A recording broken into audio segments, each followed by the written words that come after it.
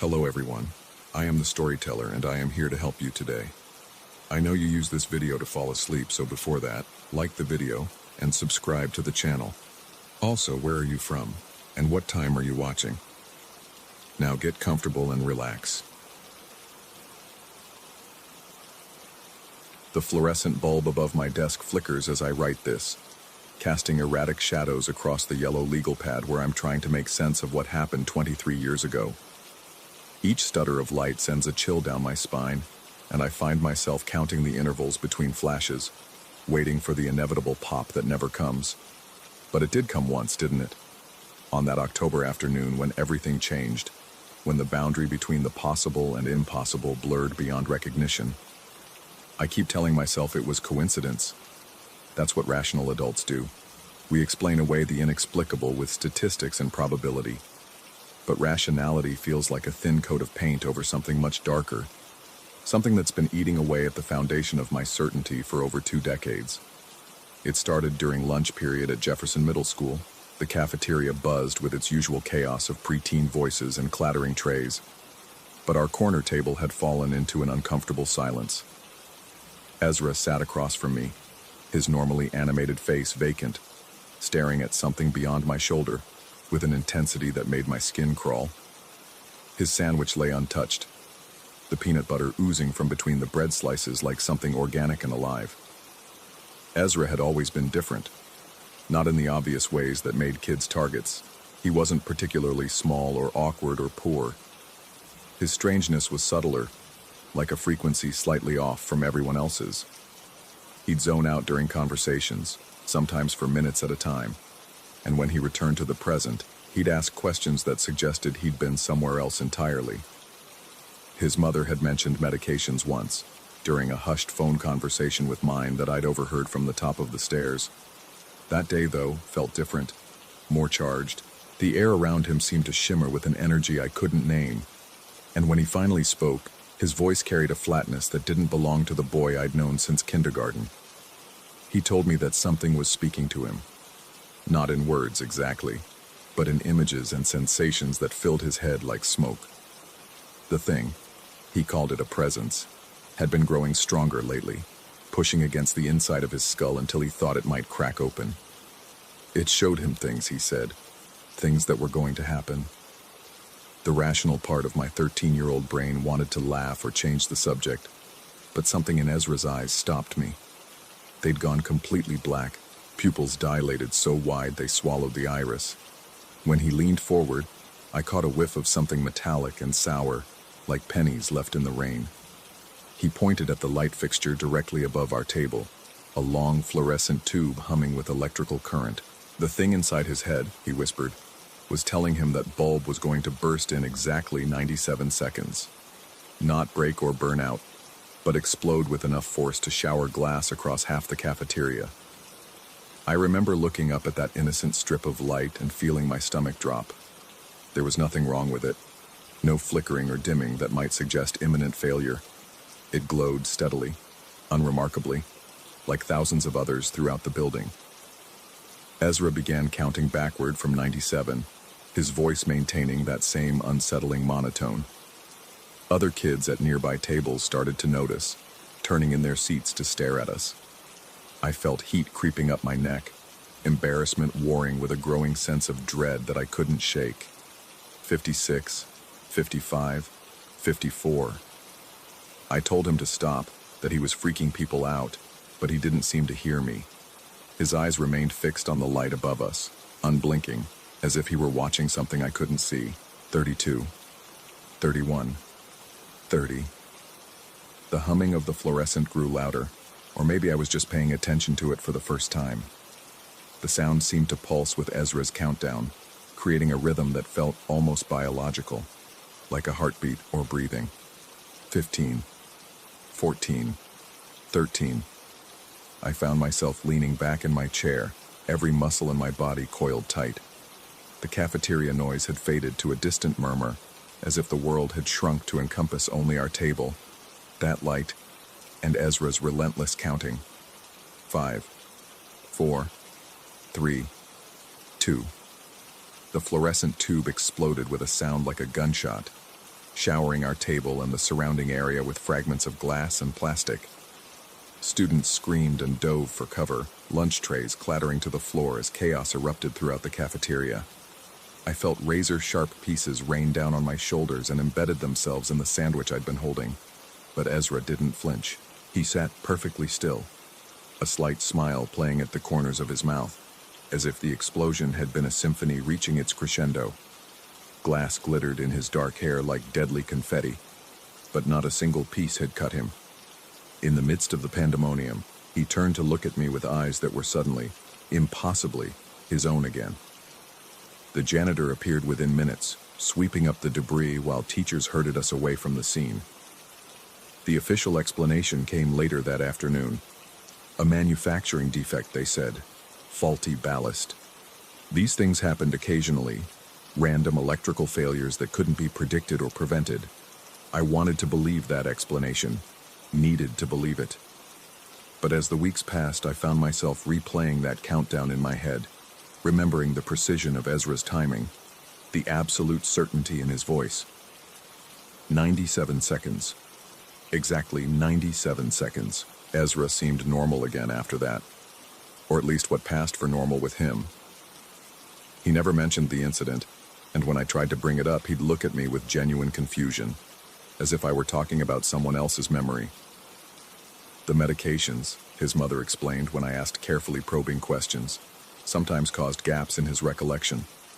Short-term memory issues were a common side effect. I convinced myself to let it go. We were 13, caught between childhood and something darker, and strange things happened at that age. Growth hormones and social pressures could explain a lot of aberrant behavior. Ezra had probably noticed something about the light that I'd missed, a slight flicker, a dimming, and made a lucky guess. The countdown had been theater, a way to make himself seem special or mysterious. But then came the incident with the girl from our English class. Her name was Delphine, and she had the kind of ethereal beauty that made teachers and students alike treat her differently. She moved through the halls like she was swimming through honey, every gesture deliberate and graceful. Her voice carried a slight accent that no one could place, but everyone found enchanting.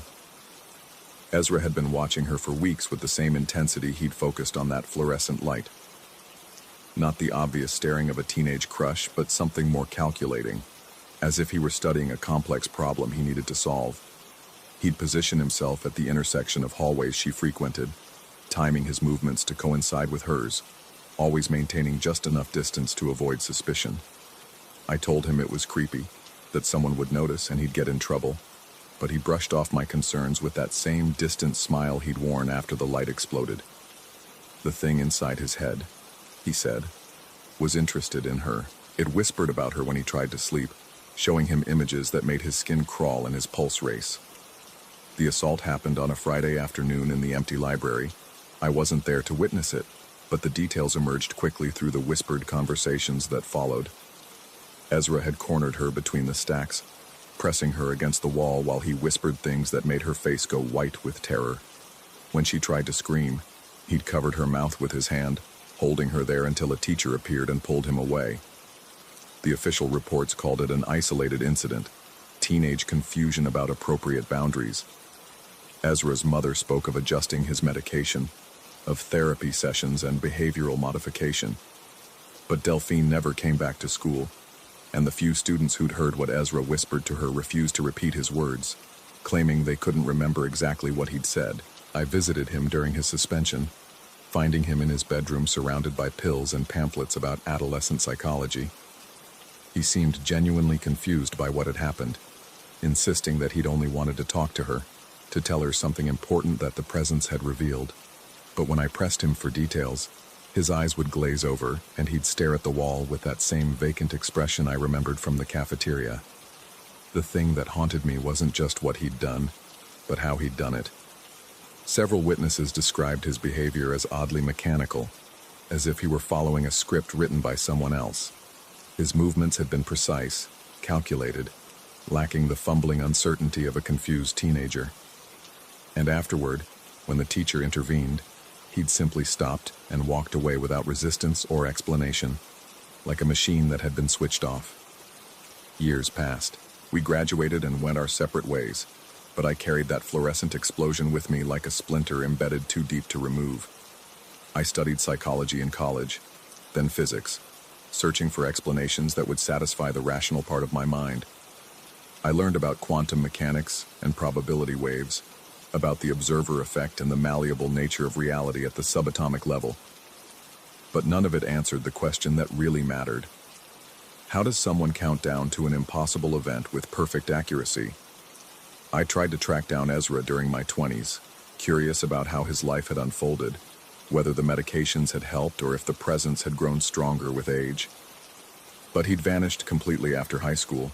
No social media presence, no forwarding address, no trace in any of the databases I could access.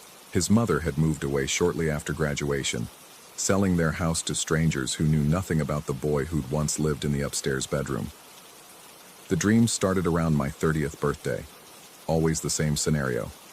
I'm sitting in that cafeteria again, watching Ezra count down from 97 while a light that shouldn't break gets ready to explode. But in the dreams, I'm the one doing the counting. My voice carrying that same flat monotone while something else moves my lips and shapes my words. I wake up with the taste of metal in my mouth and the absolute certainty that somewhere, somehow, a fluorescent bulb has just shattered exactly when I predicted it would. Last month, I saw him again. Or thought I did. I was walking through downtown during my lunch break when I spotted a familiar figure standing motionless on the sidewalk, staring up at the office building where I work. 23 years had passed, but I recognized the stance immediately. That peculiar stillness that had always set Ezra apart from everyone else. He looked older, grayer, but his eyes held the same vacant intensity I remembered from middle school. When I approached him, he turned toward me with a smile that belonged to someone else entirely. His voice, when he spoke, carried that same flat quality that had counted down to destruction all those years ago. He told me he'd been waiting for me, that the presence had grown impatient and wanted to finish what it had started. The fluorescent lights in the lobby of my building, he said, were going to fail simultaneously in exactly 43 minutes. Not just one, but all of them, creating a cascade of sparks and broken glass that would rain down on anyone unlucky enough to be inside. The presence had been planning this moment for decades, gathering strength and patience for a demonstration that would be impossible to dismiss as coincidence. I told him he was sick, that he needed help, but he just kept smiling and staring at the building with those black, bottomless eyes. When I threatened to call security, he laughed, a sound like static electricity, and walked away, disappearing into the crowd of afternoon pedestrians. I spent the rest of that day in the lobby, watching the lights above me with growing dread. Every flicker seemed significant, every random fluctuation in brightness a potential herald of chaos. 43 minutes came and went without incident, but I remained there until closing time, unable to shake the feeling that I was missing something crucial. It wasn't until I got home that night that I realized what he'd really been telling me. The number 43 hadn't been a countdown. It had been a coordinate, Building 43, the nursing home where my mother had been living since her stroke 6 months earlier. I called them immediately, but the line was busy. Then busy again, and again. When I finally got through, the nurse who answered sounded shaken. There had been an electrical malfunction in the common room, she said. Multiple fixtures had failed simultaneously, creating a brief power surge that had knocked out the backup generator. No one had been seriously hurt, but several residents had been hospitalized for observation after experiencing what appeared to be seizures. My mother was among them. She's fine now, the doctors assure me. The seizure was minor, probably caused by the sudden change in lighting rather than any underlying neurological condition. But when I visited her in the hospital, she grabbed my hand with surprising strength and whispered something that made my blood freeze. She said a young man had visited her that afternoon, someone who claimed to be an old friend of mine from middle school. He'd sat with her for almost an hour, talking about shared memories and asking detailed questions about my childhood. Just before he left, he'd looked directly at the fluorescent light above her bed and began counting backward from 97. The fixture had exploded exactly when he reached 0. I'm writing this now as a record, a testimony to events that defy rational explanation, but refuse to be dismissed. The fluorescent bulb above my desk continues to flicker, and I find myself listening for footsteps in the hallway, waiting for that familiar flat voice to begin another countdown. Part of me wonders if this is what madness feels like. The gradual erosion of certainty, the growing suspicion that reality operates according to rules I'll never understand. But another part of me, the part that counted along in that cafeteria 23 years ago, knows that Ezra was never the one in control. Something else had been using him, speaking through him, and now it's looking for a new voice to carry its predictions into the world. The light above me flickers again, more pronounced this time, and I realize I've been counting the intervals without conscious thought. 96, 95, 94. I should run. Should throw down this pen and flee this room before whatever's speaking through me finishes its countdown. But my hand keeps moving across the page, recording words that feel increasingly foreign, while something that isn't quite me whispers numbers in the spaces between heartbeats. Somewhere in the distance, I can hear fluorescent lights humming their electrical song, waiting patiently for the moment when physics bends to accommodate the impossible. And in that humming, in the spaces between the flickers, I think I can finally hear what Ezra heard all those years ago, a voice that doesn't belong to this world, counting down to revelations that human minds weren't meant to witness. The light above me dims, brightens, dims again. 47, 46, 45, and I can't make myself stop counting.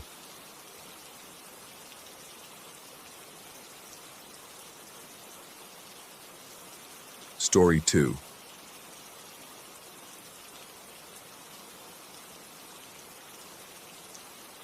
The wallpaper in our hallway has always looked like skin in the wrong light.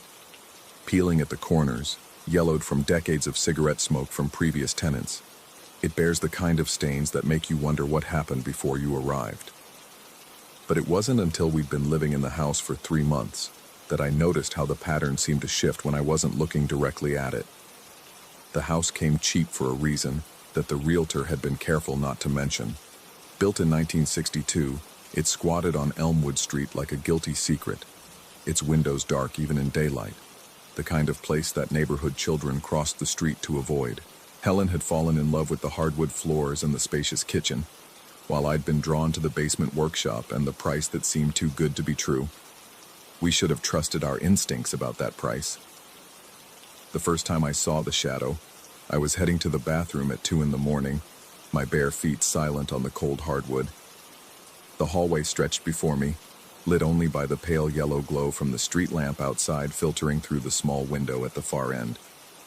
As I moved past the linen closet, something in my peripheral vision made me pause.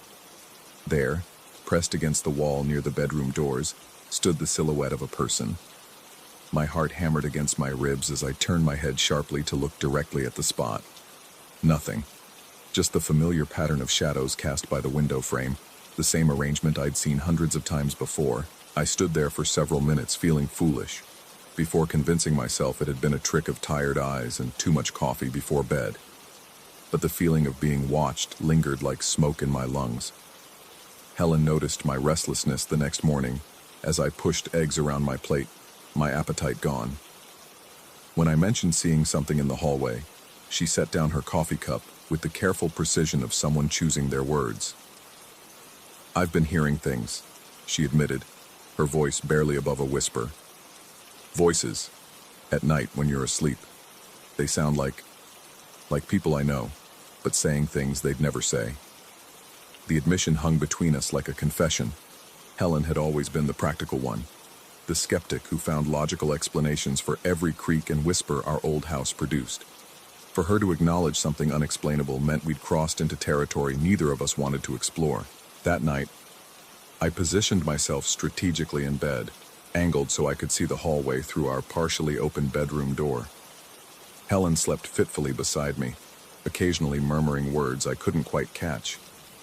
Around midnight, her brother's voice drifted from somewhere near the kitchen, calling her name with an urgency that made my skin crawl. The problem was that James lived 3 states away and hadn't visited in over a year. I slipped from bed and crept to the doorway, every nerve-ending alert. The voice came again, clearer now, Unmistakably James's distinctive drawl, asking Helen to come downstairs, that he needed to show her something important.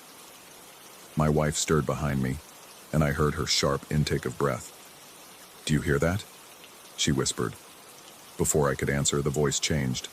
Now it was my own voice calling to Helen from the kitchen, asking her to come quickly, that I'd hurt myself and needed help. The mimicry was perfect. Every inflection, every subtle accent that marked me as born and raised in the Midwest. Hearing my own voice when I knew my mouth was closed sent ice water through my veins. Helen sat up in bed, her eyes wide and reflecting the dim light like an animal's. For one terrifying moment, I thought she might actually get up and follow the sound of my duplicated voice. Instead, she grabbed my arm with fingers that felt like claws. "That's not you," she said, and the statement carried the weight of someone trying to convince herself as much as me. The voice stopped abruptly, leaving behind a silence that felt heavy and expectant.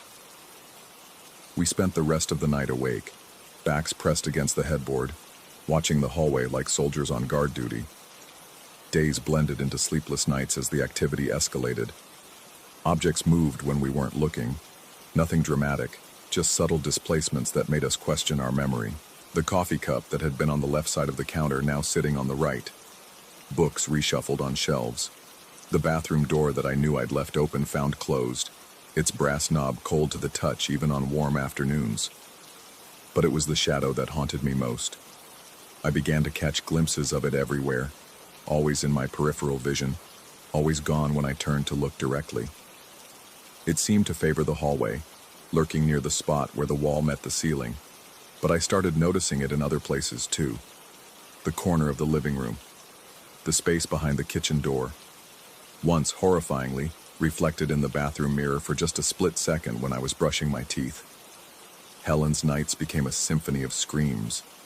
She'd wake up clawing at the air, her body drenched in sweat, gasping about dreams where faceless figures chased her through endless corridors. The bags under her eyes deepened to the color of old bruises, and she began jumping at shadows that might not have been there at all. "We need to do something," she said one morning over breakfast, her hands shaking so badly she could barely hold her coffee cup. "This is destroying us." That's when Helen's Aunt Louise got involved. Louise had always dabbled in what she called spiritual cleansing, a practice that involved burning herbs and reciting prayers in languages I didn't recognize. She arrived on a gray Thursday afternoon carrying a cloth bag that smelled of sage and something else, something earthy and ancient that made my sinuses burn. Louise walked through our house with the focused intensity of a detective examining a crime scene. She paused at the hallway, her weathered face creasing into a frown that seemed to age her another decade. "There's something anchored here," she announced, her voice carrying the authority of someone who'd seen things the rest of us preferred to pretend didn't exist. "Something that doesn't want to leave." The cleansing ritual took place that evening. Louise moved through each room burning bundles of dried herbs, chanting words that seemed to crawl under my skin and nest there. The smoke made my eyes water and my throat close, but I followed her dutiful progression, Helen clinging to my arm like a lifeline. When we reached the hallway, Louise stopped so abruptly that Helen collided with her back. The older woman stood frozen, staring at the spot where I'd first seen the shadow. Her herb bundle burned down to her fingers, but she didn't seem to notice.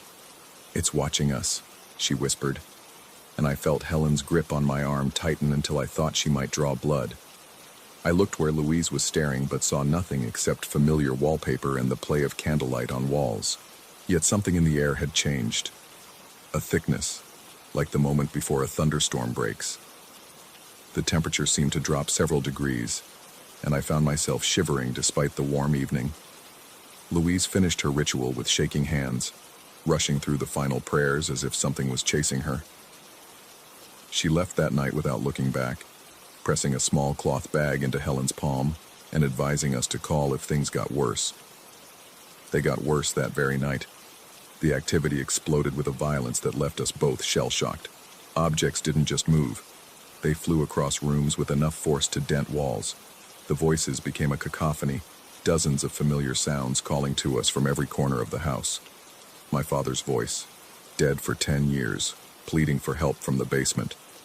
Helen's college roommate laughing maniacally from inside the walls, our own voices having conversations we'd never had, saying things we'd never say. But worse than the chaos was the shadow. It no longer hid in my peripheral vision but stood boldly in the hallway, darker than the surrounding darkness, shaped like a person but wrong in ways I couldn't articulate. It watched us with attention that felt physical, a weight pressing against my chest that made breathing difficult. Helen stopped sleeping entirely. She'd sit in the living room armchair, Louise's protection bag clutched in white-knuckled hands, her eyes fixed on the hallway entrance like a sentry watching for enemy movement. Her weight dropped until her clothes hung loose, and she began mumbling prayers under her breath in a constant, barely audible stream. I wasn't much better. My work suffered as exhaustion made concentration impossible. I'd catch myself staring at the hallway during the day, watching for movement that I both dreaded and expected. The sensation of being observed became so constant that I felt like an insect under a microscope, every action scrutinized by something that shouldn't exist. 2 weeks after Louise's failed cleansing, I made a discovery that turned my world inside out. I was searching through the basement, looking for anything that might explain our experiences, when I found a cardboard box tucked behind the furnace. Inside were newspaper clippings, yellowed with age, detailing a family that had lived in our house in the late 1960s. The headlines made my blood run cold. Family reports supernatural activity. Local house believed haunted. Residents flee after months of terror. But it was the photographs that stopped my heart. Black and white images of a family standing in front of our house, their faces drawn with exhaustion and fear. The man looked exactly like me. Not similar, not reminiscent, but identical down to the shape of his nose and the set of his shoulders. The woman beside him could have been Helen's twin, her hair styled differently but her features unmistakably familiar. At the bottom of the box, wrapped in tissue paper that crumbled at my touch, was a journal. The handwriting was mine, my own careful script documenting experiences that paralleled our own with terrifying accuracy. The entries described the shadow in the hallway, the mimicked voices, the failed protection rituals that seemed to make everything worse. The final entry was dated exactly 50 years before Helen and I had moved into the house. I understand now that we never left. We're still here, trapped in these walls, repeating the same terrifying months over and over. The thing in the hallway feeds on our fear, grows stronger with each cycle. I thought I was going insane, but the truth is worse. We are the shadows now, anchored to this place, doomed to relive our terror for eternity. The next family will see us, just as we saw those who came before, and they'll think they're going crazy, just like we did. I stared at the journal until the words blurred, my hands shaking so violently I could barely hold the pages. The handwriting was unmistakably mine, but I had no memory of writing these words. The photographs showed a family that looked exactly like us but had lived decades before we were born. Footsteps echoed from upstairs, Helen's voice calling my name with increasing urgency. But I was standing in the basement, alone, staring at evidence that suggested our entire reality was a lie. As I climbed the stairs toward the sound of my wife's voice, I wondered if I was about to find her in the living room, or if I'd discover only empty space where she should be. The hallway stretched before me, dark and expectant, the shadow figure standing in its familiar spot near the wall. But for the first time, I thought I could make out its features. The shape of shoulders I recognized, the tilt of a head that seemed familiar. It looked like me. It looked like us. And as I stood there, watching my own shadow watching me back, I realized that Helen's voice had stopped calling. The house was silent except for the sound of my own breathing, and the whisper of pages turning somewhere in the walls. Endless journals being written by endless families who thought they were the first to experience what could not be explained. The shadow nodded once, a gesture of recognition between old friends, and I understood with crystalline clarity that we had never moved into this house at all. We had never left. We never would.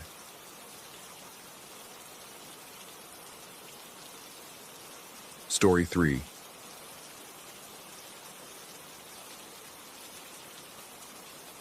The first time I saw it, I thought it was just another shadow cast by the old oak tree on Elm Street. The kind of trick your peripheral vision plays when you're walking home at 2 a.m., still buzzing from whatever Blake had burned in that rusted metal bowl we'd found behind the antique shop. But shadows don't watch you back. It started 3 months ago when Rowan found the book. Not in some dusty occult shop or inherited from a mysterious aunt. Nothing that dramatic. She'd bought it at a yard sale for 50 cents, wedged between a cookbook and someone's high school yearbook. The leather binding was cracked, pages yellowed and brittle, filled with symbols that seemed to shift when you weren't looking directly at them. We should have known better. But we were 20-something and bored, living in a town where the most exciting thing was the weekly farmers market, and the idea of dabbling in something forbidden felt like exactly the kind of rebellion we needed. The ritual started simple enough. Candles arranged in specific patterns, herbs burned while we chanted words that felt thick and foreign on our tongues. Nothing happened at first, which only made us more determined. Blake, always the skeptic, insisted we were just playing elaborate games of make-believe, but even he couldn't explain the way the air seemed to thicken during our sessions, or how the temperature would drop 10 degrees in the span of a minute. Rowan took to it with an intensity that should have concerned me. She'd spend hours poring over the book, scribbling notes in margins, cross-referencing symbols with websites I'd never heard of. Her apartment became a shrine of sorts, crystals on every surface, dried plants hanging from the ceiling like dead things, the smell of sage and something else, something earthy and wrong, clinging to everything. The first real sign that we'd stumbled into something beyond our understanding came on a Thursday night in late October. We'd attempted what the book called a seeking ritual, designed to reveal hidden truths. The three of us stood in Rowan's living room, holding hands, while she spoke words that seemed to echo longer than they should have in such a small space. The candles flickered despite the lack of any breeze, and for just a moment, I could have sworn I felt something else in the room with us. Something watching. That's when I first noticed it on Elm Street. A figure standing beneath the streetlight at the corner, too far away to make out any details, but close enough to know it was there. When I mentioned it to Blake and Rowan, they brushed it off. Streetlights attract all kinds of night wanderers, they said. Homeless people, insomniacs, teenagers looking for trouble. But I knew this was different. The way it stood, perfectly still, facing our direction. The way it never seemed to move, even when I looked away and back again. As October bled into November, our little trio began to fray at the edges. Blake grew increasingly skeptical, questioning everything we did with a cynicism that felt almost aggressive. He'd mock Rowan's pronunciation of the ancient words, interrupt rituals to point out logical explanations for every strange occurrence. The temperature drops were due to old windows, he'd say. The flickering candles were caused by air circulation. The feeling of being watched was just our imagination feeding on itself. Rowan responded to his skepticism with an almost evangelical fervor. She'd discovered online forums dedicated to practitioners of what she called the old ways, and she'd returned from these digital pilgrimages with new rituals, more complex ceremonies that required ingredients I'd never heard of. Graveyard dirt gathered under a full moon, water from a natural spring that had never been blessed, salt that had been cursed by 7 different people on 7 different nights. The arguments became a constant undercurrent to our gatherings. Blake would question the sources of Rowan's information, and she'd respond with increasing hostility, accusing him of lacking the spiritual sensitivity necessary for the work. I found myself caught between them, trying to mediate while secretly wondering if Blake might be right. Maybe we were just 3 people playing dress-up with concepts we didn't understand, getting high on our own sense of importance. But the figure on Elm Street kept watching. I began taking different routes home, testing whether it would follow. Some nights I'd walk past the coffee shop down 3rd Avenue, then loop back around through the residential area. Other nights I'd cut through the park, emerging blocks away from Elm Street entirely. It didn't matter. No matter which path I chose, I'd always end up seeing it somewhere along the way. Sometimes it would be standing under a different streetlight, sometimes partially hidden behind a tree or parked car, but always there, always watching. The worst part wasn't the fear, it was the way nobody else seemed to notice. I'd point it out to random strangers, casual mentions while buying coffee or waiting for the bus. "See that person over there?" I'd ask, but they'd look where I was pointing and see nothing unusual. Just empty sidewalks and the normal nighttime detritus of a small town. Blake and Rowan's relationship deteriorated rapidly as winter approached. What had started as philosophical disagreements evolved into personal attacks. Blake accused Rowan of developing an unhealthy obsession, while she countered that his closed-mindedness was sabotaging their work. They'd argue about everything: proper pronunciation of incantations, the significance of lunar phases, whether intention mattered more than execution. Their fights became so intense that I dreaded our weekly gatherings, knowing I'd spend most of the evening listening to them tear each other apart. The strange thing was, the more they fought, the more active the phenomena became. Candles would go out in specific patterns during their arguments. Electronics would malfunction when their voices rose. The temperature drops became so severe that we could see our breath, even with the heat running. And the figure on Elm Street began appearing in places it shouldn't have been able to reach so quickly. I started keeping a journal, documenting each sighting with obsessive detail. Time, location, weather conditions, what I'd been doing immediately before. The entries read like the notes of someone slowly losing their grip on reality. Tuesday, 11:47 p.m. Figure visible from Rowan's kitchen window, approximately 2 blocks away. Wednesday, 12:15 a.m. Same figure now standing outside my apartment building. Impossible unless it had moved faster than humanly possible. Thursday, 11:55 p.m. Figure visible in reflection of coffee shop window, but when I turned around, the street was empty. By December, our group had essentially dissolved. Blake stopped showing up to rituals entirely, claiming he had better things to do than watch 2 people lose their minds over a book they bought at a garage sale. Rowan responded by doubling down on her practice, attempting increasingly complex ceremonies alone in her apartment. She'd text me photos of elaborate ritual setups, concentric circles drawn in salt and ash, dozens of candles arranged in patterns that hurt to look at directly, symbols carved into wooden boards with what looked like kitchen knives. The figure began appearing during daylight hours. I'd catch glimpses of it from office windows, standing across the street during my lunch break. It would be there when I arrived at work in the morning, positioned where it could observe the building's entrance. The rational part of my mind insisted it had to be different people, street performers, the same homeless individual I kept seeing, my imagination overlaying familiar fears onto random strangers. But the irrational part, the part that had been growing stronger since we'd started the rituals, knew better. Rowan called me on a Tuesday night in mid-December, her voice tight with excitement and something that might have been fear. She discovered something in the book, she said, a passage she'd missed before. The symbols we'd been using weren't just for seeking or revealing. They were for calling, summoning, drawing things from wherever they resided into our world. The more we'd practiced, the stronger the connection had become. I asked her what we'd been calling, but she just laughed, a sound that was equal parts triumph and hysteria. Something that's been waiting for us to notice it, she said. Something that's always been there, just outside our perception. We've been thinning the walls between here and there, and now it can see us as clearly as we can see it. The next morning, Blake called to tell me Rowan had been hospitalized. Exhaustion, her doctor said, combined with severe dehydration and what appeared to be acute psychological distress. They'd found her in her apartment, surrounded by the remnants of what must have been the most complex ritual yet. Every piece of furniture had been moved to create a perfect circle in the center of the room. Salt lines extended from the walls to the center like spokes of a wheel. And in the middle of it all, Rowan had been sitting cross-legged, eyes closed, repeating the same phrase over and over in a language none of the paramedics recognized. I visited her in the hospital the following day. She looked fragile in the way that people do when they've pushed themselves past all reasonable limits. But her eyes were bright with an intensity that made me uncomfortable. She grabbed my arm as soon as I sat down, her fingers cold and surprisingly strong.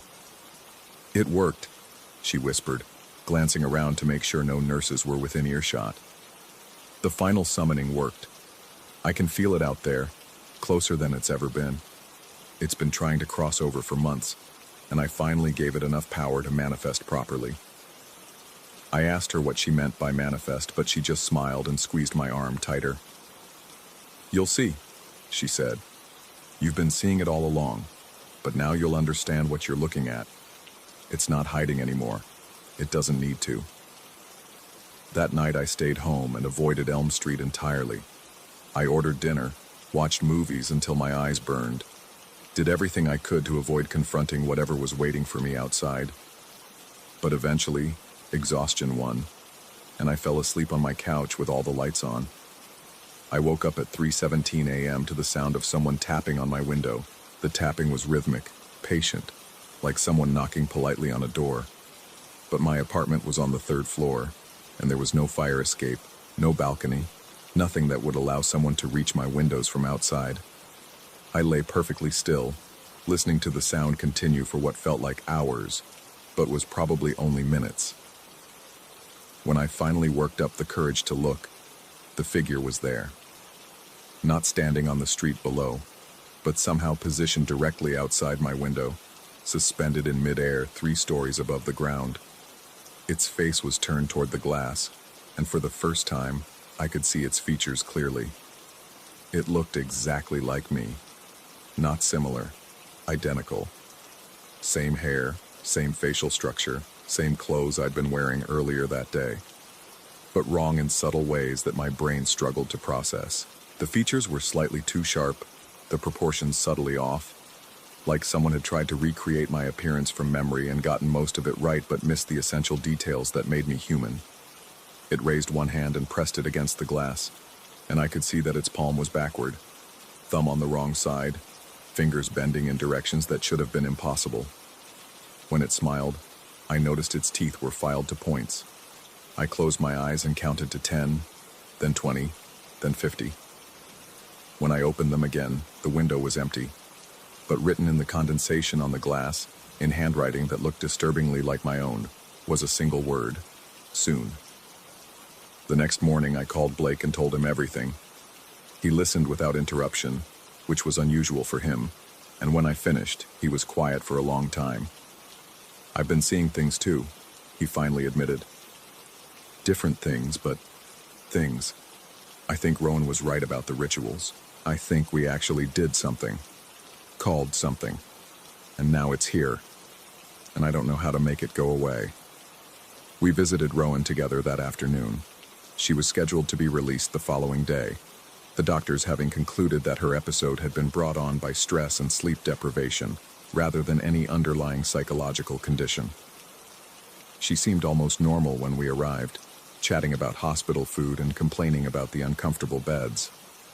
But when I mentioned the figure at my window, her demeanor changed completely.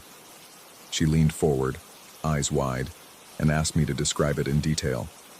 When I finished, she nodded slowly, as if I'd confirmed something she'd been suspecting. "It's not just watching anymore," she said quietly. "It's learning, studying us, figuring out how to be us." She glanced around the room, then lowered her voice even further. "I think it's been practicing, testing different approaches, and now it's ready to try replacing us entirely." Blake asked her what she meant by replacing, but she just shook her head and said we'd understand soon enough. The nurses came to check her vitals then, and visiting hours ended before we could press her for more details. That was 3 days ago. Blake hasn't answered his phone since yesterday morning. Rowan was released from the hospital this afternoon, but when I went to her apartment, it was empty. Not just unoccupied, completely vacant. No furniture, no personal belongings, no sign that anyone had ever lived there. The landlord claims he's never heard of anyone by her name. I've been sitting in my apartment since then, afraid to leave, afraid to stay. The figure hasn't returned to my window, but I can feel it out there somewhere, getting closer, learning more about how to be me with each passing hour. There's something I haven't told Blake or Rowan, something I discovered when I was going through my journal entries last night. The first time I saw the figure on Elm Street wasn't after our first ritual. It was 3 days before we found the book. 3 days before we'd done anything that could have summoned it. Which means either I've been losing my mind for months, or the thing we thought we called was already here, already watching, just waiting for us to give it the invitation it needed to get closer. I can hear footsteps in the hallway outside my door now. Slow, deliberate steps that stop directly in front of my apartment. There's a soft knock, the same patient rhythm I heard at my window. The voice that calls my name sounds exactly like mine. I'm going to answer the door now. I have to know which one of us is real.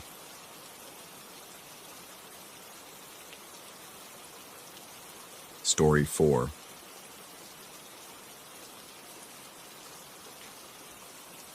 The memory refuses to fade, no matter how many years pass or how desperately I try to rationalize what I witnessed that December night.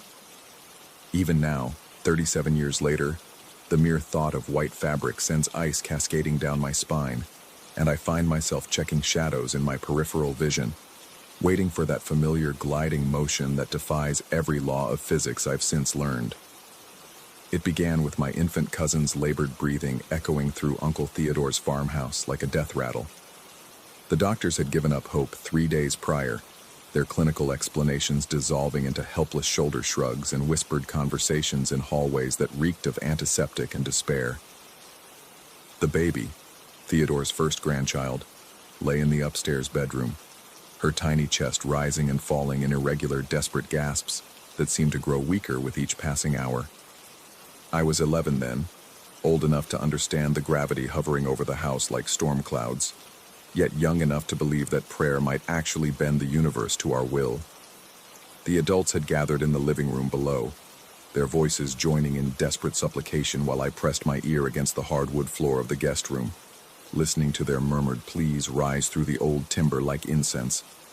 The house itself seemed to hold its breath, every creak of settling wood, every whisper of wind through the eaves, every distant rustle of winter branches against windows, felt amplified in the suffocating silence between prayers. I remember the way shadows stretched and contracted in the amber glow of the single lamp beside my narrow bed, how they seemed to pulse with their own malevolent rhythm, independent of any light source I could identify. Then came the silence, not the comfortable quiet of peaceful slumber, but something far more profound and unsettling. The prayers below had ceased abruptly, as if someone had severed the vocal cords of every person in that room simultaneously. Even the baby's tortured breathing had stopped, leaving behind a vacuum of sound so complete it made my eardrums ache. I lifted my head from the floor, every nerve ending in my body suddenly alert. The air in the room had grown thick, almost viscous, carrying with it an odor I couldn't quite identify. Something clean, yet ancient, like fresh snow over old graves. My breath began forming visible clouds despite the warmth radiating from the radiator in the corner, and I realized my hands were trembling against the cold hardwood. That's when I saw it. The figure emerged from the hallway like liquid moonlight, moving with a grace that seemed to mock the very concept of walking. It wore robes of white so pure they appeared to glow with their own internal illumination, the fabric flowing around its form without any regard for air currents or gravity. I couldn't make out facial features beneath the hood that cast shadows deeper than any natural darkness should allow, but I felt its attention turn toward me with the weight of winter itself. My throat constricted, trapping any scream that might have formed. The figure paused at my doorway for what felt like hours but could have been mere seconds, and I swear I could feel its gaze penetrating through my skull, examining every thought, every fear, every secret shame I'd ever harbored. Then, without any acknowledgement of my presence, it continued down the hallway toward the baby's room. I should have called out, should have alerted the adults downstairs, should have done anything other than follow that thing through the house like a mesmerized moth drawn to flame. But terror and fascination had welded themselves together in my chest, creating a compulsion stronger than self-preservation. The figure glided to the baby's crib with movements that seemed choreographed by some cosmic intelligence. It leaned over the motionless infant, and I watched from the doorway as those pristine white sleeves extended toward the child. No hands emerged from the fabric, no fingers reached out to touch her fevered skin.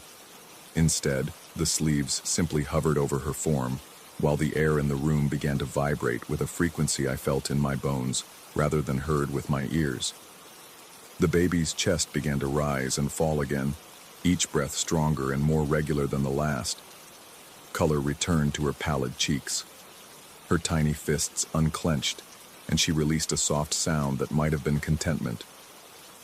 The figure straightened, turning toward the doorway where I stood frozen. And for one impossible moment, I thought I glimpsed something beneath that hood. Not a face exactly, but an absence of face. A void that seemed to pull at my vision like a black hole. Then it was gone, not disappeared, not vanished in a flash of light or dramatic swirl of fabric.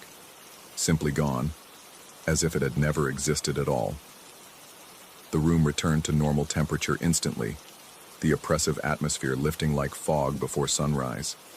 Downstairs, I heard gasps of joy and thanksgiving as the adults discovered their prayers had been answered.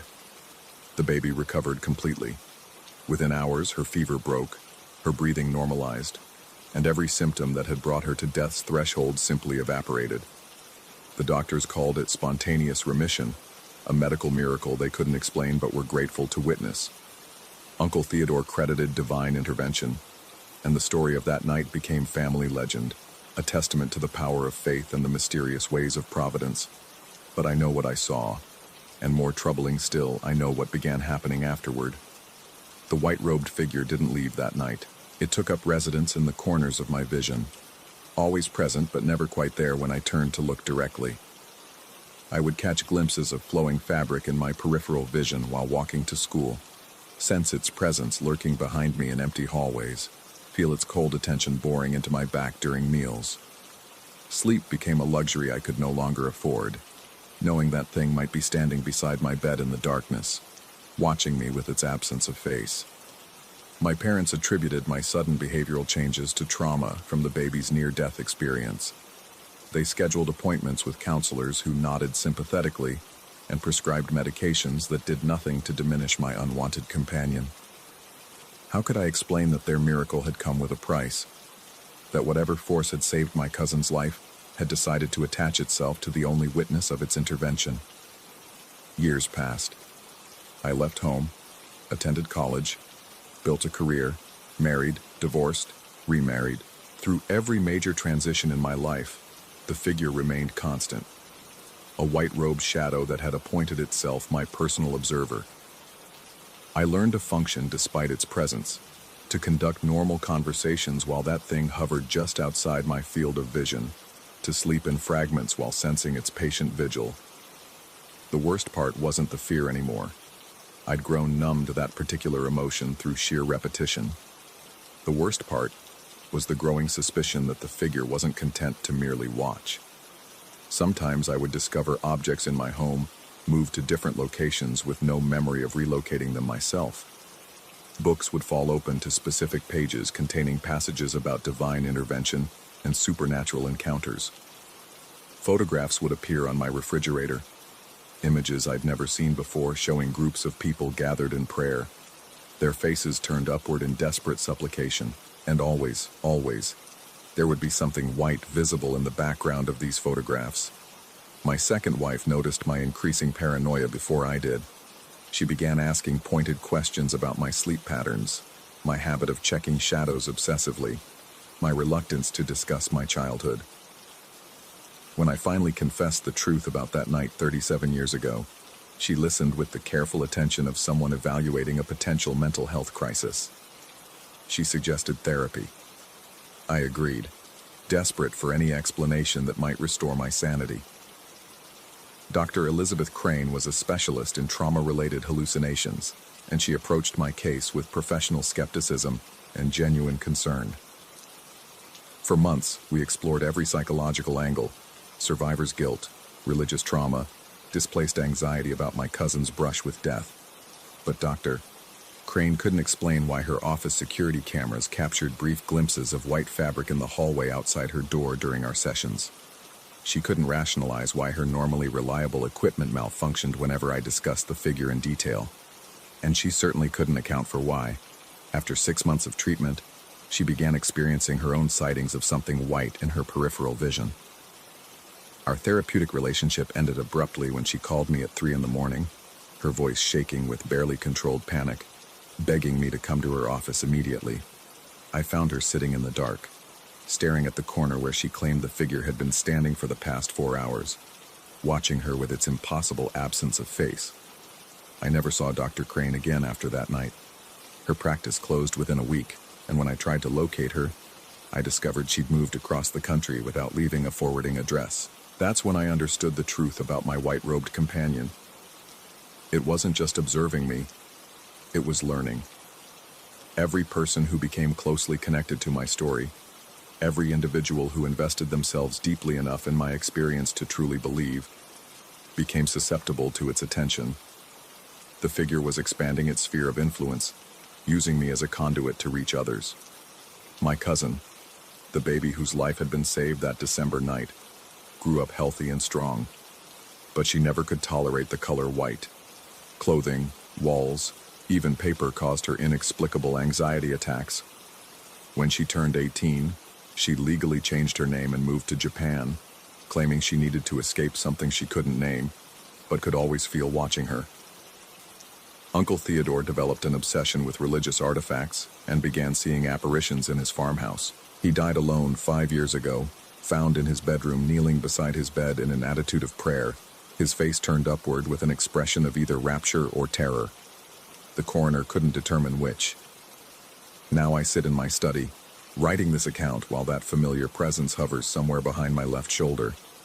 I can sense its patient attention, feel the weight of its inhuman interest in every word I type. The white of this computer screen hurts my eyes, but I continue because I need someone else to know the truth. The figure saved my cousin's life that night, yes. But salvation, I've learned, always comes with conditions. Some rescues are actually recruiting tactics. Some miracles are invitations to join something far older and more complex than human understanding can encompass. I don't know what it wants from me, this white-robed entity that has shadowed my existence for 37 years. I don't know why it chose to reveal itself to an 11-year-old boy, or why it continues to expand its influence through everyone who becomes invested in my story. But I do know this. If you've read this far, if you've allowed yourself to truly imagine what I've described, you've already begun to see it in your peripheral vision, haven't you? That hint of white fabric that wasn't there a moment ago? That sense of being observed by something that exists just outside the boundaries of normal perception. Welcome to the family. The baby lived after all. And now, so will you. Forever watched, forever followed, forever connected to something that wears the guise of divine intervention while serving purposes we may never comprehend. I suggest you start getting used to the color white. You're going to be seeing a lot more of it from now on.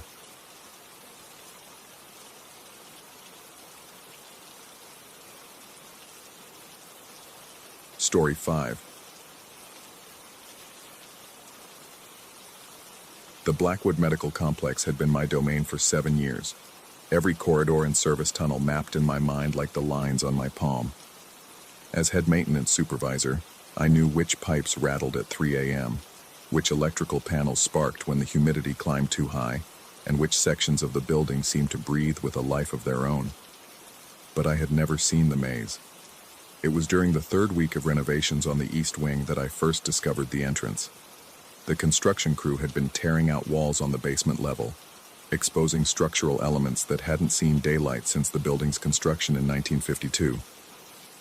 Behind a false wall in what we'd always assumed was a dead-end storage room, they found a doorway sealed with bricks that looked far older than the rest of the building. The foreman wanted to wall it back up immediately, muttering about delays and budget overruns. But something about the opening drew me in. The air that drifted from beyond the threshold carried a musty sweetness, like dried flowers mixed with old parchment.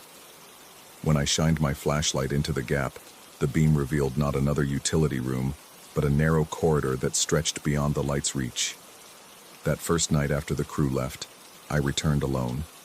The building felt different in the darkness, settling around me with creaks and sighs that seemed almost conversational. I squeezed through the gap they'd made in the brick seal, my shoulders scraping against the rough edges. The corridor beyond was impossibly long, stretching far beyond where the building's foundation should have ended. The walls were smooth stone blocks, fitted together with mathematical precision that spoke of medieval craftsmanship, completely at odds with the modern medical complex above. My footsteps echoed strangely in the passage, as if the sound was being absorbed and then released moments later, creating a whispered chorus of my own movement. The corridor branched without warning, splitting into passages that curved away into darkness. I found myself in a maze that defied every blueprint. Every architectural plan I'd studied during my tenure at Blackwood. The layout seemed to shift when I wasn't looking directly at it. Passages I was certain I'd marked in my memory led to different destinations when I retraced my steps. The stone walls began to show signs of age and wear that grew more pronounced as I ventured deeper. Scratches that looked like claw marks, stains that resembled rust or something darker, and in one section, symbols carved into the stone that hurt to look at directly. It was during my third exploration that I saw him. The figure stood at the far end of a particularly long corridor, motionless as a statue. Even from a distance, I could make out the distinctive silhouette. Someone small and slight, draped in what appeared to be a hooded robe or cloak that reached nearly to the floor. The fabric seemed to ripple despite the absence of any breeze, and something about the way the figure stood perfectly still made my skin crawl with the certainty that I was being watched. I called out, my voice echoing strangely in the confined space, but received no response. When I began walking toward the figure, it turned and glided away with movements that seemed too fluid, too effortless. I quickened my pace, but every time I thought I was gaining ground, the figure would disappear around a corner that hadn't been there moments before. The pursuit became an obsession. Night after night, I returned to the maze, drawn by a compulsion I couldn't explain. The building's regular maintenance began to suffer as I spent my days distracted, planning my evening expeditions into that impossible underground labyrinth. My assistant mentioned that I seemed tired, that I was making mistakes I'd never made before, but I brushed off his concerns with excuses about personal stress. The figure appeared more frequently, always just at the edge of my vision, always leading me deeper into the maze. Sometimes I caught glimpses of a pale face beneath the hood, young features that seemed almost luminous in the darkness, eyes that reflected my flashlight beam like those of a nocturnal animal. The medieval clothing became more apparent during these brief sightings. Rough woven fabric, a rope belt, simple leather shoes that made no sound against the stone floor. It was on the seventh night that everything changed. I had been following the figure through a series of increasingly narrow passages when I found myself in a circular chamber I'd never seen before. The walls curved upward into darkness, suggesting a space far taller than should have been possible given the basement's location. The figure stood in the center of the chamber, facing me directly for the first time. Under the hood, the face was indeed young, but there was something wrong with the features. They seemed to shift and blur when I tried to focus on them, as if my eyes couldn't quite process what they were seeing. The figure raised one pale hand and pointed to something behind me. I turned to see that the passage I'd entered through was gone. The wall was solid stone, unbroken and aged, as if it had stood that way for centuries. Panic began to rise in my chest as I spun around, searching for any exit from the circular chamber. But there was none. The walls rose seamlessly around me, broken only by shadows that seemed to move independently of my flashlight beam. When I turned back to where the figure had been standing, it was gone. In its place was a patch of floor that looked different from the rest, darker, as if it was made of different material entirely. As I approached, I realized it wasn't stone at all, but some kind of void, a section of nothingness that seemed to swallow light rather than reflect it. The rational part of my mind screamed warnings, but some deeper instinct pushed me forward. I had the inexplicable certainty that this was meant to happen, that I was supposed to step into that darkness. The void seemed to pulse with its own rhythm, like a heartbeat made visible. I stepped forward and felt the ground disappear beneath my feet. The sensation of falling lasted both forever and no time at all. I tumbled through complete darkness, not the simple absence of light, but something that felt actively dark, as if darkness itself was a substance I was moving through. My body felt weightless and heavy simultaneously, and I had the disturbing sense that I was falling in multiple directions at once. Then, with a jarring suddenness, I found myself standing upright on solid ground. The first thing I noticed was the light, not the harsh fluorescent lighting of the medical complex, but a softer, more natural illumination that seemed to come from everywhere and nowhere. I was in another maze, but this one was completely different from the stone passages below. The walls here were made of some kind of white material that looked almost organic, curving and flowing, like they had grown rather than been built. The ceiling above me was transparent, revealing what appeared to be a star-filled sky, though I knew with absolute certainty that I was inside a building. Through the transparent ceiling, I could see the underside of what looked like medical equipment, the belly of an MRI machine, surgical lights, the complex infrastructure of a modern hospital. I was somehow on the top floor of Blackwood Medical Complex, in a space that shouldn't exist, looking up at equipment that should have been above me, not below. The realization hit me like a physical blow. I was in the medical complex, but I was also not in it. I was above it and below it simultaneously, in a space that existed in the building's negative space, its architectural shadow. The maze down in the basement had been mirrored here, inverted and transformed, but unmistakably the same impossible geometry. I began to run through the white corridors, desperate to find an exit, some way back to the reality I understood. But the maze seemed to stretch infinitely in all directions, its organic walls pulsing gently as if alive. Worse, I began to see other figures moving through the passages, not just the medieval figure I'd been following, but others dressed in different periods of clothing. A woman in Victorian dress who glided past an intersection without acknowledging my presence. A man in what looked like Roman armor who stood motionless in an alcove, his eyes tracking my movement as I passed. All of them had the same quality as the first figure, that sense of being not quite solid, not quite real, as if they were projections or echoes of something else entirely. I don't know how long I wandered through that inverted maze. Time seemed to function differently there, stretching and compressing in ways that made my head spin. I found myself getting tired, then suddenly energized, hungry, and then completely without appetite, all without any logical progression. Eventually, I found myself back in a circular chamber that mirrored the one in the basement maze. The same void waited in the center of the floor, pulsing with that dark heartbeat. But now I could see that it wasn't just a hole.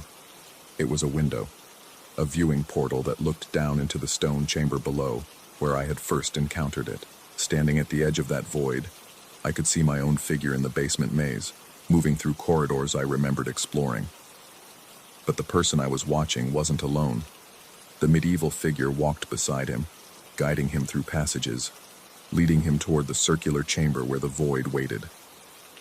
I watched myself step into the darkness and fall upward, arriving in the white maze where I now stood. But as soon as that happened, another version of myself appeared in the basement maze, beginning the same journey over again, and another, and another. The realization crept over me slowly, like ice water filling my veins. I wasn't just watching past events. I was watching them happen simultaneously, in an endless loop of exploration and discovery and impossible transportation between floors that existed in the same space but different realities. How many nights had I actually spent in the maze? How many times had I made this journey? Each version of myself seemed convinced it was the first time, that this was a new discovery, that the figure in medieval clothing was something I was encountering for the first time. I backed away from the void, my heart hammering against my ribs. The white walls of the inverted maze seemed to pulse more rapidly now, as if responding to my distress. The figures I'd seen moving through the passages began to appear more frequently, pressing closer, their period clothing and anachronistic presence making increasingly less sense the more I tried to process what I was seeing. I ran then, sprinting through corridors that bent and twisted around me, searching for any exit that would take me back to the world I knew. But every passage led back to the circular chamber. Every corridor ended at the same pulsing void that looked down into its basement mirror. The last thing I remember clearly is standing at the edge of that darkness, knowing that I would step into it again, that I would fall back to the basement maze and begin the cycle once more. Not because I chose to, but because that's what always happened, what was always going to happen, what had perhaps been happening for far longer than 7 nights. I'm writing this during my lunch break in the maintenance office of Blackwood Medical Complex, where I've worked for 7 years as head supervisor. Last night, the construction crew found something behind a false wall in the basement, a doorway that had been sealed with old bricks. The foreman wants to wall it back up immediately, but something about the opening draws me in. The air drifting from beyond the threshold carries a musty sweetness, like dried flowers mixed with old parchment. When I shine my flashlight into the gap, the beam reveals not another utility room, but a narrow corridor that stretches beyond the light's reach. Tonight, after the crew leaves, I'm going to squeeze through that gap and explore what lies beyond. I have the strangest feeling that I've been here before, that I know exactly what I'm going to find in those dark passages. But that's impossible, isn't it? The building's regular maintenance is beginning to suffer, and my assistant mentioned this morning that I seem tired, that I'm making mistakes I've never made before. I told him it was personal stress, but I can't shake the feeling that I'm forgetting something important, something that happened in a place that doesn't exist. Sometimes when I'm walking through the familiar corridors of Blackwood Medical, I catch glimpses of movement in my peripheral vision, figures in clothing that doesn't belong to this century, moving through passages that should lead to dead ends, but somehow continue beyond where they should stop. I found myself standing in front of the sealed basement doorway this morning, though I have no memory of going there. My hands were covered in brick dust, and my maintenance tools were scattered on the floor nearby, as if I'd been trying to break through the seal. But I was only there for a few seconds, just long enough to notice the musty sweet smell drifting from beyond the threshold. Tonight, I'm going to explore that corridor. I know exactly what I'm going to find there, though I can't explain how I know. I can picture the stone walls, the medieval craftsmanship, the figure in the hooded robe who will lead me deeper into passages that exist between realities. I can see the circular chamber with its pulsing void, and the white maze that mirrors it from above, and the endless cycle of exploration and discovery that might have been going on for much longer than 7 nights. But that's impossible, isn't it? Story 6. I've spent 43 years trying to convince myself that what I remember never happened. That the things I've seen were products of an overactive imagination, stress-induced hallucinations, or the gradual deterioration of a mind too fragile for this world. But as I write this, with trembling hands and the familiar weight of unseen eyes pressing against my shoulders, I know the truth has been pursuing me across continents and decades.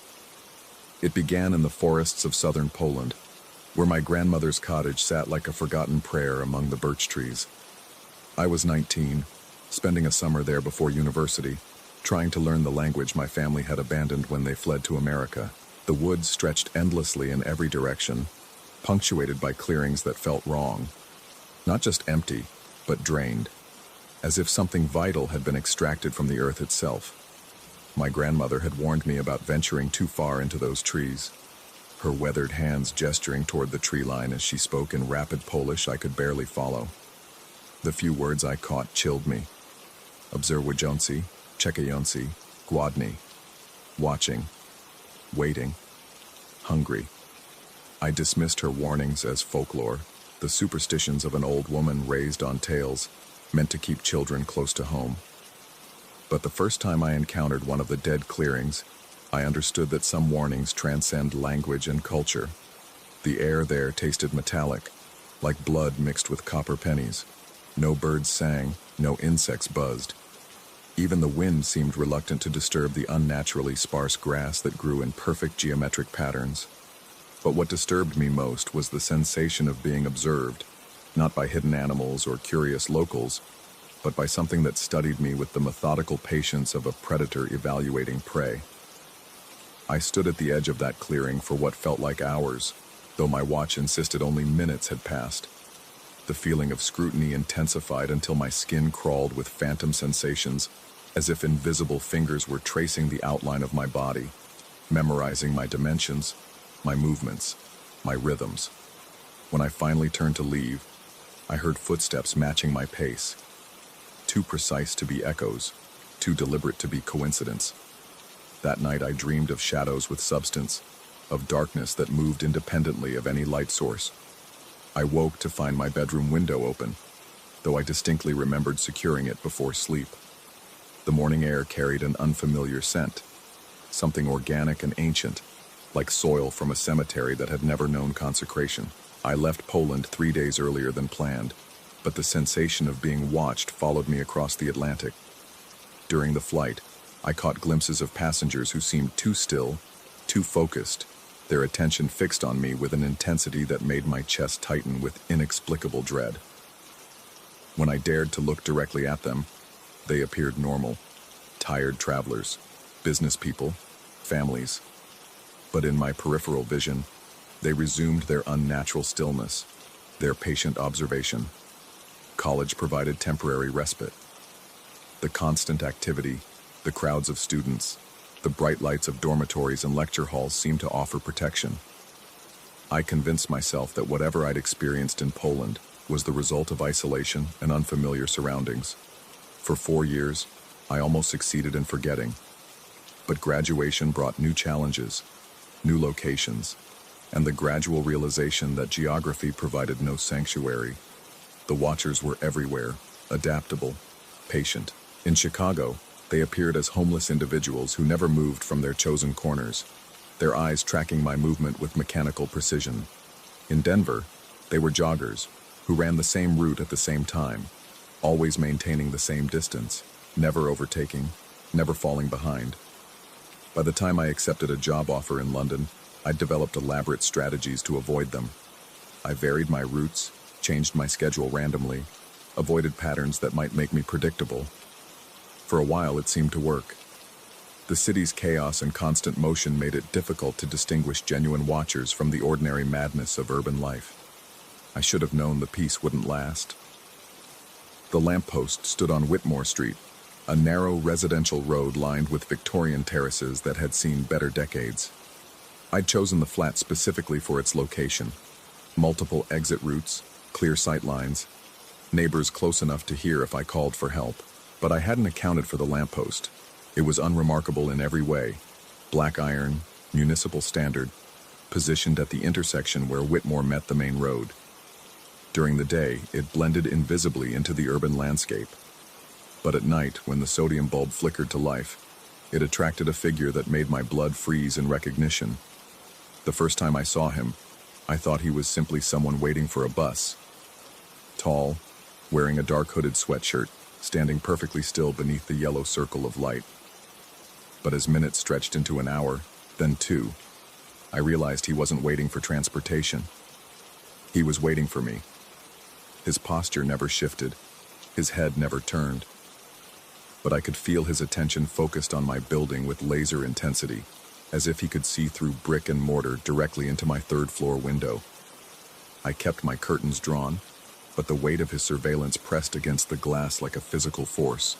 Night after night he returned, always at the same time, 11:47 p.m., when the street had settled into evening quiet, always in the same position, just beyond the bright spill of the lamp, always motionless, patient, inexorably present. I began timing my activities around his schedule. I'd leave for work earlier, return later, take circuitous routes that avoided Whitmore Street entirely. But no matter which direction I approached from, he was always there when I finally made it home, standing beneath that lamppost like a sentinel guarding the gates of my personal hell. The authorities were useless.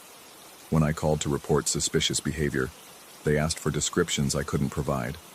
What could I tell them? That someone was standing on a public street? That he made me uncomfortable? That I suspected him of watching my building?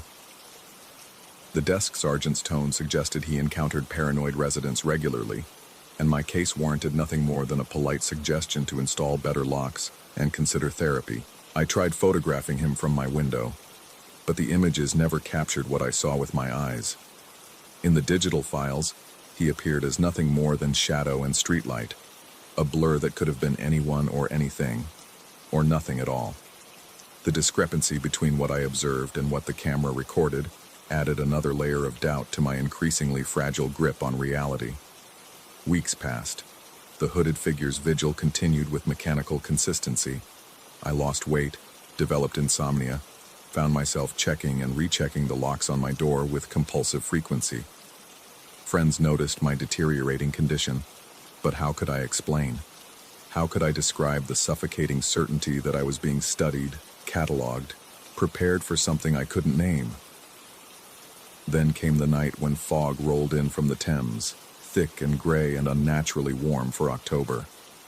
It swallowed the street lamp, the buildings, everything beyond arm's reach. I stood at my window, straining to see through the dense vapor, when the sound erupted from somewhere in that impenetrable mist. It wasn't human. Couldn't have been human. The voice, if it could be called that, seemed to tear the fog apart with its intensity. A shriek that contained frequencies my ears couldn't process but my bones felt in their marrow. It spoke of hunger that spanned centuries, of patience that outlasted empires, of recognition that transcended species. And in that inhuman wailing, I heard my name. Not the name on my passport or driver's license, but something deeper. The sound my soul might make if it could scream. The fog twisted around the lamppost like disturbed water, and for one terrible moment, I saw not one figure but dozens, all hooded, all perfectly still, all focused on my window with identical, unwavering attention. When the fog lifted an hour later, the street appeared empty, but I knew they were still there, invisible but present, patient as gravity, hungry as the space between stars. I'd been marked, chosen, catalogued. Whatever they were, watchers, predators, manifestations of my fragmenting psyche, they'd found what they were looking for. I left London the following week, abandoning my lease, my job, my carefully constructed life.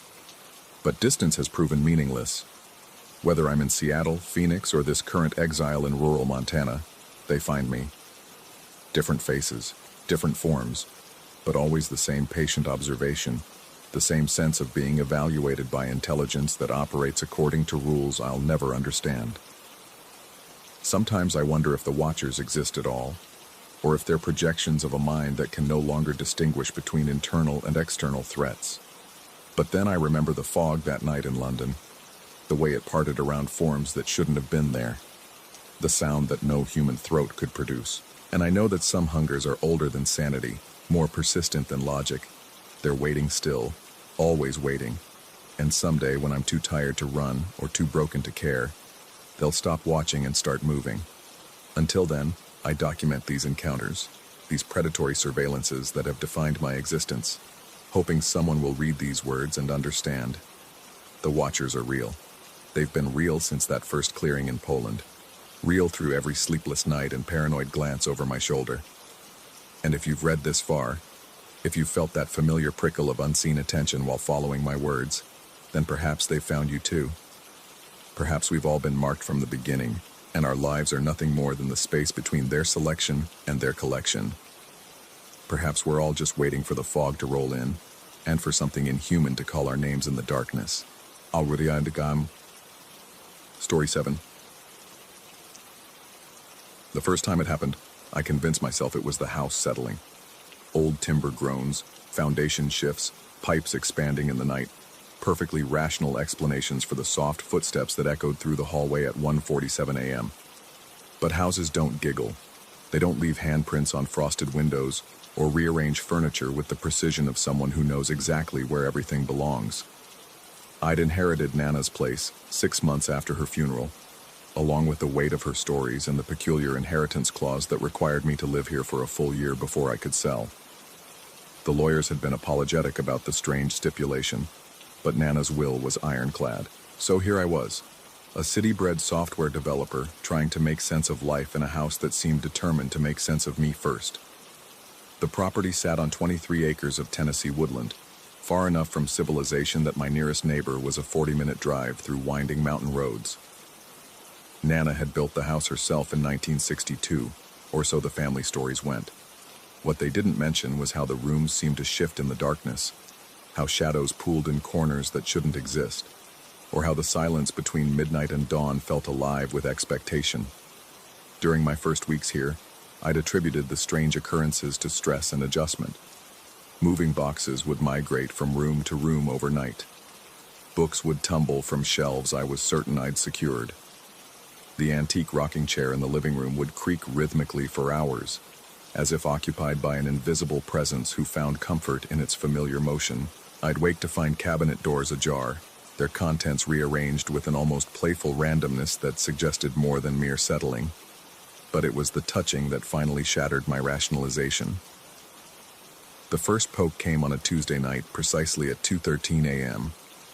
I'd been lying in bed, laptop balanced on my chest as I worked on a particularly stubborn piece of code, when something pressed against my shoulder. Not hard, not threatening, more like the tentative prod of someone trying to get my attention. I jerked upright, laptop clattering to the floor, but the room remained empty. The moonlight streaming through Nana's lace curtains revealed nothing but familiar furniture and shadows. The second incident occurred 4 nights later. This time, the poke came to my ribs, accompanied by that sound, a soft, breathy giggle that seemed to emanate from everywhere and nowhere at once. I'd installed motion sensor lights throughout the house by then, convinced that some nocturnal animal had found its way inside. But the sensors remained dark, their red eyes unblinking in the void. Sleep became elusive. I'd lie awake during those cursed hours between midnight and 3, every nerve ending alert to the slightest disturbance. The house had its own rhythm during this time, a subtle shift in atmosphere that felt like holding your breath underwater. The air grew thicker, more electric, as if charged with an energy that had no name in any scientific journal I'd ever read. It was during one of these sleepless vigils that I first heard Nana's voice. Not literally, of course, but memory has its own brand of haunting, and as I stared at the ceiling, her words echoed with startling clarity.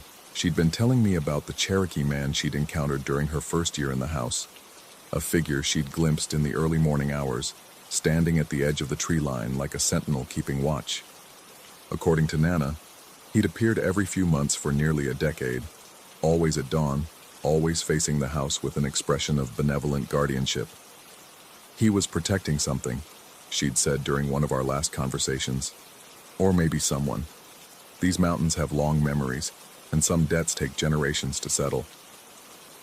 I'd dismissed it then as the romantic musings of an elderly woman who'd spent too many years alone in the wilderness.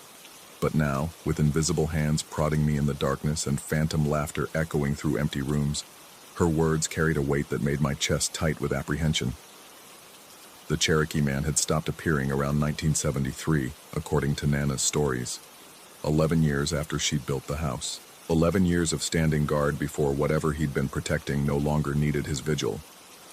The timing felt significant, though I couldn't articulate why. It gnawed at me like a splinter beneath the skin, impossible to ignore and equally impossible to extract. Research became my obsession.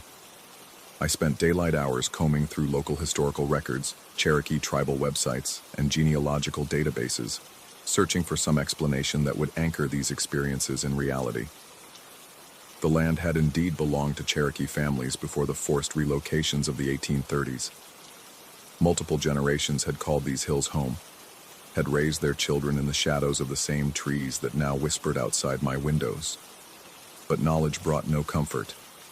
If anything, it intensified the sense of being observed, evaluated, perhaps judged by presences that existed beyond the reach of my understanding. The touching became more frequent, more insistent. Sometimes it was gentle, fingers trailing across my arm while I cooked dinner, or a soft pressure against my back as I worked at my computer. Other times it carried an urgency that left my heart hammering against my ribs. The giggling evolved too, developing nuances and inflections that suggested personality. Sometimes it bubbled with what seemed like genuine joy, as if whoever was responsible took pleasure in their nocturnal games. Other times, it carried an edge of mischief that made me question whether I was dealing with something benevolent or merely patient. 3 weeks into November, the activity escalated beyond anything I could rationalize or ignore. I'd fallen asleep on the living room couch, exhausted from another sleepless night, when something woke me at 2:30 a.m. The house felt different, charged with an electricity that made my skin prickle and the hair on my arms stand erect. Every shadow seemed deeper, more purposeful, as if the darkness itself had gained consciousness and intent. The rocking chair was moving. Not the gentle back and forth motion I'd grown accustomed to, but a deliberate, rhythmic rocking that filled the silence with its steady creak, pause creak cadence. I could see it clearly in the moonlight, its carved wooden arms catching and releasing silver gleams as it moved. Empty, but occupied. Vacant, but somehow full of presence. I remained frozen on the couch, barely breathing, as the chair continued its measured motion. Minutes passed, 5, 10, 15, and still it rocked with mechanical precision. Then gradually, The motion began to slow. The creaking grew softer, more spaced apart, until finally the chair came to rest. The silence that followed felt pregnant with expectation, as if the entire house was waiting for my response. But what response could I offer? What words could bridge the gap between the rational world I'd always inhabited and this realm where furniture moved without occupants and laughter echoed without sources? That's when I saw him. Standing in the kitchen doorway, barely visible in the peripheral glow of moonlight, was the unmistakable silhouette of a man. Tall, broad-shouldered, wearing what appeared to be traditional clothing that seemed to absorb light rather than reflect it. He stood with the stillness of someone accustomed to patience, to watching and waiting for the right moment to act. My breath caught in my throat, but I forced myself to remain motionless. Some primal instinct warned me that movement would shatter whatever delicate balance was maintaining this encounter. The figure in the doorway seemed equally committed to stillness, and for long moments we remained locked in our respective positions, observer and observed, though I couldn't determine which role belonged to whom. Then he spoke, though his lips never moved and no sound reached my ears. The words simply appeared in my mind, clear and distinct as if he'd whispered directly into my consciousness. "The child seeks what was taken." The phrase reverberated through my thoughts with the weight of absolute truth, though its meaning remained as elusive as smoke. I wanted to respond, to ask the thousand questions that crowded my throat. But before I could form words, the figure began to fade. Not like mist dissipating, but like a photograph slowly losing its definition until only the memory of its presence remained. The rocking chair resumed its motion. This time, the rhythm was different, more urgent, more insistent. The creaking filled the room with its wooden voice, demanding attention, demanding acknowledgement. And beneath that sound, woven through its steady beat like a harmonic undertone, came the giggling. But now it carried a note of longing that pierced through my confusion and fear, reaching something deeper than logic or self-preservation. I understood then, with a clarity that defied explanation, that I was not dealing with a malevolent presence. Whatever moved through this house during the dark hours between midnight and dawn was seeking something. Something that had been lost or taken or forgotten in the long years since Nana first broke ground on this spot. But understanding brought no peace. If anything, it deepened the questions that plagued my waking hours and haunted my dreams. What had been taken? By whom? And why had the Cherokee Guardian withdrawn his protection, leaving this seeking spirit to wander alone through decades of darkness? The incidents continued with increasing frequency. Objects would disappear and reappear in impossible locations. I'd find my coffee mug balanced on a high shelf I couldn't reach without a ladder, or discover my reading glasses carefully placed atop the refrigerator, like an offering to household gods. The touching became more elaborate, sometimes feeling like small hands tugging at my sleeves, other times like invisible fingers combing through my hair while I worked. Sleep became a luxury I could no longer afford. The hours between midnight and 3 a.m. belonged to whatever presence shared this house with me, and I'd learned that resistance only intensified their efforts to gain my attention. Instead, I began to stay awake during those hours, sitting quietly in the living room while the phenomena played out around me, watching, waiting, trying to discern patterns in the chaos. It was during one of these vigils that I discovered the photographs. Hidden beneath loose floorboards in what had been Nana's bedroom, I found a shoebox containing dozens of black and white pictures spanning several decades. Most showed Nana at various stages of her life, young and vibrant in the early shots, gradually aging through the progression of images. But scattered among these familiar scenes were photographs that made my blood run cold. The Cherokee man appeared in 17 of the pictures, always in the same location at the edge of the tree line, always facing the camera with that expression of watchful guardianship. But he wasn't alone in every shot. In 8 of the photographs, barely visible unless you knew where to look, was the translucent outline of a small figure standing beside him. A figure that seemed to flicker between presence and absence, as if the camera had captured something that existed only partially in our physical world. The last photograph in the sequence showed only the Cherokee man, standing alone against the backdrop of forest. On the back, In Nana's careful handwriting was a date, September 15th, 1973. Below that, a single word that made my hands tremble as I read it: released. That night, as the clock in the kitchen chimed midnight, I made a decision that would either provide answers or destroy what remained of my sanity. I would speak to whatever shared this house with me. I would offer myself as a willing participant in whatever unfinished business kept them tethered to this place. I sat in the rocking chair, the same chair that moved with phantom occupants during the dark hours, and spoke into the silence.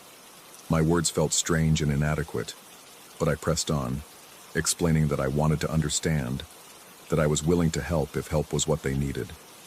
The response was immediate and overwhelming. The house erupted into activity that defied every natural law I'd ever accepted.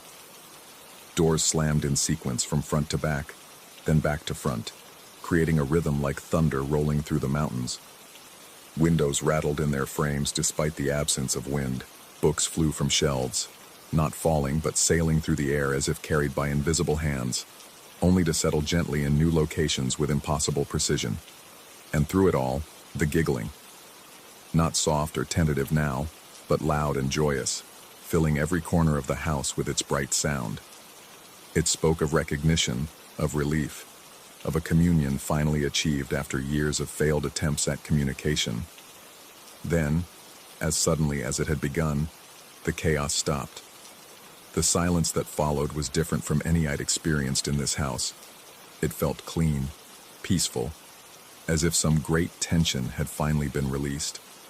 The air itself seemed lighter, no longer charged with the electricity that had made my skin crawl during those midnight hours. I remained in the rocking chair until dawn, but nothing else occurred. No touches, no moving objects, no whispered voices in languages I couldn't understand. The house had returned to mere wood and stone, emptied of whatever presence had animated it for so many years. But peace brought no comfort, only questions that multiplied like shadows at sunset. Had I somehow completed a task I didn't understand? Had my willingness to acknowledge the presence been enough to free it from whatever bonds had held it here? Or had I simply crossed a threshold into madness so complete that I could no longer distinguish between reality and delusion? The Cherokee man appeared one final time, standing in my bedroom doorway as the first light of dawn painted the mountains gold. He seemed more solid now, more present, and when he spoke, I heard his words with my ears rather than my mind. The debt is paid. Then he smiled, an expression of such profound gratitude that tears sprang to my eyes, and stepped backward into a shaft of sunlight that seemed to expand and embrace him until both man and light disappeared, leaving only the ordinary geometry of wall and window. I never saw either presence again. The house remained quiet during the dark hours, empty of everything except my own troubled thoughts and the growing suspicion that I had participated in something far beyond my comprehension. Whether I had helped heal an ancient wound or simply created an elaborate delusion to cope with isolation and stress, I would never know. The year required by Nana's will is nearly over now. In 3 weeks, I'll be free to sell this place and return to the rational world of deadlines and debugging, of problems that have solutions and questions that yield to logic. But sometimes, in the deepest part of the night, I find myself missing the certainty that I was not alone in this vast, indifferent universe. Sometimes I wonder if the debt that was paid was mine rather than theirs. And sometimes, when the wind moves through the trees in just the right way, I swear I can hear echoes of that joyous giggling, fading into distance but never quite disappearing entirely. The mountains keep their secrets well, but they remember everything. And perhaps in the end, being remembered is enough. Story 8. The static from the old television cut through the silence like fingernails on glass. I hadn't touched the remote. Hell, I hadn't even been in the living room when it turned itself on. But there it was, volume cranked to maximum, displaying nothing but snow, and that bone-deep hiss that seemed to crawl inside my skull and nest there. This was the third time this week. I stumbled from my bedroom, squinting against the harsh flicker of white noise that painted the walls in strobing shadows. The remote lay exactly where I'd left it on the coffee table, untouched, its red power light glowing like a tiny malevolent eye.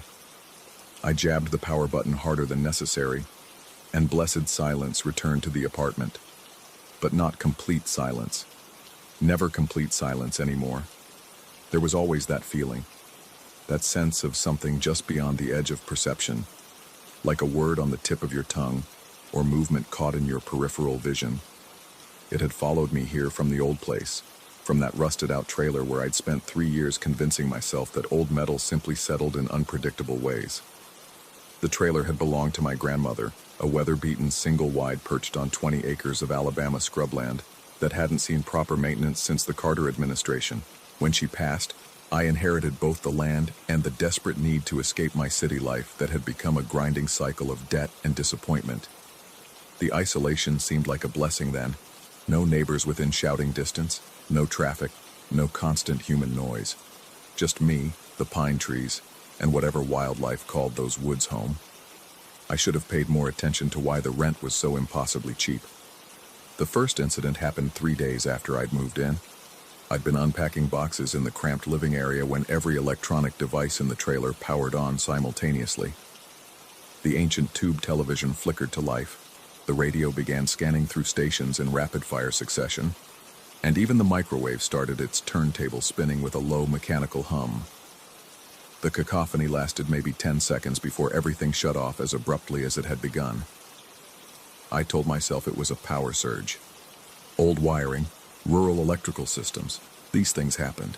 The utility company probably had equipment dating back to the Eisenhower administration, but then came the scratches. I noticed the first one on the bathroom mirror about a week later, a thin line carved into the silvered glass, too deliberate to be accidental damage.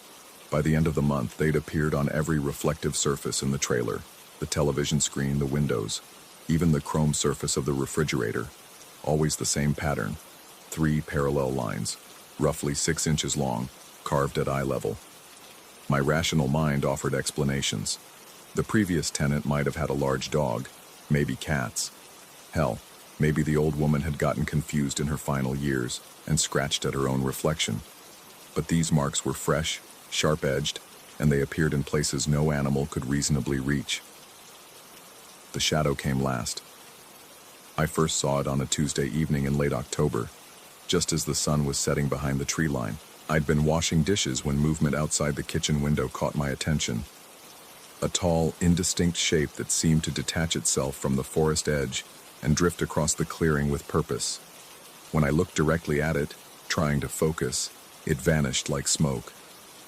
But in my peripheral vision, it remained, patient and watchful. After that, I saw it everywhere, standing at the edge of the porch light's reach, moving between the trees with that same fluid, unnatural gait, always just out of direct sight, always watching. I lasted 6 months in that trailer. The move to the city apartment should have been the end of it. 40 miles of highway between me and whatever had made those months a waking nightmare. New place, new start, new explanations for old problems. Urban living came with its own noises and electronic quirks. Neighbors had televisions that could bleed through thin walls. Power grids in older buildings were notoriously unreliable, but the incident started again within a week. The pattern was identical, electronics powering on without input, always at maximum volume. The apartment's smoke detector would shriek to life at 3 in the morning, despite working perfectly when the building manager tested it the next day. My laptop would boot itself up and cycle through applications with invisible fingers dancing across the keyboard. The scratches appeared on my bathroom mirror exactly 2 weeks after I'd moved in. I tried everything rational first. Had the building's electrical system inspected. The technician found nothing wrong.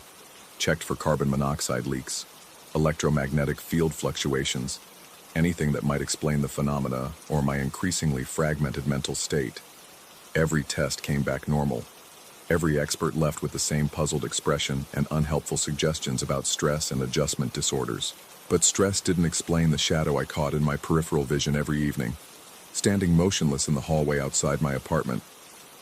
Stress didn't account for the way my skin crawled whenever I passed certain spots in the living room, as if walking through invisible cobwebs. And stress certainly didn't explain what I found when I finally worked up the courage to research the trailer's history. The county records told a story I wished I'd never learned. 4 previous tenants in the last decade, all short-term, all citing personal reasons for breaking their leases early. But the local newspaper archives told a different story. Strange incidents, unexplained phenomena. One tenant had been found wandering the highway at 2 in the morning, claiming something was following him home from work. Another had called the sheriff's department 17 times in 3 weeks, reporting prowlers that were never found. The last tenant before my grandmother had been a woman named Elizabeth, a folk magic practitioner who'd grown up in the area. According to one brief article, she'd spent her final months at the trailer performing what the reporter diplomatically called spiritual cleansing rituals. She'd left suddenly one night, taking nothing but the clothes on her back. A local librarian, speaking off the record, mentioned that Elizabeth had been terrified. She'd told anyone who would listen that she'd woken something up with her protection spells, something that had been dormant in those woods for decades. Her attempts to shield herself had instead drawn its attention, fed its strength. And now it was here, in my sterile city apartment, making itself at home. The realization hit me as I stood in my kitchen at 2 in the morning, watching my coffee maker brew a pot I hadn't requested. The red digital display flashed 12 Gauss repeatedly. Though the machine had never lost power, steam rose from the carafe like incense, carrying with it the metallic scent I'd first noticed in the trailer, the smell of copper and ozone that seemed to cling to the air after each incident. It hadn't been the place at all. It had been me.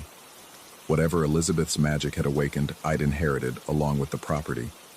Those months of exposure in the trailer had marked me somehow, created a connection that distance couldn't break.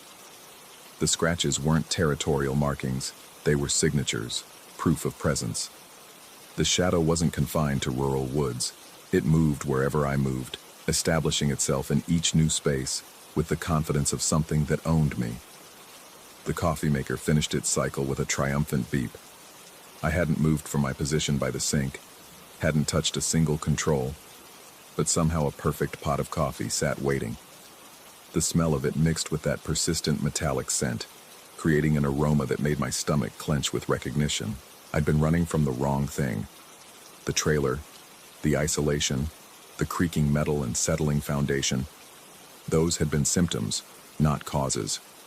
Whatever lived in those woods had simply been waiting for the right opportunity, the right combination of loneliness and desperation and magical interference to bridge the gap between its world and mine. And now it was patient. It could afford to be. It had followed me 40 miles and taken up residence in my new life with the casual ease of something that had always belonged there. The random incidents weren't random at all. They were reminders, gentle corrections whenever I started to believe I'd escaped. The coffee maker's heating element clicked off with a soft metallic ping. In the sudden quiet, I heard what I'd been dreading. Footsteps in the hallway outside my apartment. Slow, deliberate, stopping directly outside my door. The brass peephole darkened as something tall positioned itself on the other side. I didn't look. I'd learned not to look directly. Instead, I poured myself a cup of coffee from the pot I hadn't made, added cream I didn't remember buying, and sat at my kitchen table to wait for whatever came next. The footsteps had stopped, but the presence remained, patient and watchful as always. Because the truth was becoming clear with each passing night. I hadn't inherited a haunted property. I hadn't escaped to the city to leave my problems behind. I'd simply discovered that some things don't haunt places. They haunt people. And whatever had been awakened in those Alabama woods by an old woman's desperate magic had chosen me as its new home. The scratches on my bathroom mirror were getting deeper. The shadow in my peripheral vision was growing more distinct. And every morning I woke to find evidence of activity I couldn't remember. Coffee made, television watched, applications running on my laptop that I'd never seen before. I was no longer living alone in my apartment. I'd simply been the last to realize it. The heating element in the coffee maker clicked back on, beginning another cycle. Outside my door, something settled in for what I suspected would be a very long night. And somewhere in the distance, barely audible above the city's constant hum. I could swear I heard the sound of metal settling, not the random creaking of old aluminum, but the deliberate, purposeful adjustment of something making itself comfortable, something that had finally found its permanent home.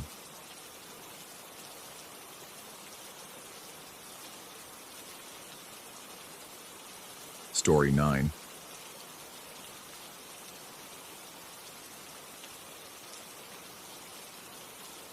The house had been whispering to me for weeks. Not literally, at least I didn't think so. But there was something in the way the floorboards settled after midnight. Something in the pattern of creaks that seemed almost conversational. My wife dismissed it as old wood adjusting to temperature changes, and maybe she was right.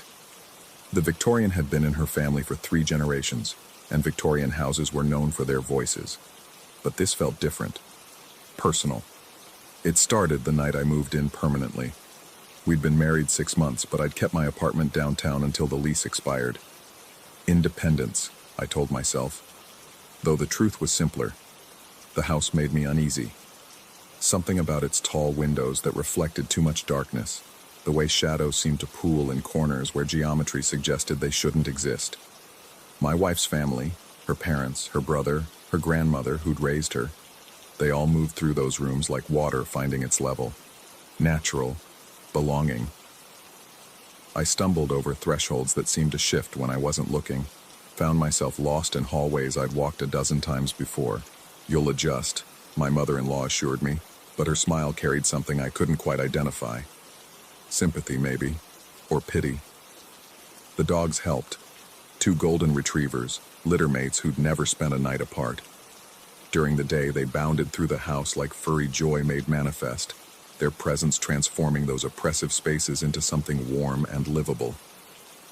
At night, my wife's family locked them in the mudroom, a rule established long before my arrival, something about the grandmother's allergies acting up while she slept. For 2 weeks, this routine held. Then came the night everything shifted. I'd been dreaming of water, thick, dark water that moved with purpose, reaching for me with fingers I couldn't see but somehow felt. The dream clung to my consciousness as I surfaced into wakefulness, that peculiar disorientation of not knowing which world was real. My bladder ached with familiar urgency, and I slipped from bed without waking my wife. The hallway stretched before me, longer than it should have been. Night vision takes time to develop, and I moved carefully, one hand trailing along the wallpaper's raised pattern. The bathroom was at the far end, past the stairs, past the portrait gallery where generations of my wife's ancestors watched from their gilded frames. Halfway there, I heard the first sound. Not a creak this time. Something else. A soft padding, rhythmic and purposeful. Footsteps. If footsteps could be made by something that didn't quite touch the ground. I froze, listening. The sound came again, closer now, accompanied by a soft huffing that raised the hair on my arms. My rational mind supplied an explanation. One of the dogs had escaped the mudroom. Simple, logical, nothing to fear. But the sound was wrong. Too heavy, too deliberate. I pressed myself against the wall and peered toward the stairs. The hallway's dim emergency lighting, my wife's concession to my inability to navigate in complete darkness, cast everything in weak amber. Shadows moved within shadows, and for a moment I thought I saw something massive descending the steps. Something that moved on 4 legs but stood too tall, its head nearly brushing the ceiling. I blinked, and it was gone. My heart hammered against my ribs as I continued toward the bathroom, each step an exercise in controlled terror. The padding sound had stopped, but I felt watched, measured, as if something just beyond my perception was taking careful note of my every movement. The bathroom door stood slightly ajar, and I pushed it open with one finger. The hinges whispered in protest, a sound that seemed to echo longer than physics should allow. I fumbled for the light switch, desperate for the normalcy of artificial illumination. Light flooded the small space, harsh and merciful. Everything looked exactly as it should. White tile, mirror above the sink, shower curtain drawn across the tub. Normal. Safe. I exhaled slowly, feeling foolish for my fear. That's when I saw the shadow. It moved across the frosted window glass, tall and wrong, its shape suggesting something that had once been human but had forgotten how. The shadow paused, and I had the horrifying impression that it was looking directly at me through the glass. At me, not toward me. As if it could see through walls and flesh and bone to examine something deeper. I stumbled backward, knocking into the towel rack. The metallic clatter seemed explosively loud in the small space. The shadow remained motionless for another heartbeat, then shifted, and was gone. My hands shook as I relieved myself, every nerve screaming warnings I couldn't quite process. The frosted window was too high for anyone to look through from ground level. I'd noticed that during the daytime. Whatever had cast that shadow had been impossibly tall, or impossibly close to the glass. I didn't look at the window again as I washed my hands. Didn't meet my own eyes in the mirror. Some primitive part of my brain insisted that acknowledgement would invite something I wasn't prepared to face. The return journey to the bedroom felt like walking through water. Each step required tremendous effort, as if the air itself had thickened. The hallway's darkness seemed more profound now, pressing against me with almost physical weight. I was nearly to the bedroom door when I heard it again, that soft padding, but from behind me this time. I turned, and my blood turned to ice. One of the golden retrievers sat at the far end of the hallway, perfectly still, watching me with eyes that reflected the emergency lighting like coins at the bottom of a well. The dog's mouth hung open in what might have been a pant, but no breath misted in the cool night air. Relief and terror warred in my chest. Just the dog, just one of the Goldens, somehow free from the mudroom. But something was wrong with its proportions, its stillness. This dog sat too straight, too attentive, too aware. I whispered its name, a sound more prayer than word. But the dog didn't respond, didn't move at all except for those terrible watching eyes. I backed toward the bedroom door, unwilling to turn away from that motionless figure. My hand found the doorknob just as the dog opened its mouth wider, not to pant or yawn, but as if preparing to speak. I jerked the door open and stumbled inside, slamming it behind me. My wife stirred but didn't wake, and I stood there in the darkness, listening to my own ragged breathing. Morning brought explanations that felt like bandages over deep wounds. My brother-in-law checked the mudroom before breakfast, keys jangling as he unlocked the door. Both dogs tumbled out in an explosion of golden fur and enthusiasm, clearly having spent the entire night secured exactly where they were supposed to be. Maybe you saw one of the cats, my wife suggested, but we both knew the family cats were tabby and gray, nothing like the golden shape I'd encountered. Her grandmother watched me over her coffee cup with eyes that held too much knowledge. When the others left for work, she remained at the kitchen table, her thin fingers wrapped around her mug like she was holding on to something precious. She spoke without looking at me, her voice barely above a whisper. The house has been here a long time. Sometimes the boundaries get thin. I wanted to ask what she meant, but the question stuck in my throat like a physical thing. Instead, I found myself asking about the shadow at the window. Her smile was sad and knowing. Some things live in the spaces between, she said. Between sleeping and waking, between here and there, between what is and what was. Was what? She finally looked at me then, and I saw something in her expression that made my skin crawl. Recognition. As if she'd been waiting her entire life for someone to ask that question. We had a dog once, she said slowly, before the Goldens. A beautiful creature, tall and loyal. He died protecting this house from something that should never have gotten inside.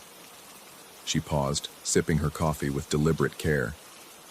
Sometimes I think he's still protecting it. The days that followed blurred together in a haze of hypervigilance. I found myself checking locks obsessively, positioning mirrors to eliminate blind spots, sleeping in brief snatches that left me more exhausted than rest. Every shadow seemed potentially significant, every sound a possible warning. My wife grew concerned, then frustrated, then frightened, not of whatever I was experiencing, but of what I was becoming. The family's easy warmth cooled into careful politeness. They spoke in lowered voices when they thought I couldn't hear, and I caught fragments that made my paranoia bloom like a poisonous flower. Seeing things, grandmother's stories. Maybe he should talk to someone.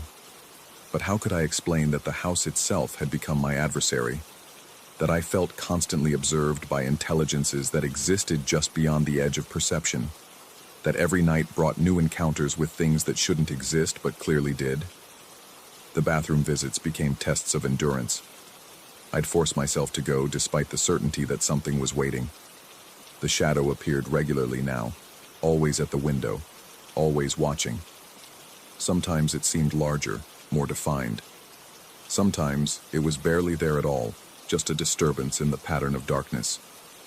The dog, or the thing that looked like a dog, had become a fixture as well, always in the hallway when I made these midnight journeys, always perfectly still, always watching with those terrible reflective eyes. I'd tried approaching it once, hand extended in what I hoped was a gesture of friendship. The thing had simply faded away like smoke, leaving me reaching toward empty air. 3 weeks after that first encounter, everything changed. I was returning from the bathroom, steeling myself for another confrontation with the watching dog, when I heard voices from downstairs. Urgent, worried voices that carried the particular tension of crisis. My wife's voice. "How is that possible? We just checked 20 minutes ago."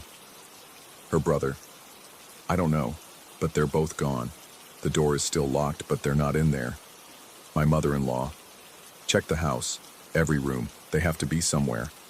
I crept to the top of the stairs, listening as the family spread out through the house, calling the dogs names. Doors opened and closed. Footsteps hurried across hardwood and carpet. But no answering barks came, no click of claws on wood. The dogs were gone. I was backing away from the stairs when I felt it. Warm breath on the back of my neck. I turned slowly, knowing what I would find but hoping desperately that I was wrong. The dog sat behind me, close enough to touch. But this wasn't the motionless sentinel I'd grown accustomed to. This version breathed. This version's fur rustled with each movement. This version felt real in a way that made the others seem like pale reflections. I stared into its eyes and saw intelligence there. Ancient intelligence that had been watching and weighing and waiting. The dog's mouth opened, and when it spoke, its voice was exactly what I'd expected. Low and rumbling and impossibly sad. "They're safe," it said. "I've moved them to where they need to be." My legs gave out, and I found myself sitting on the hallway floor, eye level with this impossible creature. "What are you?" The dog tilted its head, a gesture so familiar and normal that it made everything worse. "I'm what remains when love refuses to leave." The grandmother told me. She knows some of it. The family has always known some of it. The dog's expression, if a dog could have expressions, grew thoughtful. "But they don't know why I'm still here. They think it's about the house." "Isn't it?" The dog rose and moved closer, its presence radiating warmth that had nothing to do with temperature. "It's about you." The words hit me like a physical blow. "Me?" "You don't belong here," the dog said, but its tone held no accusation, only fact. "Your reality and theirs. They overlap, but they're not the same. You're seeing through into spaces that exist between what is and what could be." I thought of the shadow at the window, the sounds that shouldn't exist, the way the house seemed to shift when I wasn't looking. "I'm going crazy." "No." The dog shook its head with surprising gentleness. "You're waking up. Some people live their entire lives in one reality. Others catch glimpses of the spaces between, and a very few." It paused, studying me with those ancient eyes. "A very few can walk between them." "I don't want to walk between them. I want to live normally. I want to belong here." "You can't force belonging. It either is or isn't." The dog moved closer still, until I could feel the warmth radiating from its impossible presence. "But you can choose which reality to call home." "How?" "By accepting what you are instead of fighting it.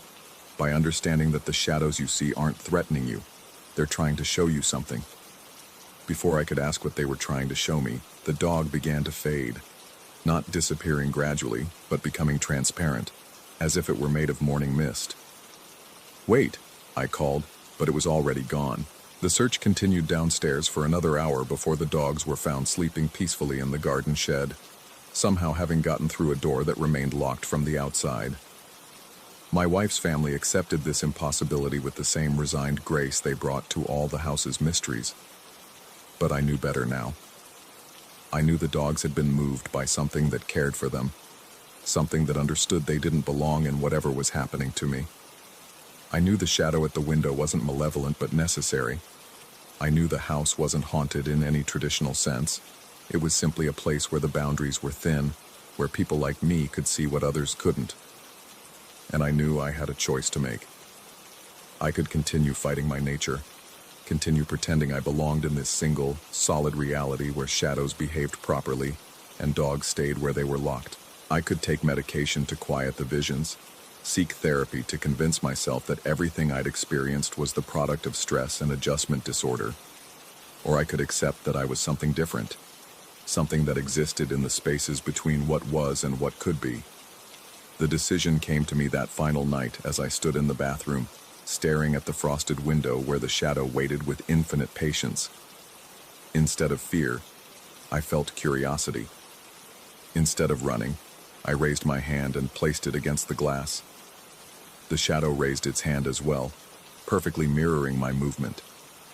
And I realized, with a mixture of terror and wonder, that the shadow wasn't something watching me from outside. It was me, watching from somewhere else entirely.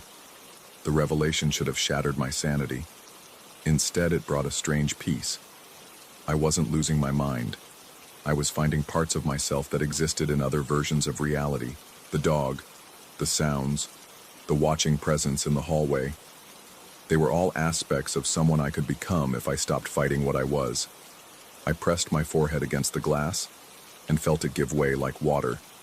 On the other side, my shadow self did the same. For one impossible moment, we occupied the same space, seeing through the same eyes, understanding with shared consciousness that reality was far stranger and more wonderful than either version had imagined alone. Then the moment passed, and I was back in the bathroom, staring at my own reflection in ordinary glass. But something had changed. The house no longer felt hostile. The shadows held possibility instead of threat. And when I returned to bed, my wife stirred and smiled in her sleep, as if some tension she'd been carrying had finally released. I never saw the dog again, though sometimes I felt its presence like a warm memory at the edge of perception. The shadow at the window appeared less frequently, and when it did, it felt more like greeting than warning. My wife's family gradually relaxed around me, though I noticed the grandmother watching me with new interest, as if I'd passed some test she'd been waiting decades for someone to take. And late at night, when the house settled into its whispered conversations with itself, I listened with the peace of someone who had finally found his place. Not in one reality or another, but in the beautiful, terrifying space between them all. The boundaries were thin here, and I was learning to navigate them. Some nights, I walked through rooms that existed only in possibility. Some mornings, I woke with memories of conversations I'd had with versions of my family who lived in realities slightly left or right of this one. I never knew for certain if what I experienced was supernatural or psychological, real or imagined. But I'd learned that the certainty didn't matter as much as the acceptance. The house still whispered to me, but now I understood the language. And sometimes, just sometimes, I whispered back. Story 10. The fluorescent lights in Dormitory C hummed with a frequency that seemed to crawl beneath my skin, a persistent electrical whisper that made my teeth ache. I'd been staring at the water stains on the ceiling for 3 hours now, mapping their brown contours like territories of an unknown country. Around me, 23 other bodies shifted and breathed in the suffocating darkness of our senior retreat sleepover. The old brick building held decades of secrets in its walls, secrets that seemed to seep through the mortar during these late hours when exhaustion thinned the barriers between waking and dreaming. Every creak of the settling foundation, every groan of aging pipes, felt deliberate, purposeful, as if the building itself were slowly awakening from a long slumber. My bladder had been demanding attention for the past hour, but something about the quality of silence in the dormitory kept me pinned to my narrow cot. The other guys, teammates from the wrestling squad mostly, had finally succumbed to sleep after hours of whispered conversations about college applications and weekend plans. Their breathing had synchronized into a rhythm that reminded me uncomfortably of a congregation in prayer, but nature's call became impossible to ignore. I slipped from beneath the scratchy wool blanket, my bare feet finding the cold linoleum with a soft slap that seemed to echo far longer than it should have. The bathroom door stood slightly ajar at the far end of the dormitory, a rectangle of deeper darkness that seemed to pulse with its own malevolent life. Each step toward that door felt like walking through invisible cobwebs. The air grew thicker, more resistant, as if I were moving through water instead of atmosphere. Behind me, the collective breathing of my sleeping classmates continued its steady rhythm, but now it sounded less like sleep and more like chanting. A low, wordless mantra that raised the hair on my arms. The bathroom door swung open at my touch, with a prolonged creak that sounded like a sigh of relief. Inside, 3 stalls lined the back wall, their metal doors hanging open like broken jaws. 2 sinks reflected the dim emergency lighting from the hallway, their chrome fixtures gleaming with an oily sheen that made my stomach clench. I moved toward the nearest urinal, the sound of my footsteps changing from the hollow slap of linoleum to the wet echo of tile.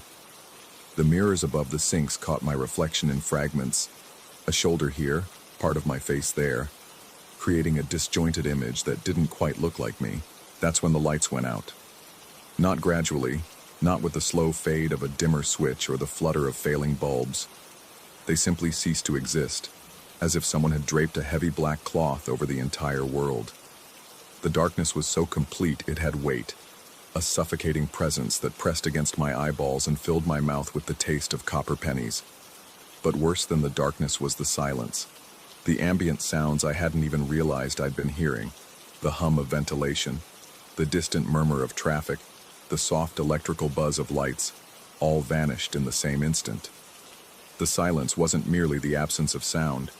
It was an active thing, a presence that seemed to absorb even the beating of my own heart. I stood frozen, one hand extended toward the urinal, afraid to move and yet unable to remain still. The darkness pressed against me from all sides, and I found myself holding my breath without meaning to, as if any sound might attract the attention of something I couldn't name. That's when I heard my own voice, not speaking, but praying. The words tumbled from my lips in a whisper I didn't remember starting, a litany of half-remembered phrases from childhood Sunday school. Our Father who art in heaven, hallowed be thy name. And in perfect synchronization with each syllable, the toilets began to flush. Not all at once, but in sequence, as if my whispered prayer were conducting an orchestra of porcelain and rushing water. Each flush corresponded exactly to the rhythm of my words, creating a grotesque call and response that echoed through the impossible silence. Thy kingdom come, thy will be done. Flush, on earth as it is in heaven. Flush, give us this day our daily bread. Flush. I tried to stop speaking, tried to clamp my mouth shut, but the words continued to spill out as if they had a will of their own. My tongue moved independently of my conscious thought, forming syllables I hadn't spoken in years while the toilets responded with mechanical precision. The air around me began to vibrate with a frequency I felt rather than heard, a thrumming that seemed to emanate from the walls themselves. It was the sound of something vast stirring, something that had been waiting in the spaces between spaces for exactly this moment. And forgive us our trespasses. Flush, as we forgive those who trespass against us. Flush. My reflection appeared in the mirror across from me, visible despite the absolute darkness, or perhaps because of it. But it wasn't quite right. The face looking back at me was my own, yet the expression was one I'd never worn. The eyes held a knowledge that belonged to someone else, and the mouth moved fractionally before my own, as if it were speaking the words first, and I was merely an echo. And lead us not into temptation. Flush. But deliver us from evil. Flush. The final words hung in the air like smoke, and suddenly the toilets fell silent. The darkness remained absolute, but now it felt expectant, as if something were waiting for me to understand a lesson I'd failed to grasp. I don't remember moving, don't remember walking back to my cot or lying down. The next thing I knew, pale morning light was filtering through the high windows of the dormitory, and guys were stirring around me with the casual complaints of teenagers forced to wake too early. I sat up, my mouth dry and tasting of metal, and looked toward the bathroom. The door stood slightly ajar, exactly as it had the night before. One of my teammates, a stocky kid with permanently tousled hair, noticed me staring and followed my gaze. "Weird how they kept those lights off all night," he said, stretching his arms above his head. "Good thing nobody needed to use the John." I felt my stomach drop. The lights were off? He looked at me with the patient expression reserved for the obviously confused. "Yeah, man. They never turned them on. Some kind of electrical problem, I think. The whole bathroom's been dark since we got here." Others were listening now, nodding in agreement. They spoke about it casually, matter-of-factly, the way people discuss the weather or what they had for breakfast. "Remember when you got up to check it out?" Another voice added. "You just stood in the doorway for like 10 minutes staring into the dark, then came back without saying anything." 10 minutes? I whispered. "Yeah, it was kind of creepy, actually. We thought maybe you were sleepwalking or something." I wanted to argue, to insist that I'd been inside the bathroom for only seconds, but the certainty in their voices made my words stick in my throat. They weren't lying. They genuinely remembered things differently than I did. Throughout the morning activities, I found myself drawn repeatedly to the bathroom. During breakfast, during the mandatory team-building exercises, during the lectures about college readiness, my eyes kept drifting to that slightly open door. When I finally worked up the courage to investigate during lunch break, I found exactly what I expected: a normal bathroom with normal fixtures and normal mirrors. The toilet sat silent and unremarkable. The lights worked perfectly when I flipped the switch. But when I looked in the mirror, my reflection took just a fraction of a second too long to match my movements. And in that tiny delay, I saw something that made my blood freeze. The same knowing expression I'd seen in the darkness. The same mouth moving before my own. The rational part of my mind offered explanations. Stress from senior year, sleep deprivation, the power of suggestion combined with the eerie atmosphere of sleeping in an unfamiliar place. My teammates' collective memory could be explained by group psychology. People often remember events similarly when they experience them together, but explanations couldn't account for the taste of copper that lingered in my mouth for days afterward, or the way I'd catch myself mouthing the words of prayers I'd forgotten years ago. They couldn't explain why. When I was alone and the world grew quiet around me, I could still hear the echo of flushing toilets keeping time with syllables I'd never chosen to speak. Most unsettling of all was the growing certainty that the 10 minutes my classmates remembered, those 10 minutes when I'd supposedly stood motionless in the doorway, weren't missing from my memory. They'd never happened. Whatever occurred in that bathroom, whatever spoke through my mouth in the darkness, had taken place in a span of time that existed parallel to the normal flow of minutes and seconds. A pocket of reality where the rules were different, where prayers could command porcelain and darkness could have weight and substance. The worst part wasn't wondering what had happened to me during those impossible moments. The worst part was the growing suspicion that whatever had entered that bathroom with me had never really left. Even now, months later, I find myself listening to the ambient sounds around me with new attention. The hum of electricity, the whisper of air through vents, the distant flush of toilets in buildings I'll never visit. They form a pattern I'm only beginning to recognize, a rhythm that matches the cadence of words I remember speaking, but never chose to say. And sometimes, in the periphery of my vision, I catch glimpses of mirrors that show reflections moving just slightly out of sync with their subjects. Places where the normal rules seem to bend, where 10 minutes can pass without time moving forward, and prayers can summon responses from the machinery of our mundane world. I've stopped using public restrooms when I can avoid it.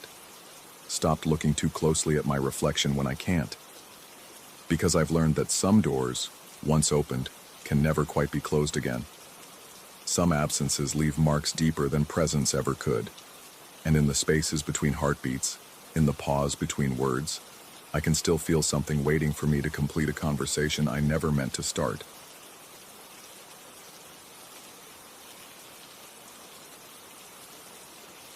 Story 11.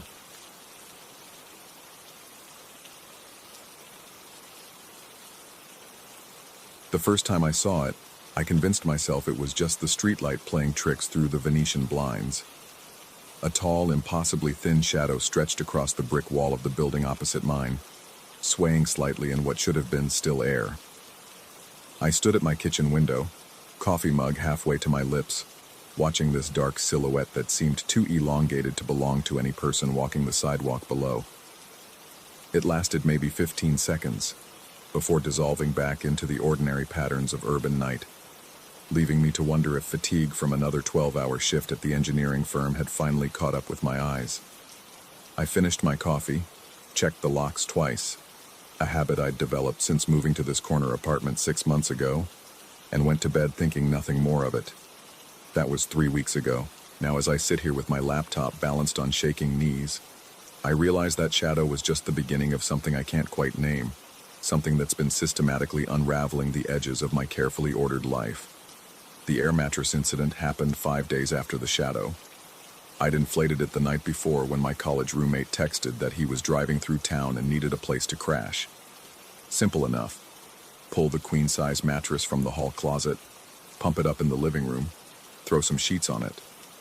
When I got home from work the next evening, expecting to find him sprawled out watching TV, the apartment was empty. Dark too, with that particular stillness that only comes from a space that's been unoccupied all day. But the mattress bore the clear impression of a human body, not just the general depression you'd expect from someone having slept there. This was specific, detailed. I could make out the curve of shoulders, the indent where a head had rested, even what looked like the outline of bent knees. The sheets were still tucked in perfectly, undisturbed, as if someone had simply materialized on top of the mattress and then vanished without moving the covers. My roommate never showed up. When I called him, he said he'd decided to push through to his final destination instead, hadn't even taken the exit for my town. The confusion in his voice when I asked about the mattress was genuine. I've known him long enough to recognize when he's lying, and this wasn't it. I deflated the mattress that night and shoved it back into the closet, but the image of that body-shaped depression lingered in my mind like an afterburn against my retinas. The tapping started 2 days later. At first it was so subtle I thought it might be the building settling, or maybe the upstairs neighbors moving furniture. 3 soft taps, evenly spaced, coming from somewhere inside the walls. Always the same rhythm. Tap, tap, tap. Then silence for exactly 47 seconds. I timed it obsessively with my phone's stopwatch before the sequence repeated. It only happened between 2:17 and 2:23 a.m., never varying by more than a minute either way. I began staying awake those nights, sitting in my bedroom with my ear pressed against different sections of wall, trying to pinpoint the source. The sound seemed to move, emanating from the area behind my headboard one night, then from the bathroom wall the next, then from somewhere near the kitchen. I called building maintenance twice. Both times the super showed up during normal hours with his toolbox and good intentions, poking around the walls and finding nothing unusual. No loose pipes, no settling issues, no evidence of the rhythmic tapping that had been stealing my sleep for over a week. The third time I called, he suggested I might want to talk to someone about stress. The way he said it, with that careful tone people use when they think you're coming unglued, made me stop reporting the incidents altogether. But the tapping continued, reliable as a metronome, marking time for something I couldn't understand. Then came the doppelganger. I was walking back from the corner bodega on a Tuesday evening, arms full of groceries, when I saw him standing under the streetlight directly in front of my building. Even from half a block away, I recognized the posture immediately. Hands shoved deep in jacket pockets, weight shifted to the left foot, head tilted slightly downward in that characteristic way he had when he was thinking through a problem. It was my friend from the philosophy department at the nearby university, the one I'd been meaning to call back for weeks. but kept putting off because our conversations always left me feeling intellectually inadequate. He appeared to be waiting for something, or someone, staring at the entrance to my building with focused attention. I quickened my pace, juggling the grocery bags to free one hand for a wave, already rehearsing an apology for not returning his calls. But as I got closer, something felt wrong. The proportions were off somehow.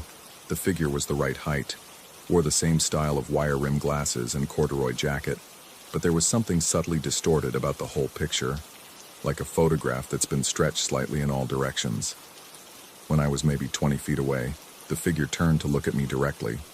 The face was his face, unmistakably, down to the small scar above his left eyebrow from a childhood accident he'd told me about.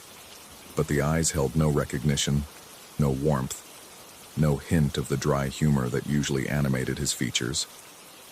They were his eyes in every physical detail, yet completely empty of everything that made them his. We stared at each other for what felt like several minutes, but was probably only seconds. Then, without any change in expression, the figure turned and walked away with movements that were too fluid, too purposeful, like someone following a predetermined script rather than making spontaneous decisions about where to go. I stood there clutching my groceries until the figure disappeared around the corner, then rushed up to my apartment and immediately called my friend's office. He answered on the second ring, sounding harried and distracted. When I asked where he was, he told me he'd been grading papers in his office for the past 4 hours and planned to stay there until at least midnight. The certainty in his voice, the background noise of shuffling papers and distant campus sounds, convinced me he was telling the truth. But that left me with no explanation for what I'd seen, no rational framework for understanding who or what had been standing outside my building wearing his face. I began checking my locks compulsively after that, sometimes 3 or 4 times before bed, running my fingers along the deadbolt and chain to make sure everything was secure. The ritual became a necessity, the only thing that allowed me to sleep at all. The animal sound started the following week. It began with what sounded like a cat in distress, a low yowling that seemed to come from somewhere inside my walls.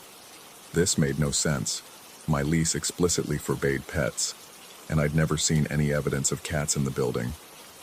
The sound was persistent but muffled, as if the animal was trapped in the space between apartments.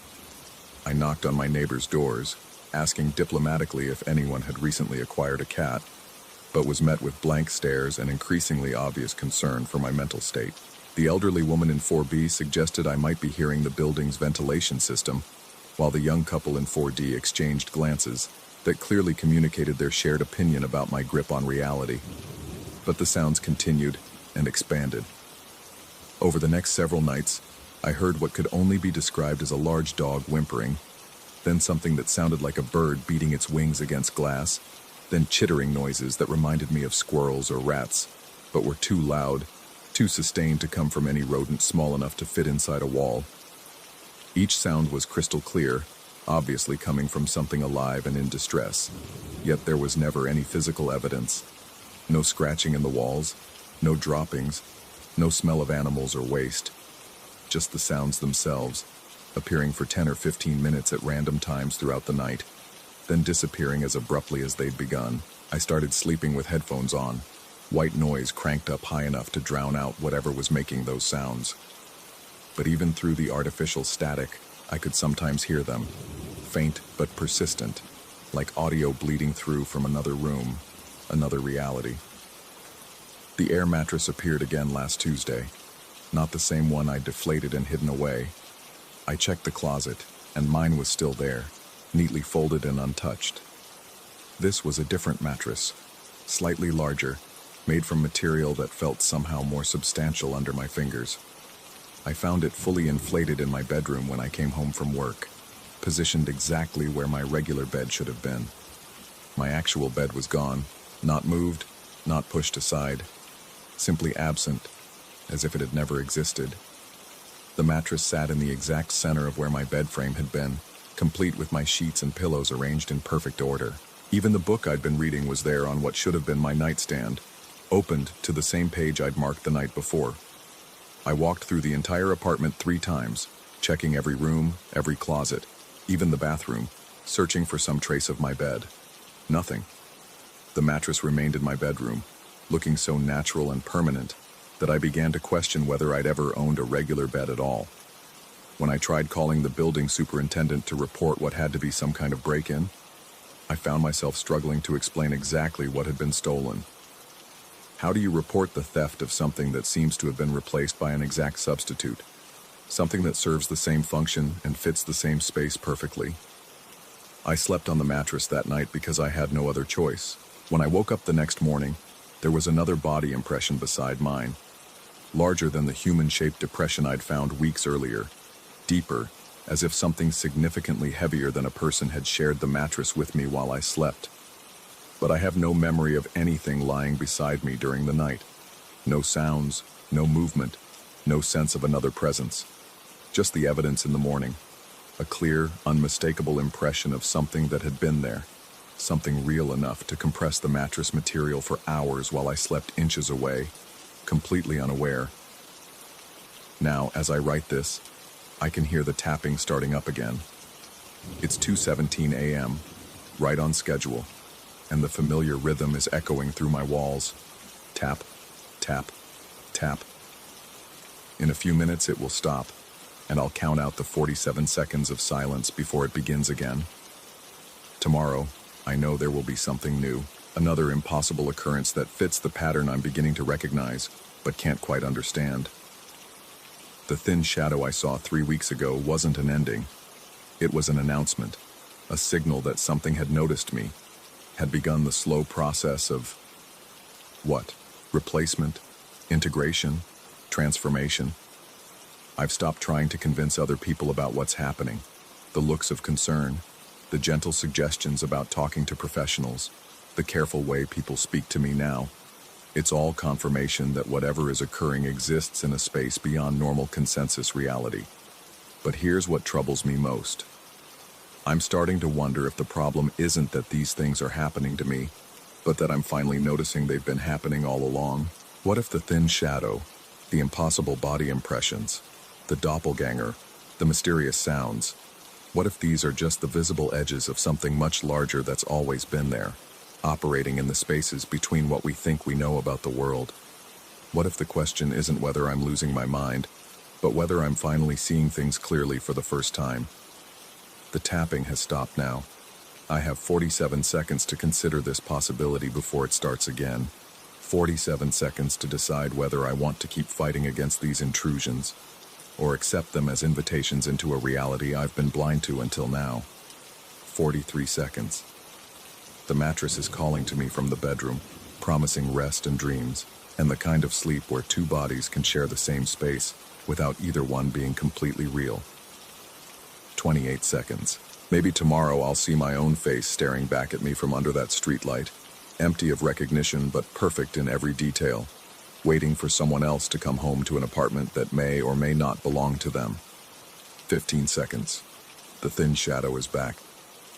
I can see it through the kitchen window, stretched impossibly tall against the brick wall, swaying in windless air. 5 seconds. It's waving at me. Tap, tap, tap. Story 12.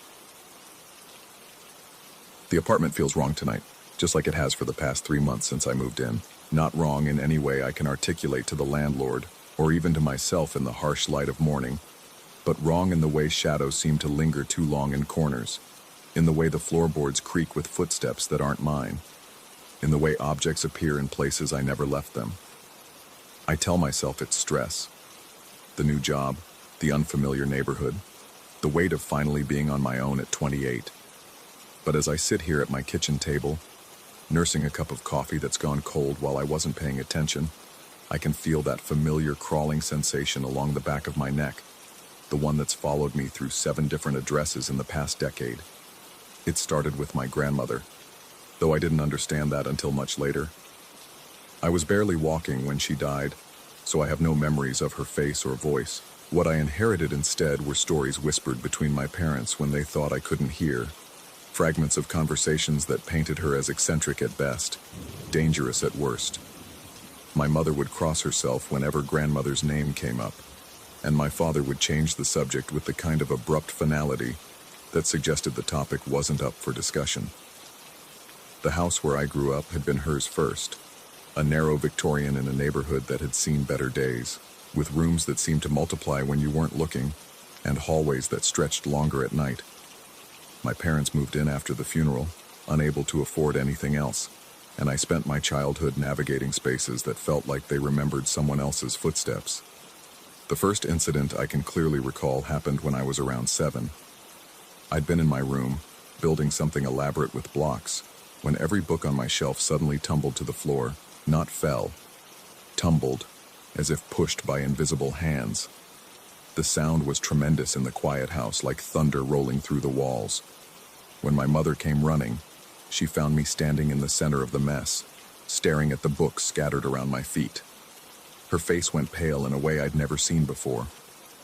She knelt down, gathering the books with shaking hands, and I noticed she avoided looking at the corner where they'd been sitting moments before. When she spoke, her voice carried a tremor that made my stomach clench with a fear I couldn't name.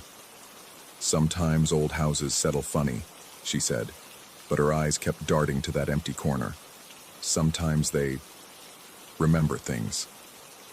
The incidents multiplied as I grew older. Lights would flicker in patterns that felt deliberate, like Morse code messages I couldn't decode. Objects would vanish from where I'd left them and reappear days later in impossible places. My favorite pen balanced on top of a picture frame, my homework tucked inside a book I'd never opened. The temperature in certain rooms would drop without warning, leaving me shivering in the middle of summer while condensation formed on windows.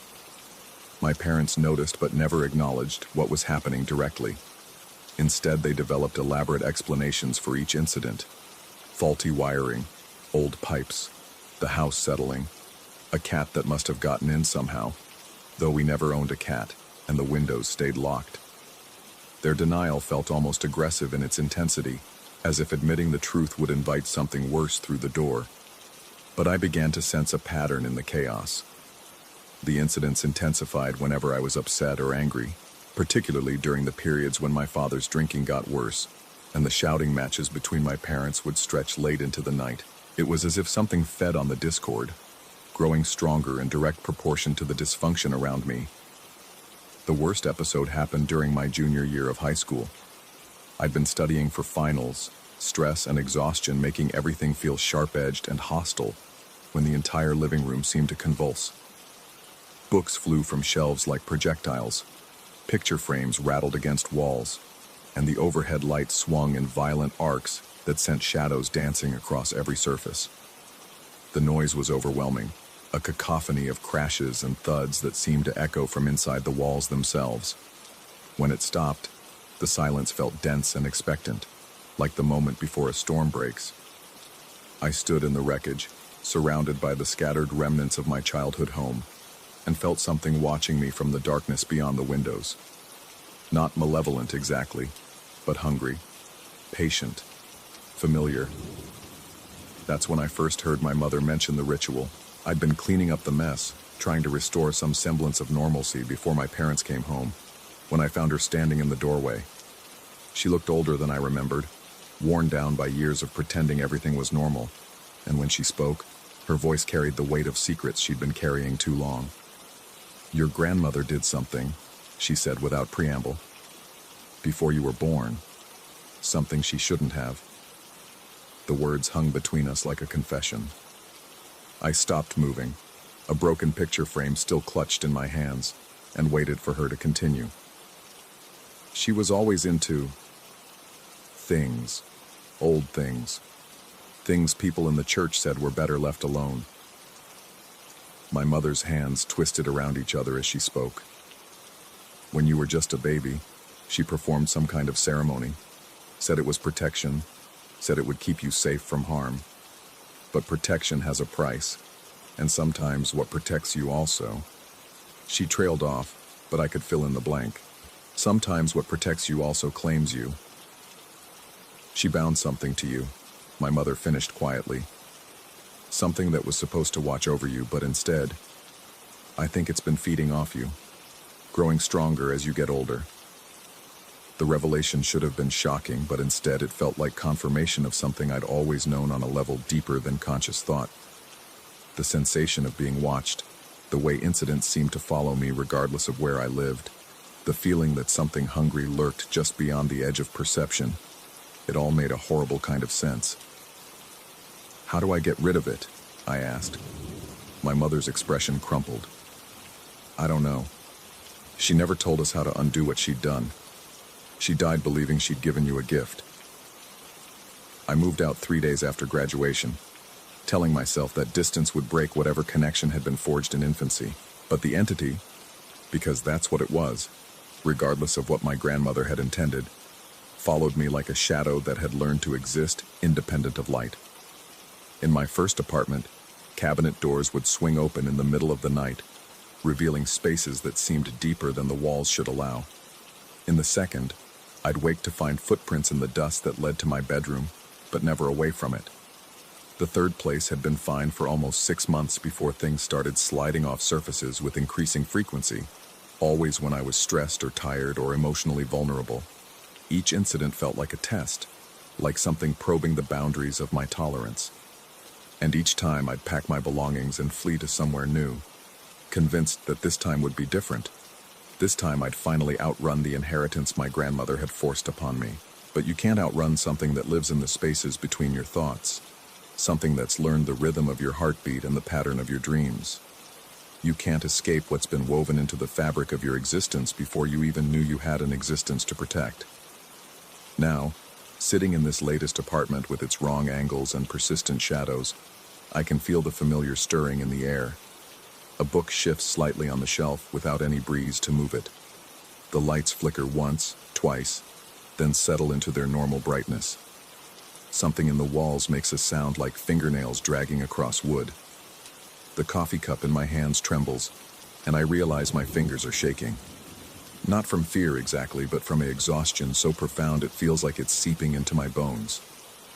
I'm tired of running, tired of pretending this isn't happening, tired of living like a refugee in my own life. Maybe my grandmother's ritual worked exactly as intended. Maybe I have been protected all these years, not from external harm, but from the kind of ordinary, predictable life that most people take for granted. Maybe the entity she bound to me isn't malevolent at all, but simply alien, operating according to rules I've never learned to understand. Or maybe I'm losing my mind with the same systematic precision that's characterized every other aspect of this inheritance. Maybe the stress of constantly moving, constantly looking over my shoulder, constantly questioning my own perceptions has finally eroded the last barriers between rationality and delusion. The worst part is, I'm no longer sure it matters which explanation is true. Outside my window, streetlights flicker in a pattern that feels almost like communication. Inside, the shadows in the corners seem to pulse with their own internal rhythm. The boundary between psychological breakdown and supernatural stalking has become so blurred that distinguishing between them feels like an academic exercise in a language I never learned to speak. I set down the coffee cup and watch as it slides 3 inches to the left without any force I can identify. The movement is slow, deliberate, almost gentle, like a greeting from an old friend. Something settles into the chair across from me, though the chair itself doesn't move and nothing becomes visible in the dim light.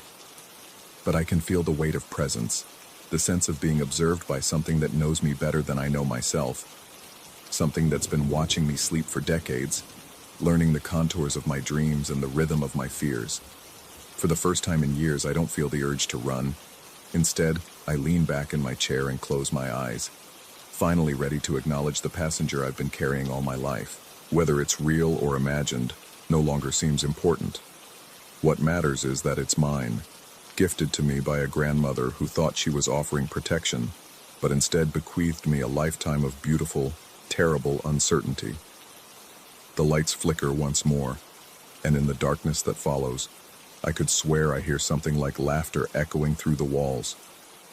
Whether it's coming from the entity or from some broken part of my own mind is a question I'm finally content to leave unanswered. Some inheritances, after all, are meant to be embraced rather than escaped. Story 13.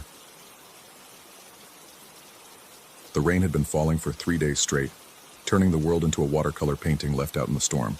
I should have driven straight home from the office, should have taken the highway like any sensible person would on a night like this. Instead, I found myself pulling into the old riverside park, drawn by some inexplicable need to sit in my car and watch the water cascade down my windshield. The parking lot was empty except for a single sedan about 50 yards away, its owner nowhere to be seen. Probably some other soul seeking solitude in the storm, I figured.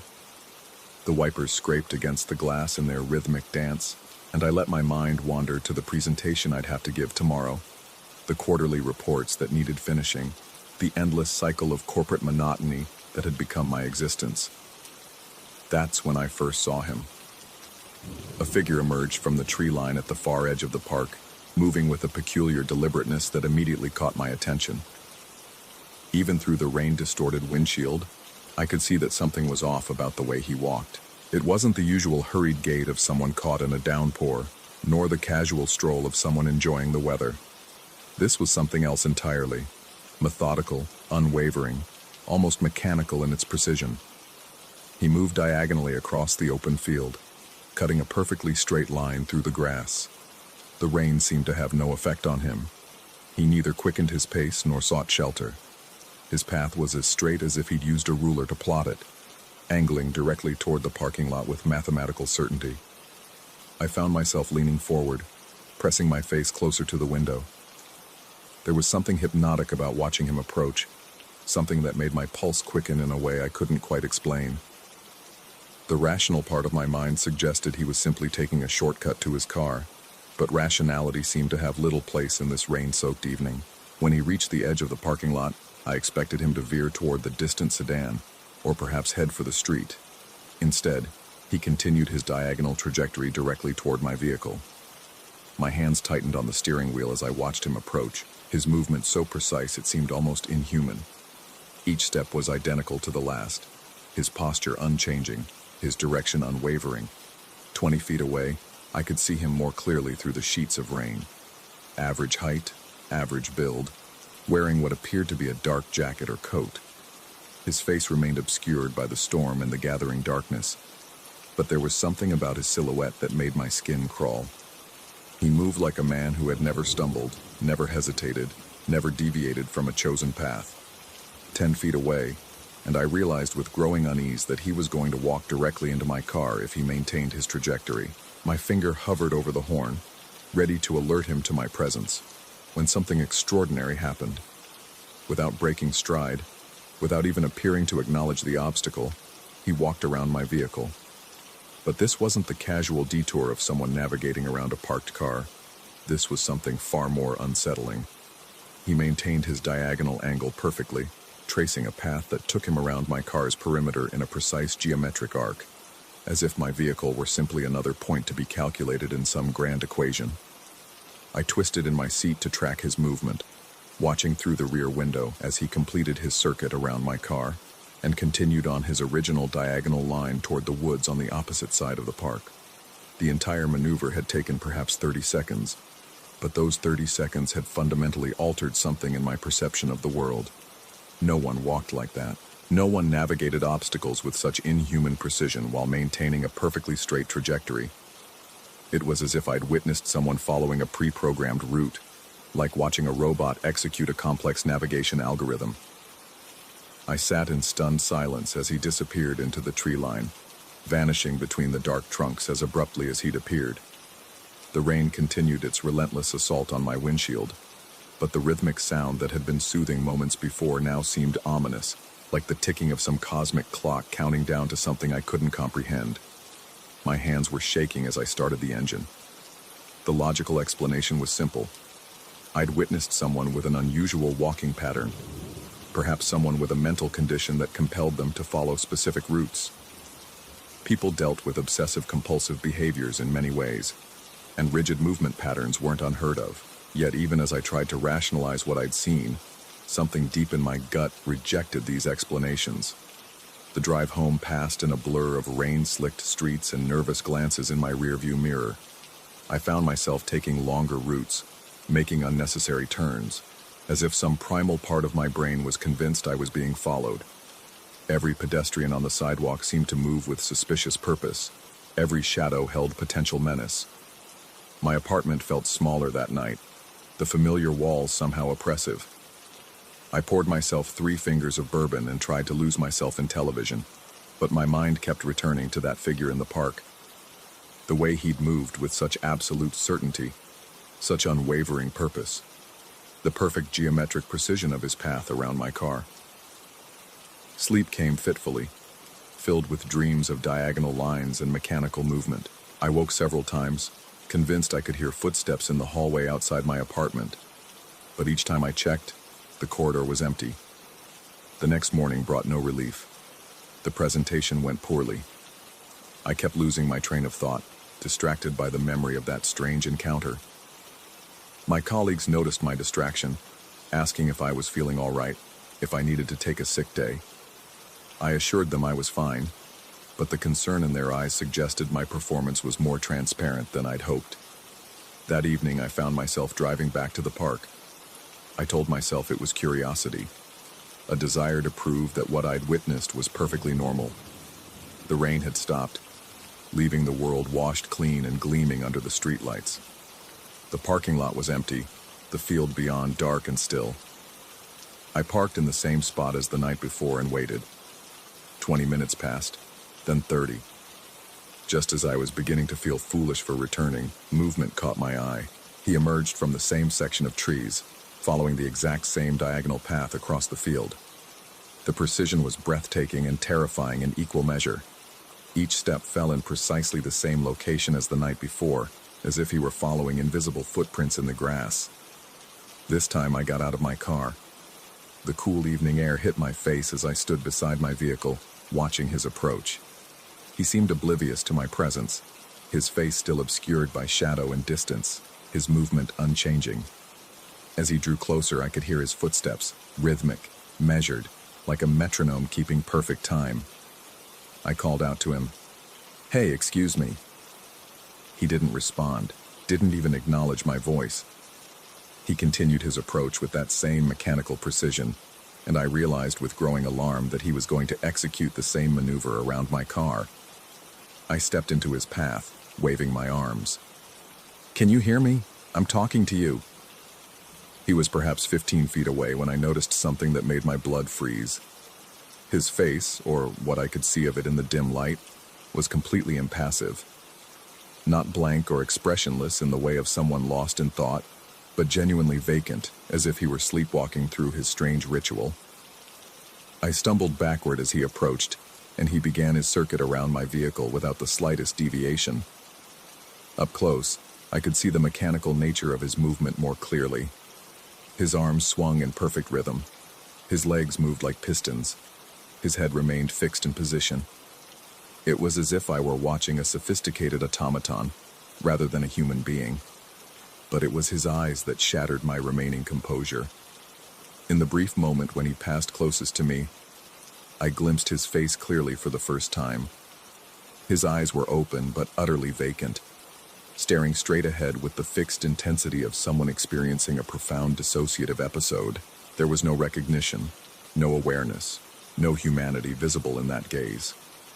I followed him at a distance as he completed his circuit and continued toward the woods, my heart hammering against my ribs.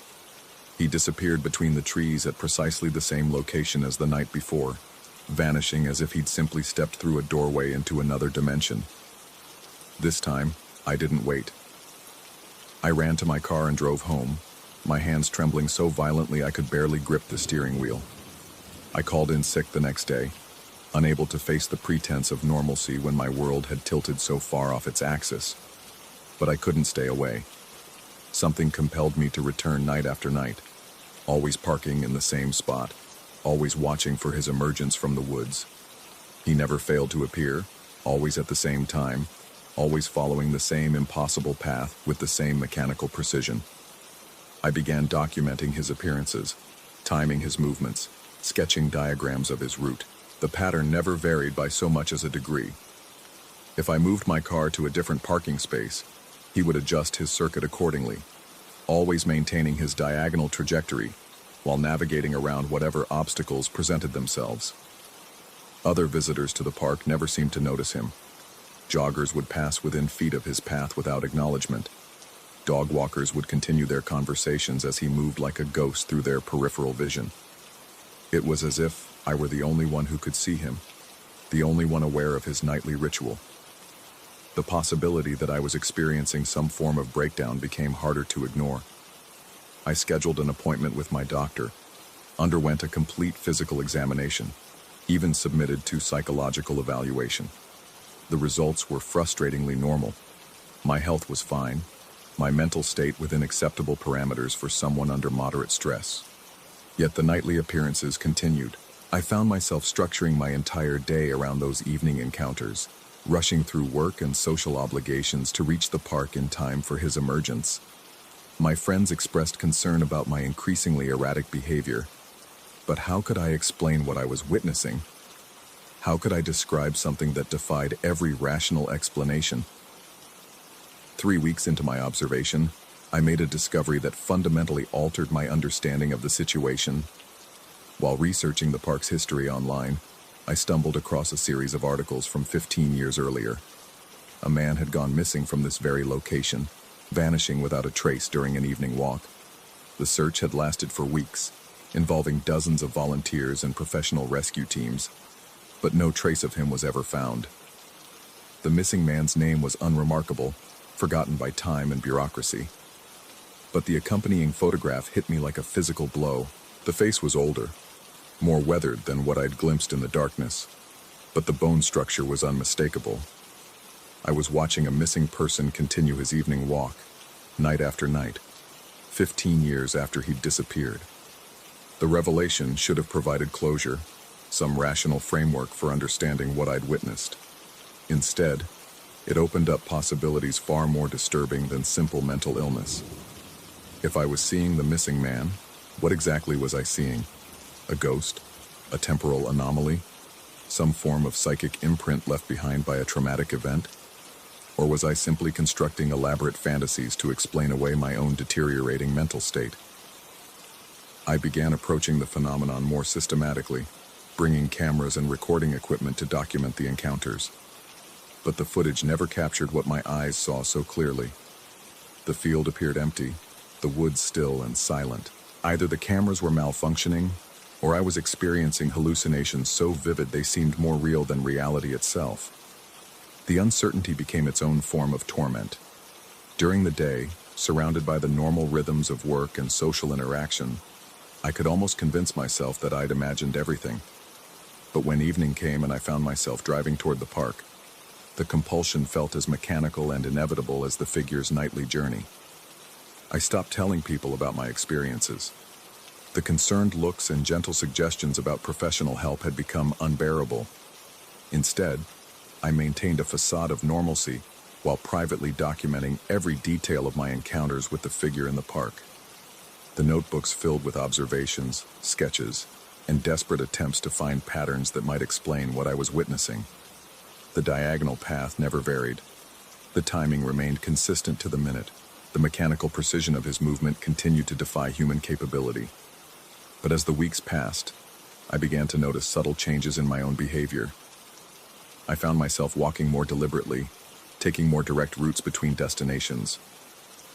My morning routine became increasingly rigid, each action performed with mathematical precision.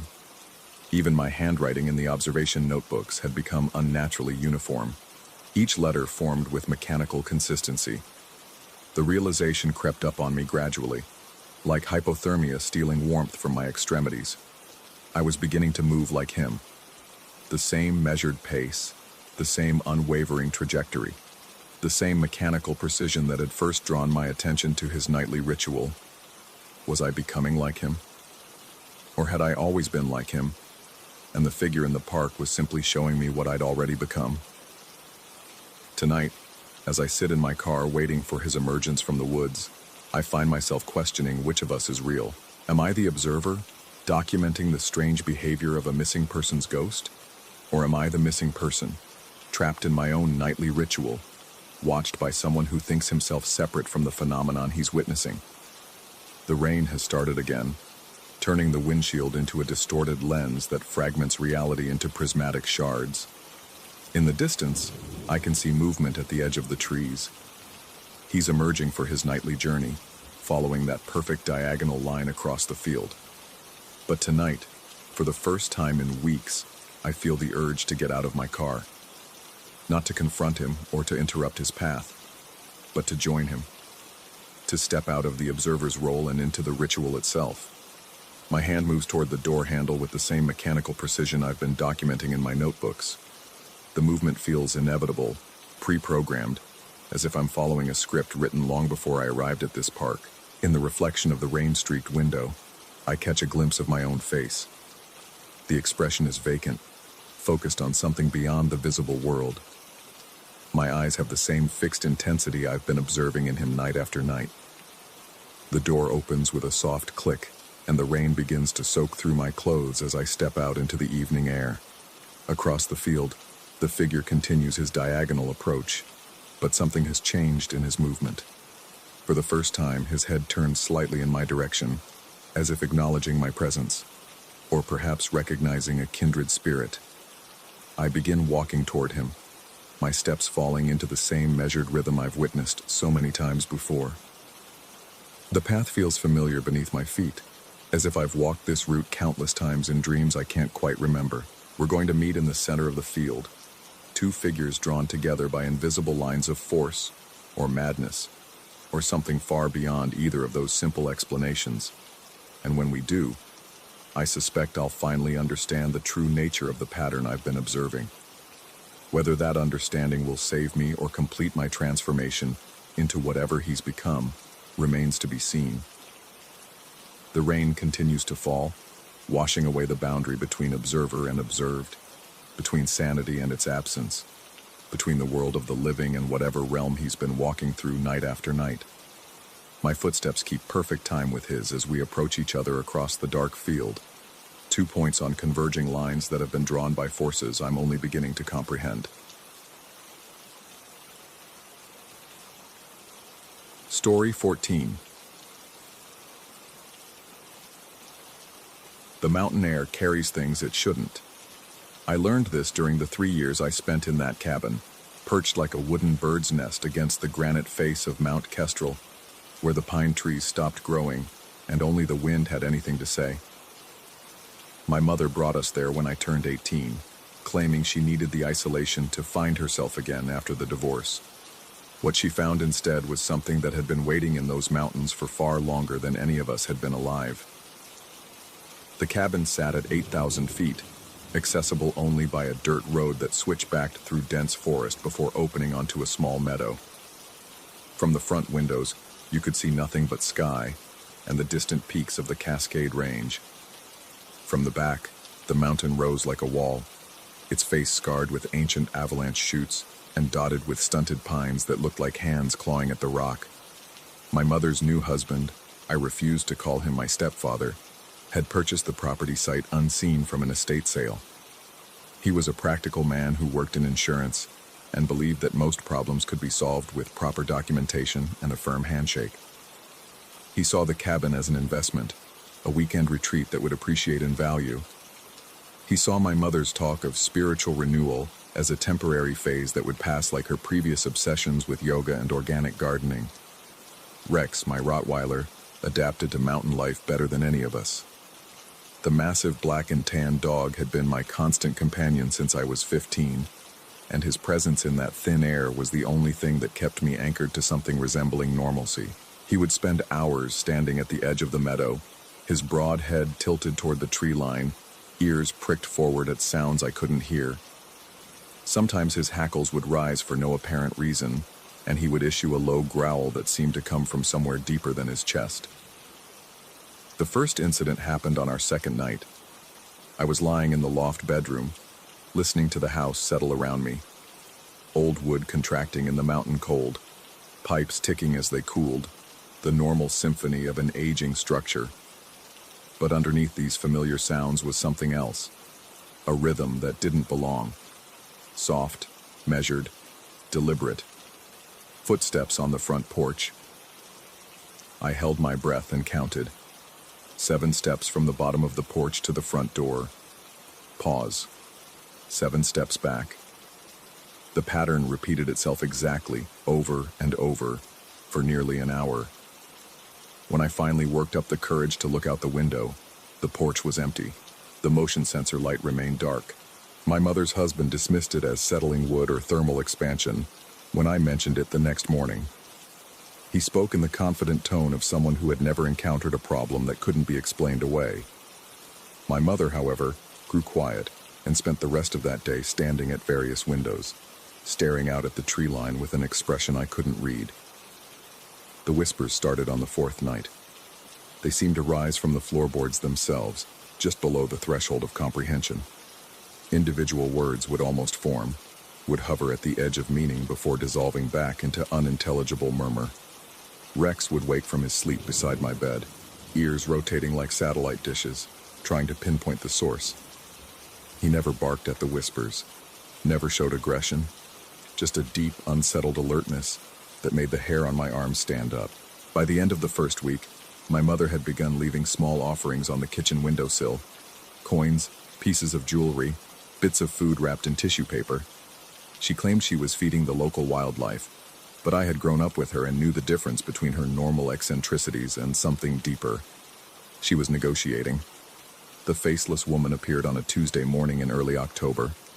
I had risen before dawn to make coffee, and as I stood at the kitchen sink waiting for the ancient percolator to finish its work, I became aware of a presence on the other side of the sliding glass door that led to the back deck. The figure stood perfectly still, silhouetted against the gray pre-dawn light. It had the general shape and posture of a woman, average height, wearing what looked like a dark coat or dress.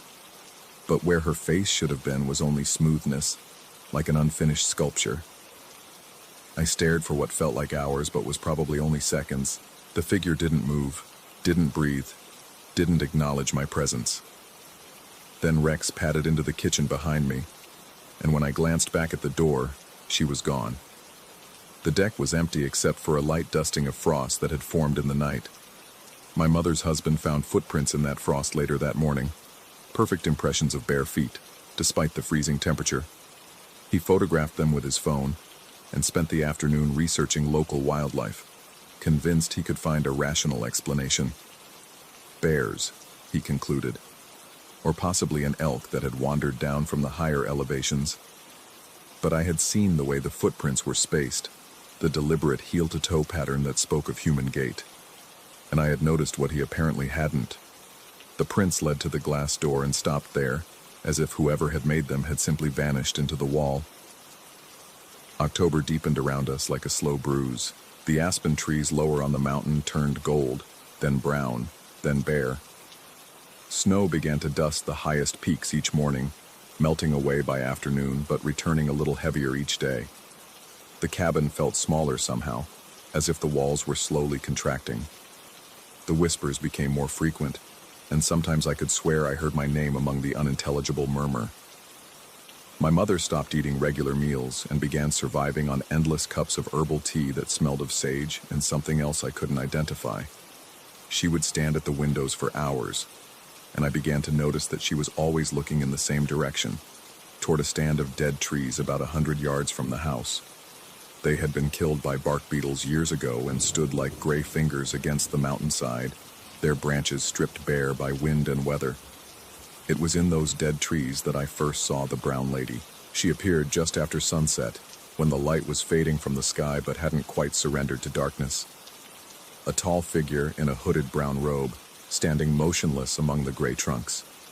The distance made details impossible, but there was something about her posture that suggested immense age, as if she had been standing there not for minutes or hours but for decades. Centuries. Rex saw her too. He positioned himself at the living room window and remained there until well after dark, occasionally whimpering in a way I had never heard before.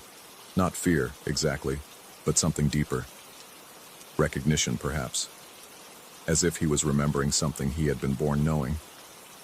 When I told my mother about the figure in the trees, she nodded without surprise and mentioned that she had been leaving the offerings for her. The woman in brown who watched the house.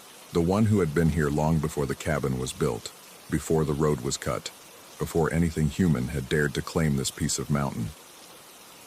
My mother's husband remained stubbornly skeptical, even as the incidents multiplied. The footsteps on the porch became a nightly occurrence. The whispers grew loud enough to wake him from sleep. though he attributed them to wind through the eaves. Objects began to move, subtle displacements that could be explained as forgetfulness or carelessness. Car keys migrating from the hook by the door to the kitchen counter. Books appearing in rooms where no one remembered leaving them. The breaking point came on Halloween night, though I doubt the timing was coincidental. I was awakened around 3 in the morning by Rex's urgent whining. He was standing at the bedroom window, every muscle in his body rigid with tension. When I joined him and looked out, I could see a procession of figures moving slowly through the meadow. There were 7 of them, all wearing the same brown hooded robes as the woman in the trees. They moved in single file, their feet making no sound on the frost-hardened grass. At the head of the procession was the faceless woman I had seen at the glass door, and behind her came others, men and women of various heights and builds, their faces hidden in shadow, but their movements synchronized with an eerie precision. They circled the cabin 3 times, moving counterclockwise, before vanishing into the tree line. The whole procession took perhaps 10 minutes, and when it was over, the silence that followed felt heavy and expectant, as if the mountain itself was holding its breath. In the morning, we found a circle of dark earth around the cabin where the grass had died overnight. My mother's husband attempted to take soil samples for testing, but the circle faded as the sun rose, the grass returning to its normal autumn brown as if nothing had happened. That was when my mother announced we were leaving. Not eventually, not when the weather turned bad, but immediately. She began packing while her husband protested, citing their investment in the property and the impracticality of moving in late fall. But something in her eyes had changed, a desperate certainty that brooked no argument. We left the cabin the next day, driving down the winding mountain road in a convoy of hastily packed vehicles. Rex rode beside me, calmer than he had been in weeks but still alert, still watching the tree line as we descended into the thick pine forest. I looked back only once, just before the road curved and the cabin disappeared from view. The brown lady was standing on the front porch, her hood thrown back to reveal a face that was startlingly normal, middle-aged, weathered by mountain wind, with the kind of patient expression worn by someone who had been waiting a very long time for unwelcome guests to finally understand they weren't wanted. For months afterward, I told myself we had all shared a kind of collective delusion brought on by isolation and thin air. High altitude can do strange things to the mind, I reasoned. Stress and unfamiliar surroundings can create false memories, shared psychoses, group hysteria. But then my mother's husband received a call from the real estate agent. The cabin had burned down in a forest fire that swept through the area in December. The strange thing, the agent explained, was that the fire had stopped at the property line, consuming only the cabin and leaving the surrounding forest untouched, as if something had drawn the flames specifically to that spot. The insurance company paid out the full value of the property without question. The claim was processed with unusual speed, signed off on by an adjuster who noted in his report that the burn pattern was consistent with controlled demolition rather than wildfire damage. But when my mother's husband tried to contact him for clarification, he was told no such adjuster worked for the company. I still have dreams about that mountain, not nightmares exactly, but something stranger, memories that feel more real than my waking life. In these dreams I am back in the cabin, but now I understand that the whispers are warnings, that the footsteps are a countdown, that the brown lady and her procession are not malevolent but simply administrative, caretakers of something that was never meant to be disturbed. Rex is always with me in these dreams, and he is no longer alert or nervous but calm, as if he finally understands his purpose. We stand together at the kitchen window, watching the figures in the dead trees, and I know with absolute certainty that we are exactly where we belong. I wake from these dreams with the taste of mountain air in my lungs and the sound of whispers in my ears, and sometimes, in the gray light just before dawn, I catch myself standing at whatever window faces west, looking toward the distant peaks of the Cascade Range, wondering if what we experienced up there was madness or something far more unsettling. The truth waiting for us to finally come home. Story 15. The gravel crunched beneath my tires like broken teeth, each stone kicked up by my truck echoing through the pine forest that pressed against the narrow road. October had stripped most of the leaves away, leaving skeletal branches that clawed at the darkening sky. I should have left earlier. Dad's hunting camp was still another 20 miles deeper into the wilderness, and twilight was bleeding across the mountains faster than I'd anticipated. My headlights carved a narrow tunnel through the gathering darkness, illuminating nothing but more gravel, more trees, more emptiness. The radio had given up its fight against static miles ago, leaving only the rumble of my engine and the persistent whisper of wind through the forest. I'd made this drive a dozen times before, but tonight felt different. Tonight, the trees seemed to lean closer to the road, their shadows deeper and more tangled than I remembered. I pressed harder on the accelerator, eager to reach the cabin before full darkness settled over the mountains. The speedometer climbed past 40, probably too fast for this kind of road, but the alternative was spending another hour creeping through the woods while my imagination conjured things in every shadow. At 17, I thought I was past being spooked by empty forests, but there was something about this particular stretch of road that made my skin crawl. That's when I saw it in my rearview mirror. At first I thought it was just another deer. The woods were full of them this time of year, and they had a habit of wandering onto the road at dusk. But as I watched the pale shape emerge from the tree line behind me, my stomach dropped. It wasn't moving like any deer I'd ever seen. It was running. No, loping, with a strange, uneven gait that sent it careening from one side of the road to the other. My foot found the brake without conscious thought, and I pulled over to let whatever it was pass. The engine idled roughly as I twisted in my seat to get a better look. The thing was maybe 50 yards back, moving directly down the center of the road toward my truck. In the red glow of my taillights, I could see it more clearly now, and what I saw made my blood freeze. It was pale, not just light-colored, but an almost translucent white that seemed to glow in the darkness. Hairless. Completely, utterly hairless. Like something that had been skinned and left to wander. It moved on 4 legs, but there was something wrong with its proportions. The limbs were too long, too angular, bending in ways that didn't look quite right. Its head, if that's what it was, hung low between its shoulders, swaying back and forth as it approached. I sat frozen, hands gripping the steering wheel as the thing drew closer. Every instinct screamed at me to drive, to get away from whatever this was. But I couldn't seem to make my body respond. The creature slowed as it neared my truck, and for a terrible moment, I thought it was going to stop. That's when I saw its eyes. They reflected my taillights like mirrors, 2 burning red points in that pale, featureless head. But it was more than just the reflection. There was an intelligence there, an awareness that made my skin crawl. It was looking at me, really looking, as if it could see right through the metal and glass that separated us. The spell broke with an almost audible snap. My foot slammed down on the accelerator, and gravel exploded behind me as the truck lurched forward. In my side mirror, I watched the pale thing fall behind, but it didn't stop. If anything, it seemed to pick up speed, that unnatural loping gait eating up the distance between us with disturbing efficiency. What followed was the longest 20 minutes of my life. The creature, I couldn't think of it as anything else, stayed with me for miles, sometimes falling back until it was just a pale dot in my mirrors, sometimes surging forward until I could hear the sound of its movement over my engine. It never quite caught up, but it never gave up either. It just followed, patient and relentless, like something that had all the time in the world.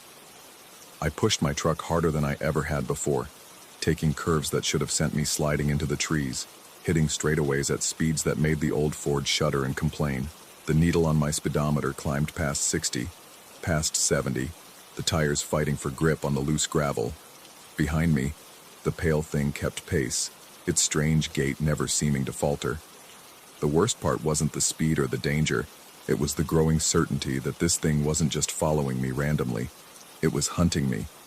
Every time I thought I'd lost it, it would reappear in my mirrors, always at the same distance, always maintaining that same steady pursuit. It knew exactly what it was doing. When Dad's cabin finally appeared in my headlights, I nearly wept with relief. I skidded to a stop in the dirt driveway, gravel spraying everywhere, and ran for the porch without looking back. My hands shook so badly I could barely get the key in the lock. But finally the door swung open and I stumbled inside, slamming it behind me and throwing the deadbolt. The cabin was dark and cold. Dad wouldn't arrive until morning, but it felt like sanctuary. I grabbed a flashlight from the kitchen drawer and made my way to the front window, pulling the curtain aside just enough to peer out at the driveway. Nothing. The pale thing was gone, leaving only my truck sitting innocently in the darkness. For a long time I stood there watching, waiting for some sign of movement in the trees, but the forest had returned to its normal silence. Eventually, exhaustion won out over fear, and I collapsed onto Dad's old couch, still fully dressed. I woke the next morning to the sound of Dad's truck pulling into the driveway. Sunlight was streaming through the windows, and the events of the previous night felt like something from a half-remembered dream. When Dad asked why I looked like hell, I told him I'd had trouble sleeping. I didn't mention the pale thing. Somehow, in the bright light of morning, it seemed too ridiculous to put into words. But the memory wouldn't leave me alone. Over the next few weeks, I found myself thinking about it constantly, replaying every detail in my mind. I researched local wildlife, looking for anything that might explain what I'd seen. Mountain lions, maybe, or a sick deer. But nothing I found came close to matching the creature from that night. The more I thought about it, the more convinced I became that I'd imagined the whole thing. Stress from school, maybe, or just the normal anxiety that comes with driving alone in the dark. I almost managed to convince myself it had all been in my head. Almost. Then, 3 months later, I saw the photograph. It was in a magazine at the dentist's office, some nature publication I wouldn't normally have bothered with. I was flipping through it mindlessly, waiting for my appointment, when I turned a page and froze. There, staring back at me from the glossy paper, was a photograph of a black bear. But this wasn't any ordinary bear. The animal in the picture was suffering from severe mange, a skin condition that had stripped away almost all of its fur. Its skin was pale and mottled, hanging in loose folds around its emaciated frame. The bear was photographed from behind, its head hanging low as it walked away from the camera. Without its fur, its proportions looked wrong. The limbs too long and angular, the body too thin. It moved with an unsteady gait, favoring one leg over the others. My hands started shaking as I stared at the image. The caption explained that mange was becoming increasingly common among the local bear population, causing hair loss, skin irritation, and behavioral changes. Affected animals often became disoriented and aggressive, wandering farther from their normal territories in search of food. I read the article 3 times, my heart pounding harder with each pass. According to the text, mangy bears often appeared almost white in certain lighting conditions, their pale skin reflecting any available light. They moved differently than healthy bears, their gait affected by the discomfort and disorientation caused by the disease. Most disturbing of all, mange could affect a bear's eyesight, causing their eyes to appear more reflective than normal. The photograph had been taken on a road less than 50 miles from Dad's hunting camp. I sat in that waiting room for another 20 minutes, staring at the magazine and trying to process what this meant. Had I really been chased by a sick bear that night? It would explain everything. The pale appearance, the strange movement, even the way it had seemed to track my truck.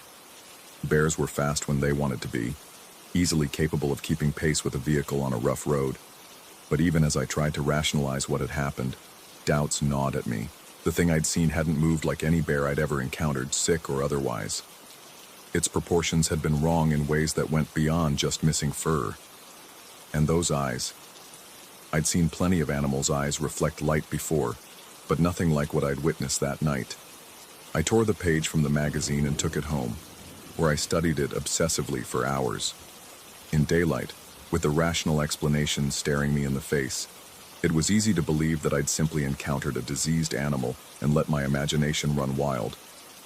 But late at night, when the house was quiet and the darkness pressed against my windows, I couldn't shake the feeling that what I'd seen had been something else entirely. The worst part was that I could never be sure. The rational part of my mind insisted that the photograph proved everything, that I'd been chased by a sick bear and nothing more. But deep down, in some primitive corner of my brain, I remained convinced that whatever had followed me through those woods had been something far worse than any diseased animal. I returned to the hunting camp several times over the following months, always during daylight, always with Dad or one of his friends. I never saw anything unusual, never found any sign of the pale creature from that night. The forest seemed perfectly normal, just trees and rocks and the occasional deer. Whatever I'd encountered, bear or something else, was gone. But I never drove those roads alone again after dark. Even now, years later, I can't look at that photograph without feeling a chill run down my spine. The rational explanation is right there in black and white. A sick bear, nothing more. Science and logic both insist that's all it could have been. But rationality has never been very good at explaining the feeling I still get sometimes, late at night, that something pale and hairless is watching me from the darkness just beyond my vision. Maybe it was just a bear. Maybe my teenage imagination transformed an encounter with a diseased animal into something supernatural and terrifying. Maybe the whole thing was exactly what it appeared to be in that magazine photograph. A simple case of mistaken identity in the dark. But maybe, just maybe, some things in the woods are exactly as strange and terrible as they seem. And the only difference between a mangy bear and something far worse is what we choose to believe when we look at the evidence in the cold light of day. I still have that torn magazine page, yellowed now with age, tucked away in a drawer where I don't have to look at it very often. Every time I see it, I tell myself it proves that what happened that night was perfectly explainable. But deep down, I know the truth. That photograph doesn't prove anything except that sometimes the most rational explanation is just another way of avoiding the questions we're too afraid to answer.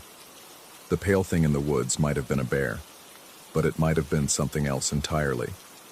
And in the end, the uncertainty is almost worse than either possibility on its own. Some mysteries are meant to stay mysteries, I suppose. Some roads are better left untraveled after dark.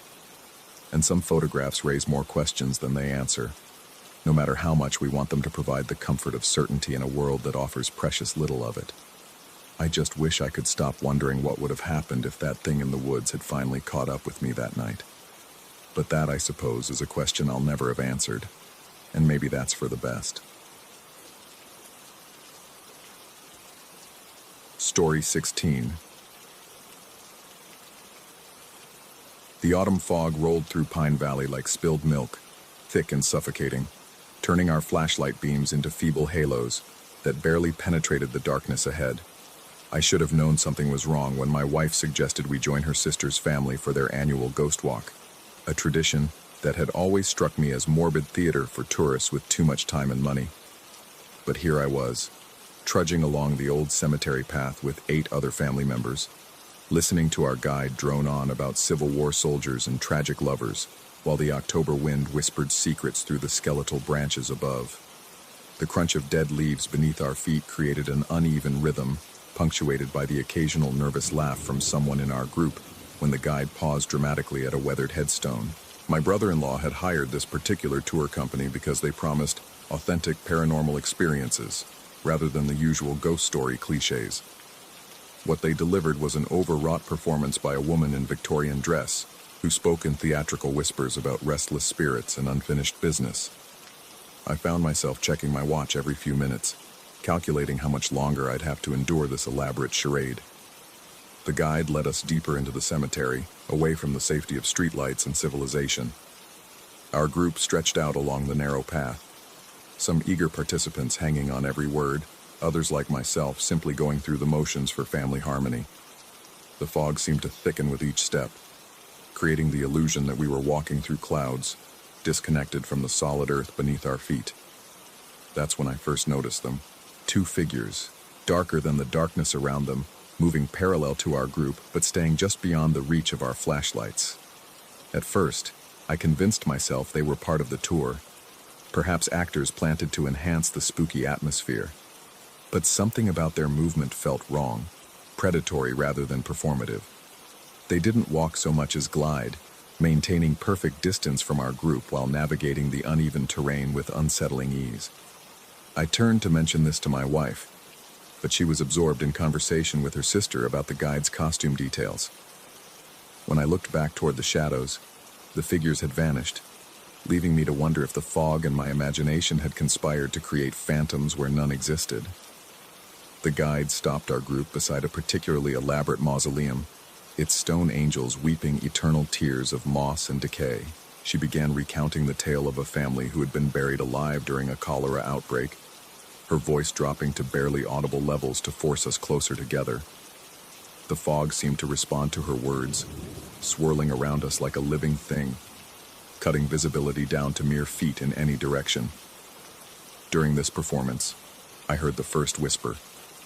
It came from somewhere to our left, beyond the circle of weak light cast by our collective flashlights. Not the guide's theatrical murmur, but something else entirely. Urgent, conversational, distinctly human yet somehow wrong. The sound carried just enough to register as language without revealing actual words, like overhearing a phone conversation through thin walls. I strained to listen, but the guide's voice and the wind through the trees created a competing symphony of sound. My wife noticed my distraction and squeezed my arm, probably assuming I was finally getting into the spirit of the evening. I managed a weak smile and tried to focus on the performance, but my attention kept drifting toward the darkness beyond our group. As we moved deeper into the cemetery, the whispering became more frequent. Short bursts of conversation that seemed to follow us, always just out of range, always just below the threshold of comprehension. I began to suspect that other tour groups were nearby, their voices carrying through the fog and creating an unintentional echo chamber of ghost stories and nervous chatter. But when I mentioned this possibility to the man walking beside me, he gave me a puzzled look and asked what voices I was talking about. The guide had specifically mentioned that ours was the only tour scheduled for this evening. He reminded me, part of the premium experience we had paid extra to receive. The fog continued to thicken, transforming familiar shapes into ominous silhouettes. Headstones became crouching figures, tree branches turned into grasping arms, and shadows deepened into doorways that seemed to lead nowhere and everywhere at once. Our group moved more slowly now, partly due to reduced visibility, but mostly because the atmosphere had shifted from theatrical spookiness to something approaching genuine unease. That's when I saw them clearly for the first time. Two people, definitely human, definitely real, walking behind our group at a distance of perhaps 30 feet. They moved with purpose, matching our pace exactly, never gaining ground but never falling behind.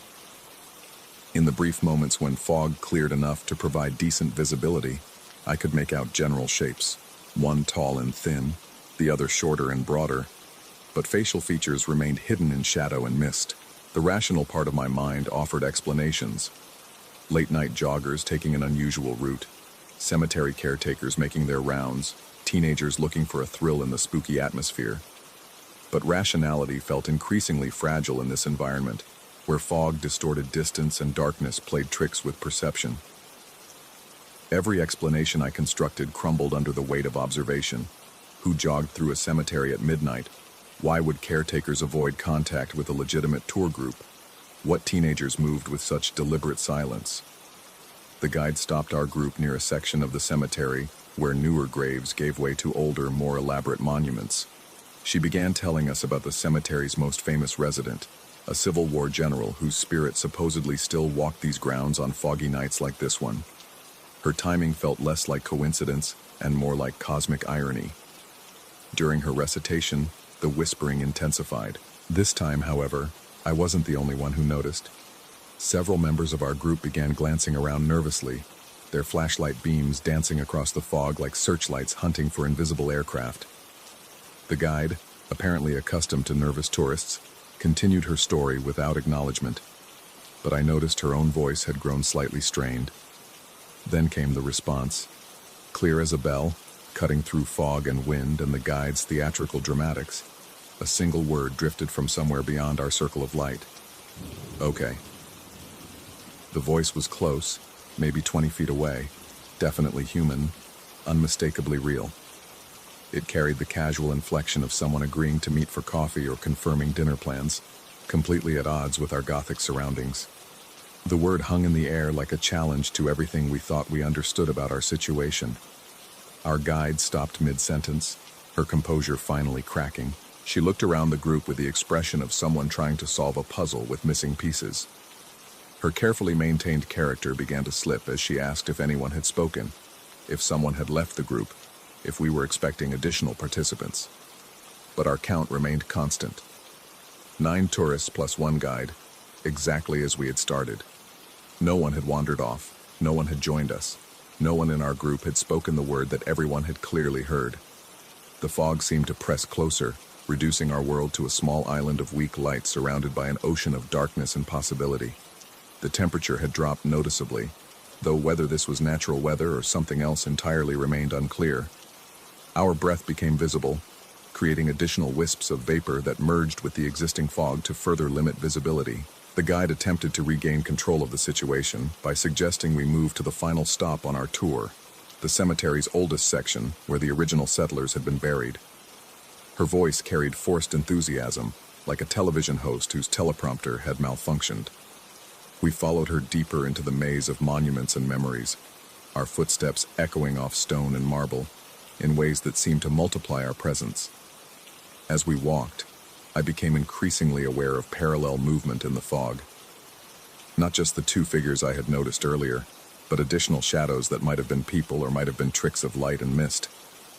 The whispering continued, fragments of conversation that felt simultaneously distant and intimate, as if we were eavesdropping on discussions happening in another dimension that occasionally overlapped with our own. My wife noticed my growing agitation and asked if I was feeling well. Her concern felt genuine, but her voice seemed to come from very far away, despite her physical proximity. The fog had created a strange acoustic environment, where distant sounds carried clearly while nearby voices became muffled and distorted. I told her I was fine, though the words felt like lies even as I spoke them. The guide led us to our final destination, a circle of ancient graves surrounding a monument so old that weather had rendered its inscription unreadable. She began her closing remarks about the boundary between life and death, about how certain places and certain nights made that boundary more permeable. Her words felt less like performance now and more like warning. During her speech, the whispering reached a crescendo. Multiple voices, overlapping conversations, fragments of words that almost formed coherent sentences before dissolving back into incomprehensible murmur. The sound seemed to come from all directions, as if we were surrounded by invisible crowds engaged in urgent discussion about matters we couldn't quite grasp. Then came the second clear response, closer this time and unmistakably directed at our group. Okay. This time everyone heard it. The guide stopped speaking entirely, her Victorian costume suddenly looking more like a disguise than a theatrical choice. Several people in our group began moving closer together, flashlights sweeping the fog in increasingly frantic patterns. But the light revealed nothing except more fog, more shadows, more questions without answers. My brother-in-law, ever practical, called out a challenge to whoever was playing games with our tour. His voice carried authority and irritation, demanding that the hidden speakers identify themselves and explain their presence. The fog swallowed his words without returning an echo, creating the unsettling impression that sound itself was being absorbed by the darkness around us. The response came not as words, but as movement. All around us, barely visible through the fog, shapes began to shift. Not the random movement of wind-blown mist, but purposeful motion suggesting presence without revealing identity. We were surrounded, though by whom or what remained impossibly unclear. The guide made a decision that probably saved whatever remained of her professional reputation. She announced that unusual atmospheric conditions were making the evening's tour unsafe and suggested we return to the parking area immediately. Her voice carried none of its earlier theatrical flair, replaced by genuine urgency that no one questioned. Our group began moving back toward civilization, though the path seemed different now, longer, more winding, filled with turns and obstacles that hadn't existed during our journey into the cemetery's depths. The fog appeared to shift around us, sometimes clearing enough to provide direction, sometimes thickening to the point where we could barely see the person directly ahead. Throughout our retreat, the whispering continued, fragments of conversation that felt increasingly personal, as if invisible observers were discussing our individual fears and weaknesses. I heard my name mentioned several times, though in context I couldn't quite decipher. The voices seemed to know things about me, details about my life, my relationships, my secret doubts and anxieties that should have been impossible for strangers to possess. By the time we reached the parking area, the fog had begun to lift slightly, though the feeling of being watched remained intense. Our group scattered quickly to their various vehicles, eager to escape whatever we had encountered in the cemetery's depths. Nervous laughter replaced the earlier whispers, and everyone seemed determined to treat the evening as an elaborate prank rather than acknowledge the possibility that something genuinely unexplained had occurred. As I helped my wife into our car, I caught one final glimpse of movement in the fog behind us. Two figures, still maintaining their distance, still watching. When I looked directly at them, they seemed to fade, becoming indistinguishable from shadows and mist. But the sense of their presence remained constant, a weight pressing against the back of my consciousness. During the drive home, my wife chattered nervously about the tour, analyzing every detail and constructing rational explanations for everything we had experienced. Hidden speakers, she suggested, or teenagers with walkie-talkies, or maybe other tour groups that had gotten confused in the fog. Her theories sounded reasonable in the safety of our car, surrounded by streetlights and normal suburban darkness. But I couldn't stop thinking about that voice, the casual okay, that had responded to whispers we hadn't quite heard from people we couldn't quite see. There had been something familiar about the tone, something that suggested the speaker knew exactly what they were agreeing to, even if we didn't. Over the following days, I found myself returning to that moment, dissecting every detail, and searching for explanations that would restore my sense of reality. But the more I analyzed the experience, the more questions emerged. Who had been whispering in the fog? What had they been discussing? And why had their unseen companion agreed so readily to whatever had been proposed? The uncertainty has become a constant companion, a shadow that follows me through ordinary days and sleepless nights. Sometimes I catch myself listening for whispers in crowds, watching for movement in my peripheral vision, waiting for another voice to emerge from darkness and confirm agreements I'm not part of understanding. Because deep down, beneath all my rational explanations and desperate attempts at normalcy, I know the truth that my wife's theories can't quite cover. Someone was watching us that night. Someone was following us. And someone responded to whispered instructions with the casual efficiency of long practice. The question that haunts me isn't whether what we experienced was real. The growing weight of evidence suggests it was. The question is whether it's over, or whether that fog-shrouded okay was just the beginning of something I'm not prepared to understand. And lately, in the quiet moments between sleep and waking, I swear I can still hear them whispering. Story 17. The half-built ranch house squatted against the horizon like a broken promise, its skeletal frame casting jagged shadows across the desert scrub. I'd inherited the property from my great-uncle, along with a manila folder of legal documents and a single, cryptic note. Some debts can't be paid with money. The realtor had mentioned something about previous tenants, migrant workers who'd been allowed to shelter there during construction, but her voice had carried an odd tremor when she spoke of how they'd all fled in the middle of one particular night, leaving behind their few possessions and never returning. Standing there in the dying light of my first evening, I could understand why someone might want to leave. The desert stretched endlessly in all directions, broken only by the occasional Joshua tree reaching toward a sky the color of old blood. The wind carried sounds that seemed almost like whispers, though I told myself it was just the way air moved through the gaps in the unfinished walls. The structure itself was a testament to abandoned ambition.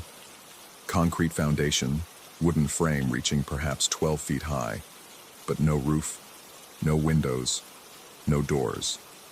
Just rectangular openings that stared out like hollow eyes. Inside, the concrete floor was stained with what I assumed was rust from the exposed rebar, though the pattern seemed almost deliberate, like someone had tried to scrub away something that refused to disappear completely. I'd come here to decide whether to finish the construction or tear it down and sell the land. My great-uncle had been a man of few words and many secrets, and I'd never understood his attachment to this desolate plot 40 miles from the nearest town. But as I walked through the empty rooms, my footsteps echoing strangely in the open air, I felt something I couldn't quite name. A pull, perhaps, or maybe just curiosity about the stories these walls might tell. The first night, I camped in my truck. The second, I pitched a tent inside the largest room, telling myself I needed to get a feel for the space. That's when I first heard them. Voices. Not words exactly, but the cadence of human speech, rising and falling in what sounded like conversation, sometimes urgent, sometimes pleading. They seemed to come from everywhere and nowhere, drifting up through the concrete floor as if from some vast underground chamber. When I pressed my ear to the cold surface, the sounds grew more distinct but no clearer, like listening to people talking in another room through thick walls. I convinced myself it was the wind playing tricks with the building's acoustics. Desert winds could be strange, I'd heard, capable of producing sounds that seemed almost supernatural. But the voices came even on still nights, and they always followed the same pattern. Soft murmuring that gradually built to what sounded like arguments, then fear, then desperate pleading that eventually faded to silence. During the day, I researched the property's history at the county office. The records were sparse, but revealing. My great-uncle had purchased the land in 1987 from the estate of one Raymond Kellerman, whose family had owned it since the 1920s. Construction on the house had begun in 1988, but stopped abruptly the following year. No permits had been filed for work since then. The clerk, a weathered woman with suspicious eyes, had looked at the address and shaken her head. She remembered the migrant workers, she said. Local farmers had sometimes hired them for seasonal work, and Raymond Kellerman had allowed some to shelter in the unfinished building during the harvest months. Good Christian charity, people had called it, though the woman's tone suggested she'd had her doubts. Funny thing, though, she'd said, her voice dropping to a whisper despite the empty office. They all left at once, middle of October 1989, just packed up and disappeared. Some folks said they'd found work elsewhere, but she'd trailed off, looking troubled. But what? Well, they left everything behind. Clothes, tools, even money. Found cash scattered around the place like they'd dropped it running. And the stories they told in town. About voices in the walls. About feeling watched. Of course, people figured it was just superstition. Back at the ranch, I found myself studying the concrete floor more carefully. The stains I'd attributed to rust seemed to form patterns. Dark streaks that radiated out from certain spots like spilled liquid that had been hastily mopped. In one corner, I discovered something I'd missed before. Scratches in the concrete, shallow but deliberate, as if someone had clawed at the surface with their fingernails. That night, the voices were louder. I lay in my sleeping bag, staring up at the stars visible through the open roof, and listened to what sounded like a dozen conversations happening simultaneously beneath me. Sometimes individual words seemed to break through the general murmur, ayuda, and Dios mío, and no puede ser, Spanish phrases that made my skin crawl even though I only understood fragments. By the fourth day, I'd decided the building had to come down. Whatever acoustic properties were causing these auditory hallucinations, they were affecting my sleep and my peace of mind. I called contractors, got estimates, scheduled demolition for the following week. But that night, as I packed my gear, I heard something that made me freeze. My name, clear as daylight, spoken in a voice I almost recognized, drifting up from the concrete as if someone stood just beneath the surface calling to me. I pressed my ear to the floor again, and this time I heard not just voices but other sounds, shuffling footsteps, the scrape of metal on stone, and underneath it all, a rhythmic thumping like someone pounding on a door. I spent the night in my truck, engine running, ready to leave. But curiosity kept me tethered. The next morning I returned to the county office and asked to see older records, anything related to the Kellerman family. The clerk reluctantly produced a box of documents dating back to the 1920s. What I found changed everything. Raymond Kellerman's grandfather, according to a 1947 police report, had been questioned in connection with the disappearance of several migrant workers in the 1930s. The report was sparse on details but noted that the old man had claimed the workers had simply moved on, as they often did. No charges were ever filed, though neighbors had reported strange smells coming from the property and the sound of digging at all hours of the night. More disturbing was a letter I found tucked between deed transfers, a confession of sorts, written in Raymond Kellerman's shaky handwriting and dated just months before his death. In it, he admitted that his grandfather had told him the truth on his deathbed. The missing workers hadn't moved on at all. They'd been murdered over some perceived slight or theft, and their bodies had been buried in a mass grave beneath where the house would eventually be built. I thought if I built over them, if I covered it all with concrete and steel, maybe they'd rest, the letter read. But they don't rest. They never rest. And now others have heard them too. God forgive me, I should have told someone years ago, but I was afraid. I was a coward. Let whoever comes after me know the truth. Let them decide what to do with it.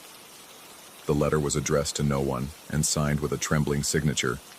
I stared at it for a long time, my hands shaking almost as badly as his must have when he wrote it. That night, I returned to the ranch with a different purpose.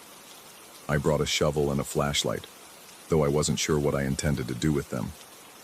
The voices started as soon as the sun set, but now they seemed different, more urgent, more focused. I could swear I heard my name again, but this time it was accompanied by other words, phrases that seemed to be giving directions. Aquí, debajo, ayúdanos. I found myself on my knees, pressing my hands against the concrete, feeling for soft spots or cracks. In the northeast corner, near where the scratches were deepest, the floor felt different, slightly hollow, as if there was empty space beneath. The stains here were darker too, and when I put my nose close to the surface, I could swear I smelled something organic and ancient. The voices grew louder as I worked, though I'm not sure when I'd actually started digging. The shovel bit into concrete that crumbled more easily than it should have, revealing dark earth underneath. The smell got stronger, not decay exactly, but something old and wrong, like soil that had been disturbed and left to fester. I dug for hours, guided by sounds that seemed to come from directly below my hands. Sometimes I thought I heard breathing, sometimes sobbing, sometimes just the desperate scrabbling of fingers against stone. My flashlight began to flicker, and in the strobing light, the shadows seemed to move independently of their sources. 3 feet down, my shovel struck something that wasn't earth or rock. I stopped digging and stared into the hole I'd created. In the weak beam of my dying flashlight, I could make out what looked like fabric, old, faded, but unmistakably clothing.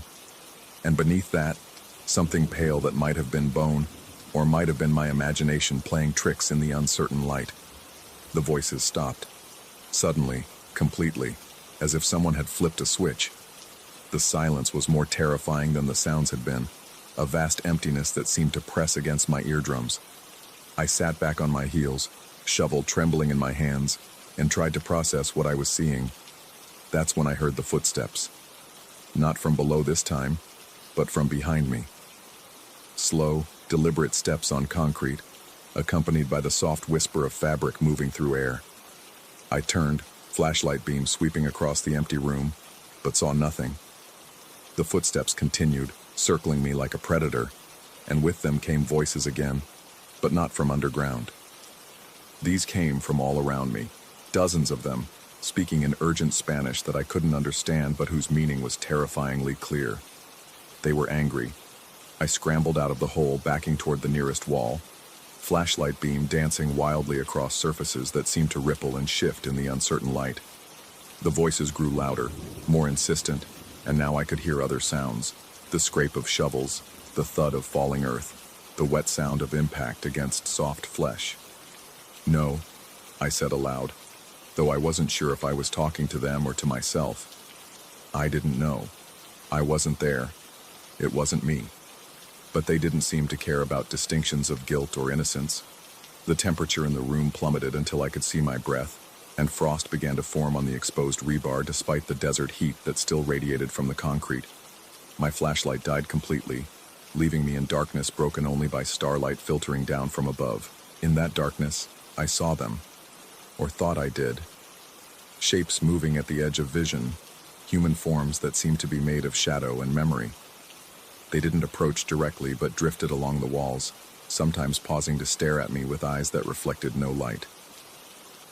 When I turned to face them directly, they dissolved, but I could feel them watching from behind, always behind, following as I stumbled through the rooms looking for an exit that suddenly seemed impossibly far away.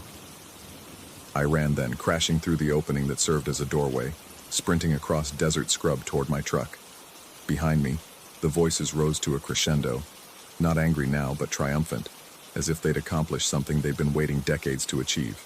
I drove without stopping until I reached the nearest town, where I checked into a motel and spent the rest of the night staring at the ceiling, trying to convince myself that what I'd experienced had been some kind of hallucination brought on by stress and suggestion and too many nights of poor sleep.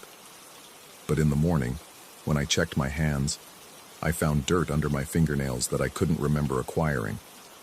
And when I called the contractor to confirm the demolition, he told me he'd driven out to the site the night before to drop off equipment and had seen lights moving around inside the building, though when he'd called out, no one had answered. I never went back to the ranch. I sold the property as is to a development company, though I made sure to include Raymond Kellerman's confession with the deed transfer. Whether they read it or believed it wasn't my concern. I'd done what I could to pass along the truth. Sometimes, though, especially on quiet nights when the wind is still, I think I can hear them again. Voices speaking in urgent Spanish, calling from someplace just beyond the edge of perception. I tell myself it's just memory, just my mind playing back traumatic events and giving them a supernatural cast. But late at night, when sleep won't come and the darkness presses close around me, I find myself wondering, what if the dead really don't rest? What if some crimes are so profound that they stain the very ground where they occurred, creating echoes that persist long after the perpetrators are gone? And what if, by digging into that cursed earth, I'd somehow opened a door that was meant to stay closed? I don't know the answers to these questions. I'm not sure I want to, but sometimes, when I'm walking down a quiet street or sitting alone in my apartment, I catch myself listening for the sound of footsteps behind me, for voices speaking words I don't understand, but whose meaning I fear I'm beginning to comprehend.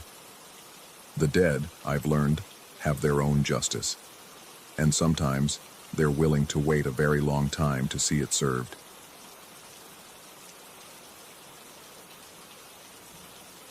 Story 18. And the outlet shouldn't have existed.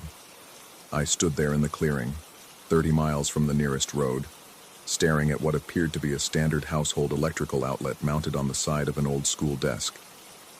The desk itself was weathered gray, its metal legs sunk into the forest floor like it had been there for decades. Above it, a black electrical wire snaked up through the canopy, disappearing into the tangle of branches overhead. My hiking boots crunched on dried leaves as I circled the bizarre setup. The wire was modern, too modern for this remote wilderness. It stretched from tree to tree in a rough line, supported by makeshift brackets hammered into bark, leading back toward the dense forest in a direction I hadn't explored yet. The October air carried the sharp scent of decay and something else I couldn't identify, something metallic that made my nose burn. I'd been backpacking alone for 3 days, following unmarked trails through this forgotten corner of the Appalachians, when I stumbled into this clearing. My GPS had stopped working somewhere around mile 15, and my cell phone had been dead weight since yesterday morning. Plugged into that impossible outlet was a small transistor radio. I approached it slowly, the hair on my arms standing on end despite the mild afternoon temperature. The radio was ancient, one of those cheap plastic models from the 70s, with a telescoping antenna extended to its full length. A red LED glowed softly on its face, indicating it was receiving power. How was that possible?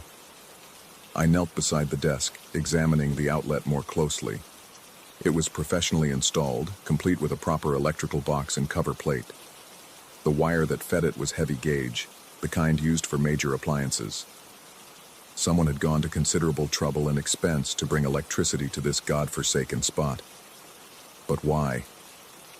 I reached toward the radio's volume knob, then hesitated. The silence of the forest felt fragile, like I was about to shatter something that should remain intact. Only the distant sound of wind through leaves and the occasional crack of settling branches broke the stillness. My hand closed around the knob and turned. Static burst from the small speaker, making me jerk backward. I quickly lowered the volume and began scanning through frequencies. Most produced only white noise, but occasionally I caught fragments of distant signals, snippets of music, weather reports, talk radio hosts discussing topics I couldn't quite make out. Then, on what must have been a local frequency, I found something that made my blood run cold. A voice was reading numbers. 47, 18, 9, 63, 12. The transmission was clear, much clearer than it should have been given our remote location. The voice was male, monotone, methodical. After each sequence of 5 numbers, there was a pause, then another sequence. 29, 55, 2, 38, 44.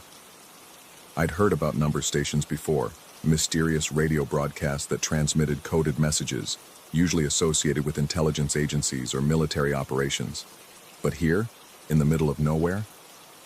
The voice continued its robotic recitation as I studied the wire overhead. It definitely led deeper into the forest, following a path that seemed to parallel an old game trail. Someone had spent considerable time and effort stringing this line through the wilderness. The brackets were spaced evenly. The wire hung at a consistent height. This wasn't some amateur operation. 16, 71, 8, 92, 3. I pulled out my notebook and began copying down the numbers, though I had no idea what they might mean. The rational part of my mind suggested this could be some kind of research station, maybe Park Service or forestry officials monitoring weather or wildlife. But that didn't explain the secrecy, or why they'd bother with such an elaborate electrical setup just to power a radio. As I wrote, I became aware of a new sound threading through the forest noise. Footsteps, slow, deliberate, coming from the direction the wire led. I froze, pen poised over paper. The footsteps stopped. The radio continued its numeric mantra, but now the voice seemed louder, more insistent. I realized I was holding my breath and forced myself to exhale slowly. After several long seconds, I heard the footsteps resume, but they seemed to be moving away now, following the wire deeper into the trees. Against every instinct screaming at me to pack up and hike back the way I'd come, I found myself following the sound. The electrical wire led me along what had once been a logging road, now overgrown with saplings and thick undergrowth. The going was slow, and more than once I had to duck under branches or push through tangles of thorns. The wire remained constant overhead, a black thread connecting me to something I increasingly suspected I didn't want to find. After maybe half a mile, the trees began to thin. Through the gaps, I could see a structure ahead, a small building, maybe a cabin or shed. The wire led directly to it.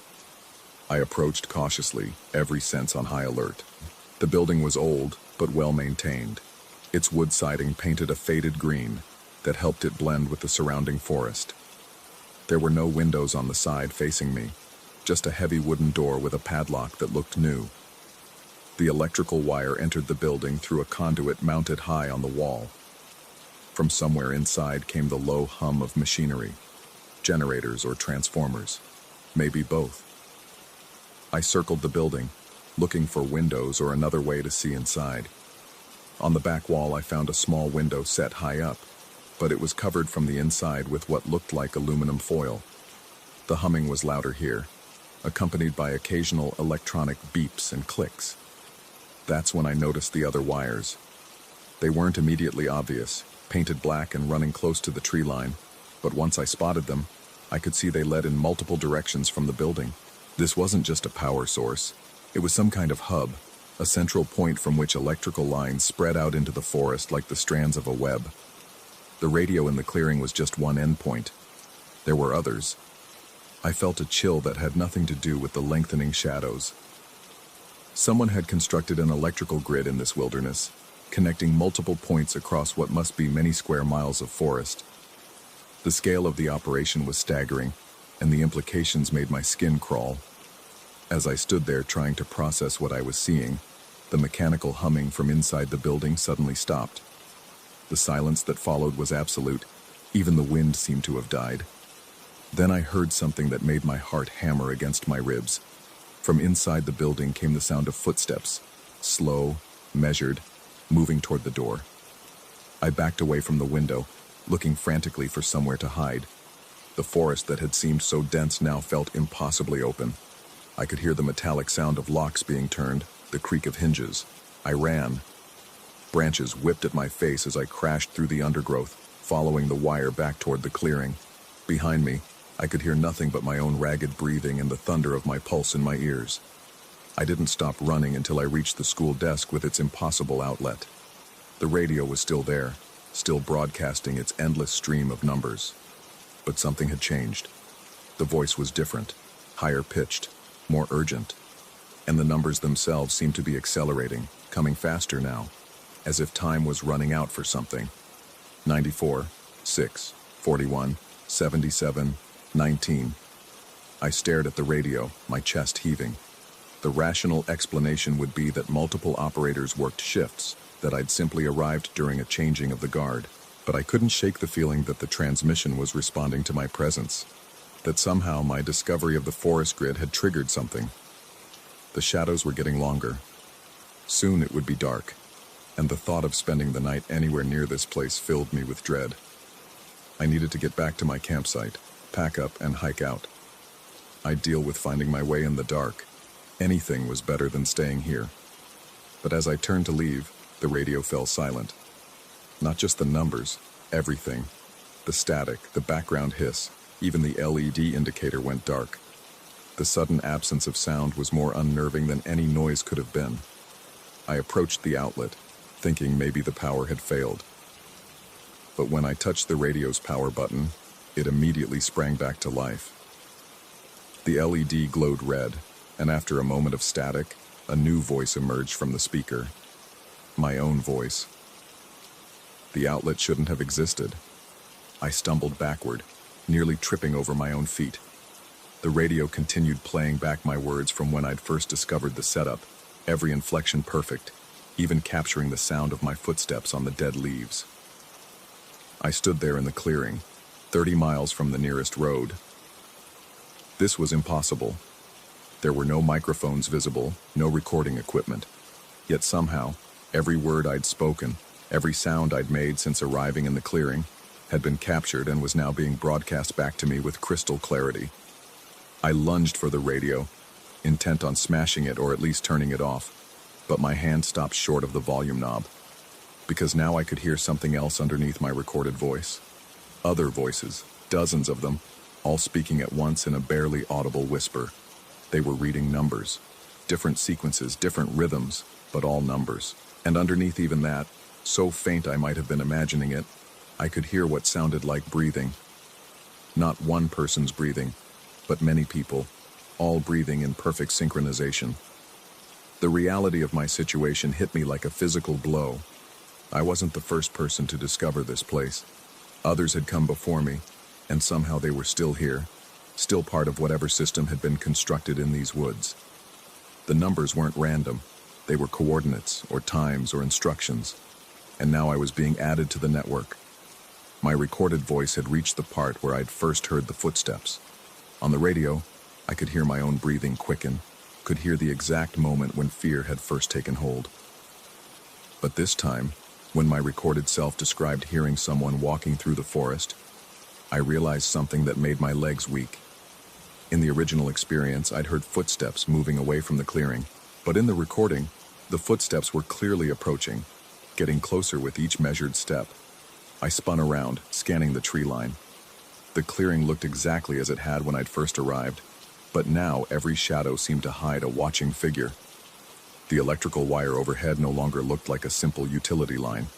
It looked like a conduit for something far more sinister, a neural pathway in some vast forest-spanning brain. The radio continued its playback, but the timeline was wrong now. Events were happening out of sequence, or with subtle differences that made me question my own memory. Had I really examined the outlet first, or had I gone straight to the radio? Had the voice reading numbers been monotone, or had there been emotion in it that I'd missed? And underneath it all, Those whispered numbers continued. I pulled out my notebook to compare them with what I'd written down earlier, but the pages were blank. Had I imagined writing anything down, or had someone erased what I'd written while I was following the wire to the building? The LED on the radio began to pulse, growing brighter and dimmer in a rhythm that seemed almost like a heartbeat. With each pulse, the whispered voices grew slightly louder, and I began to make out individual sequences. 37, 14, 68, 9, 52, 83, 4, 26, 91, 11, 45, 74, 8, 33, 67. They overlapped and intertwined, creating patterns within patterns, and slowly, terrifyingly, I began to recognize some of the voices.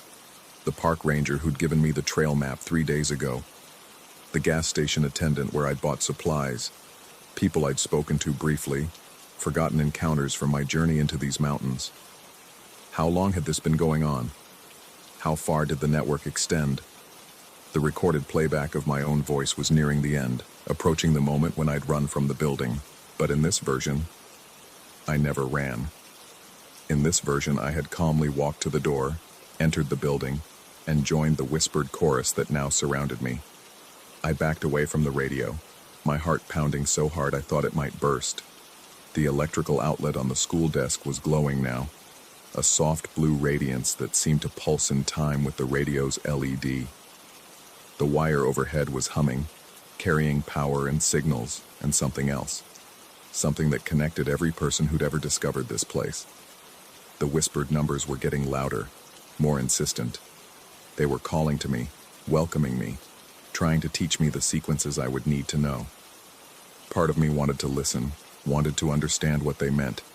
The rational part of my mind was already constructing explanations. Radio frequency interference, psychological stress, altitude sickness, dehydration. But deep down, I knew the truth. This place was a trap, a honeypot designed to collect people like me, solo hikers, researchers, anyone who ventured too far from the marked trails. The electrical grid wasn't just powering radios. It was powering something else, something that could record and replay and ultimately absorb everything that happened within its range. My recorded voice had stopped, replaced entirely by the chorus of numbers. And now, impossibly, I could hear a new voice joining the whispers. My own voice, reading coordinates I'd never seen, speaking numbers I'd never learned, which meant I was already lost. The outlet on the school desk was glowing brighter now, and I could see other lights beginning to flicker to life throughout the forest.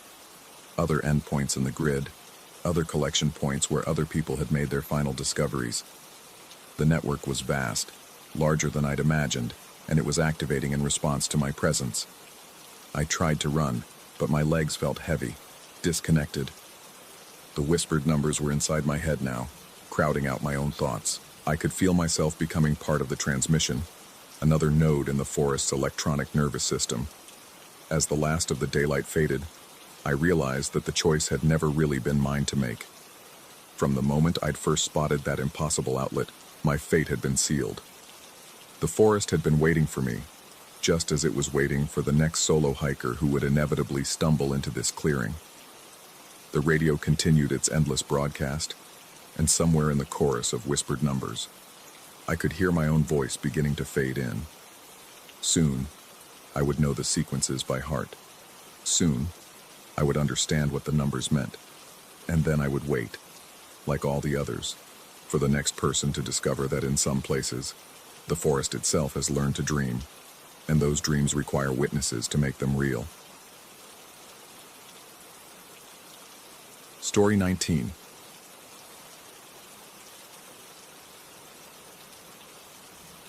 The sound came first. A low rumble that seemed to emerge from the very bones of the earth beneath the cabin. I pressed my face against the kitchen window, breath fogging the glass as I peered into the gathering dusk. The college group had been playing their games for hours, their voices echoing through the pine trees like distant bells. But now something else moved in the shadows between the trunks. I'd taken this caretaking job at the mountain retreat to escape the noise of the city, to find some peace in the wilderness. The owner had warned me about occasional groups renting the place, mostly harmless college kids looking for a weekend away from their studies. What he hadn't mentioned was how the mountains played tricks on your mind when darkness fell. The rumbling grew stronger, vibrating through the floorboards and up through my feet. I grabbed the edge of the sink, knuckles white against the porcelain. Outside, the game of capture the flag continued, though the players' movements had grown more frantic, their laughter taking on a sharp edge that cut through the mountain air like breaking glass. That's when I saw it. A shape moved between the trees, too large to be human, too fluid to be anything I could name. It seemed to flow rather than walk, staying just beyond the reach of the fading light that spilled from the cabin's windows. The college students were oblivious, still darting between their makeshift boundaries, focused on their flags and territories while something else established its own claim to the darkness. I fumbled for the light switch, plunging the kitchen into blackness. Better to watch from the shadows, I told myself. Better not to draw attention. The rumbling had stopped, but now there was something worse.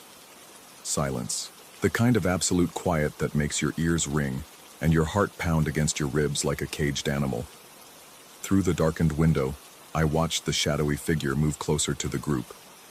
It stayed at the periphery, never quite stepping into the light, but its presence was unmistakable. One of the players, a lanky young man with a backward baseball cap, turned toward the tree line as if sensing something. He called out to his friends, but his words were lost in the wind that had suddenly picked up, whistling through the pine needles with a sound like whispered warnings. The shadow pulled back, retreating deeper into the forest, but I could feel its attention like ice water in my veins. It wasn't leaving.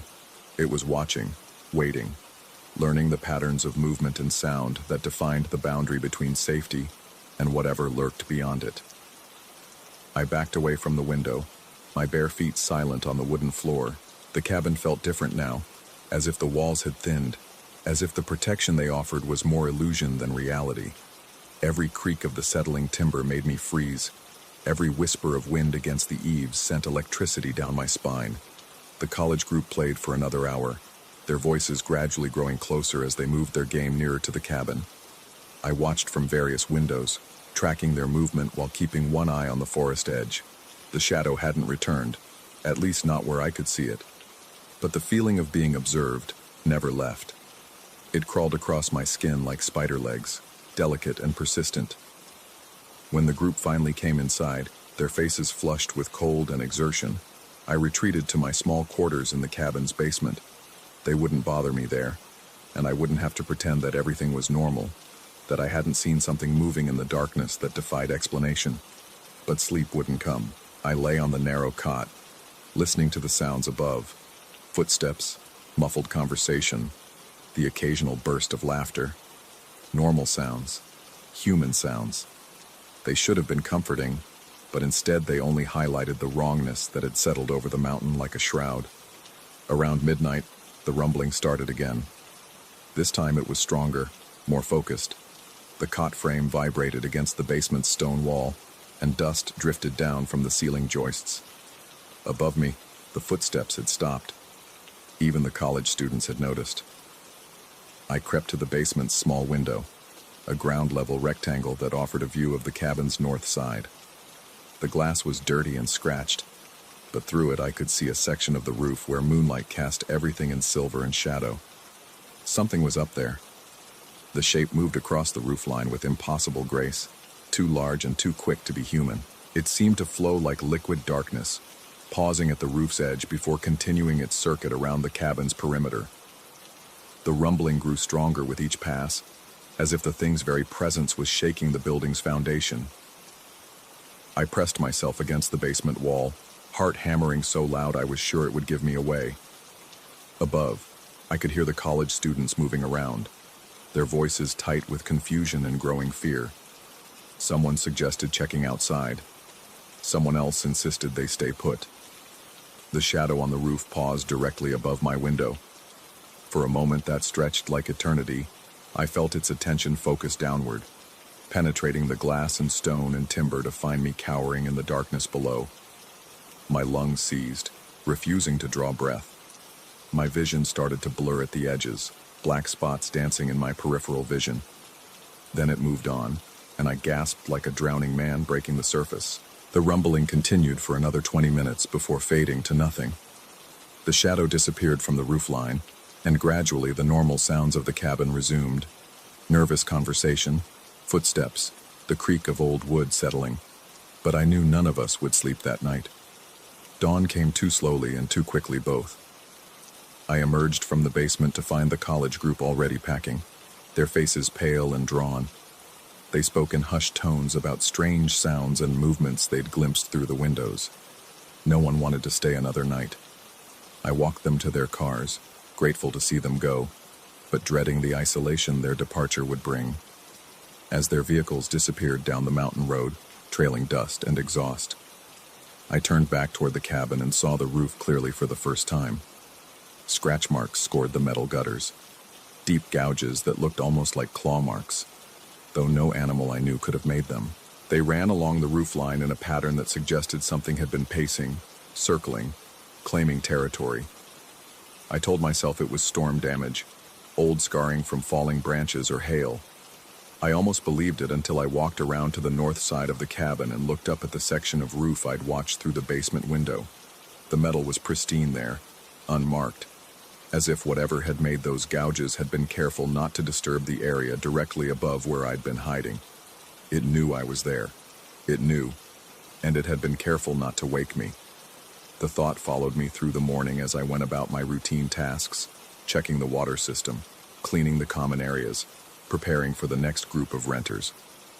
But my hands shook as I worked, and I found myself pausing frequently to listen for sounds that shouldn't be there. It was nearly noon when I found the cow. The Hendersons' property bordered the retreat's eastern boundary, their pasture separated from our land by a split-rail fence that had seen better decades. I'd walked that boundary countless times during my months as caretaker, and I knew every rock and tree along the way. The animal lay just inside their fence line, maybe 50 yards from the boundary. At first glance, it looked like it was sleeping in the sun, a common enough sight. But as I got closer, the wrongness became apparent. The cow wasn't sleeping. It was arranged. Its body lay in a perfect circle of trampled grass, legs positioned with an unnatural precision that made my stomach lurch. There was no blood, no obvious signs of trauma, but the animal's eyes were gone, not torn or gouged, but somehow cleanly removed, leaving smooth hollows that reflected the sky like dark mirrors. I backed away from the fence, bile rising in my throat. Natural predators didn't work this way. Bears and mountain lions left chaos in their wake. Torn flesh, scattered remains, blood soaked into the earth. This was something else entirely. Something that killed with purpose and arranged its work like a calling card. The rumbling started again as I stood there staring at the impossible scene. It rose from the ground beneath my feet, traveled up through my bones, and settled in my chest like a second heartbeat. When I looked back toward the cabin, I saw a shadow moving between the trees. It was watching me discover its work. I ran. The distance back to the cabin had never seemed so far. My feet pounded against the forest floor, sending up clouds of pine needles and dust. Behind me, the rumbling grew stronger, following like thunder that never quite arrived. I didn't look back. I couldn't. The cabin's door slammed behind me with a sound like a gunshot. I threw the deadbolt and backed away from the entrance, chest heaving. Through the windows, the forest looked normal again. Peaceful, sun-dappled, empty of anything that shouldn't be there. But I knew better now. I called the sheriff's office from the landline, my voice steady despite the tremor in my hands. Reported the dead animal as a possible predator incident, gave them the Hendersons' contact information, suggested they might want to send someone to investigate. The deputy who took the call sounded bored, familiar with such reports from the mountain properties. They'd find the cow I knew. They'd see the unnatural positioning, the missing eyes, the circle of trampled grass, and they'd find some explanation that made sense within the boundaries of their experience. Maybe teenagers playing a prank, maybe a previously unknown predator behavior, maybe just the strange way death sometimes arranges itself in the wilderness. They wouldn't see what I'd seen. They wouldn't understand that the cow was a message, A demonstration of power and precision. They wouldn't recognize it as a promise of what might happen to anyone who stayed too long in the shadows' territory. But I understood. The rest of the day passed in a haze of mundane tasks performed with shaking hands. I checked locks that had never seemed inadequate before, tested windows that suddenly felt too large and exposed. The phone rang twice, the sheriff's deputy confirming they'd found the animal, then the property owner asking about the next group's arrival time. I lied to both of them. Told the deputy everything looked normal from my side of the fence. Told the owner that the cabin was ready for guests, that everything was proceeding according to schedule. As evening approached, I found myself back at the kitchen window, staring out at the forest edge where the shadow had first appeared. The trees stood motionless in the still air, their branches creating a maze of darkness and fading light. Somewhere in that maze, something waited with infinite patience for the sun to set completely. I turned on every light in the cabin, then checked each room to make sure I was alone. The silence felt different now, not peaceful, but expectant, like the held breath before a storm breaks. Every shadow seemed deeper than it should be, every corner potentially hiding something that didn't belong in the world of human understanding. The basement window drew me back like a magnet. I found myself crouched beside it as darkness settled over the mountain, watching for movement on the roof above. The glass reflected my own face back at me, pale, wide-eyed, familiar, yet somehow strange in the artificial light. When the rumbling started for the third time, I was ready for it, or thought I was. The vibration was stronger than before, more focused, as if the source had moved closer to the cabin. Dust cascaded from the ceiling joists, and somewhere above me, a picture frame fell from a wall with a crash that made me flinch.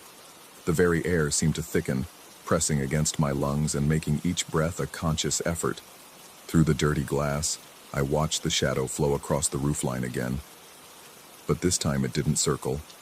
This time it stopped directly above my hiding place and remained there, motionless and patient. I could feel its attention like weight pressing down through the layers of wood and insulation and stone. It knew exactly where I was, had perhaps always known. The careful avoidance the night before had been a game, a demonstration of control rather than ignorance. Minutes passed. The rumbling continued, growing so intense that I had to brace myself against the basement wall to keep from falling. Above me, the shadow waited with the stillness of a predator that has cornered its prey and feels no need to rush the final approach. Then, without warning, it moved. The sound of its passage across the roof was like nothing I'd ever heard. Not footsteps, not scratching, but something between the two. A rhythmic scraping that suggested claws longer than any earthly animal possessed, moving with deliberate precision across the metal surface. It reached the roof's edge and stopped. I held my breath, counting heartbeats, waiting for it to continue its circuit around the cabin. But instead, I heard something that turned my blood to ice water in my veins. The sound of something landing, heavy, final, accompanied by a vibration that shook the entire cabin and sent every loose object rattling. It had jumped, 25 feet from the roof to the ground, and it had landed as easily as stepping off a curb. The rumbling stopped abruptly, replaced by a silence so complete, it seemed to press against my eardrums like physical force. I remained crouched by the basement window, afraid to move, afraid to breathe, afraid to do anything that might draw attention to my exact location. Through the glass, I could see nothing but darkness and the faint reflection of my own terrified face. Something moved past the window, a shadow against shadows, flowing rather than walking, but unmistakably there. It paused just beyond the glass, and I felt that terrible attention focus on me once again. My vision began to blur at the edges, black spots dancing in my peripheral vision as my lungs forgot how to draw breath. For an eternity that lasted perhaps 10 seconds, we regarded each other through the scratched and dirty glass. I couldn't see it clearly. It remained just outside the reach of the light from above, but I could feel its presence like ice water in my veins. Then it moved on, flowing away into the darkness between the trees. But I knew it hadn't gone far. It was still watching. still waiting, still claiming its territory with a patience that spoke of vast intelligence and alien purpose. I spent the rest of the night huddled in the basement corner farthest from the window, listening to sounds that might have been wind in the trees, or might have been something else entirely moving through the darkness around the cabin. Every creak of settling timber made me freeze.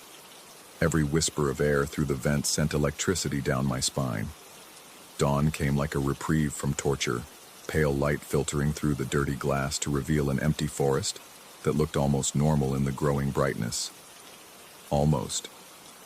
I climbed the basement stairs on unsteady legs, emerging into a cabin that felt fundamentally changed despite appearing exactly as I'd left it. The picture that had fallen during the night lay on the living room floor, its glass cracked in a pattern that looked almost deliberate, radiating lines that suggested impact from something very specific. Outside, the scratch marks on the gutters had multiplied. Fresh gouges scored the metal in new patterns, deeper and more elaborate than before. They ran around the entire roofline now, a circuit of claw marks that spoke of hours spent pacing, circling, claiming. And in the soft earth beside the cabin's foundation, I found prints. Not paw prints, not hoof prints, not anything I could identify from my limited knowledge of mountain wildlife. These were something else entirely. Elongated impressions that suggested claws longer than fingers, pressed deep into the earth with a weight that spoke of massive size and impossible grace. The prints circled the cabin in a perfect ring, marking territory, establishing boundaries, making claims that had nothing to do with human understanding of property or possession. I photographed them with my phone, though I knew the images would never capture the wrongness they represented.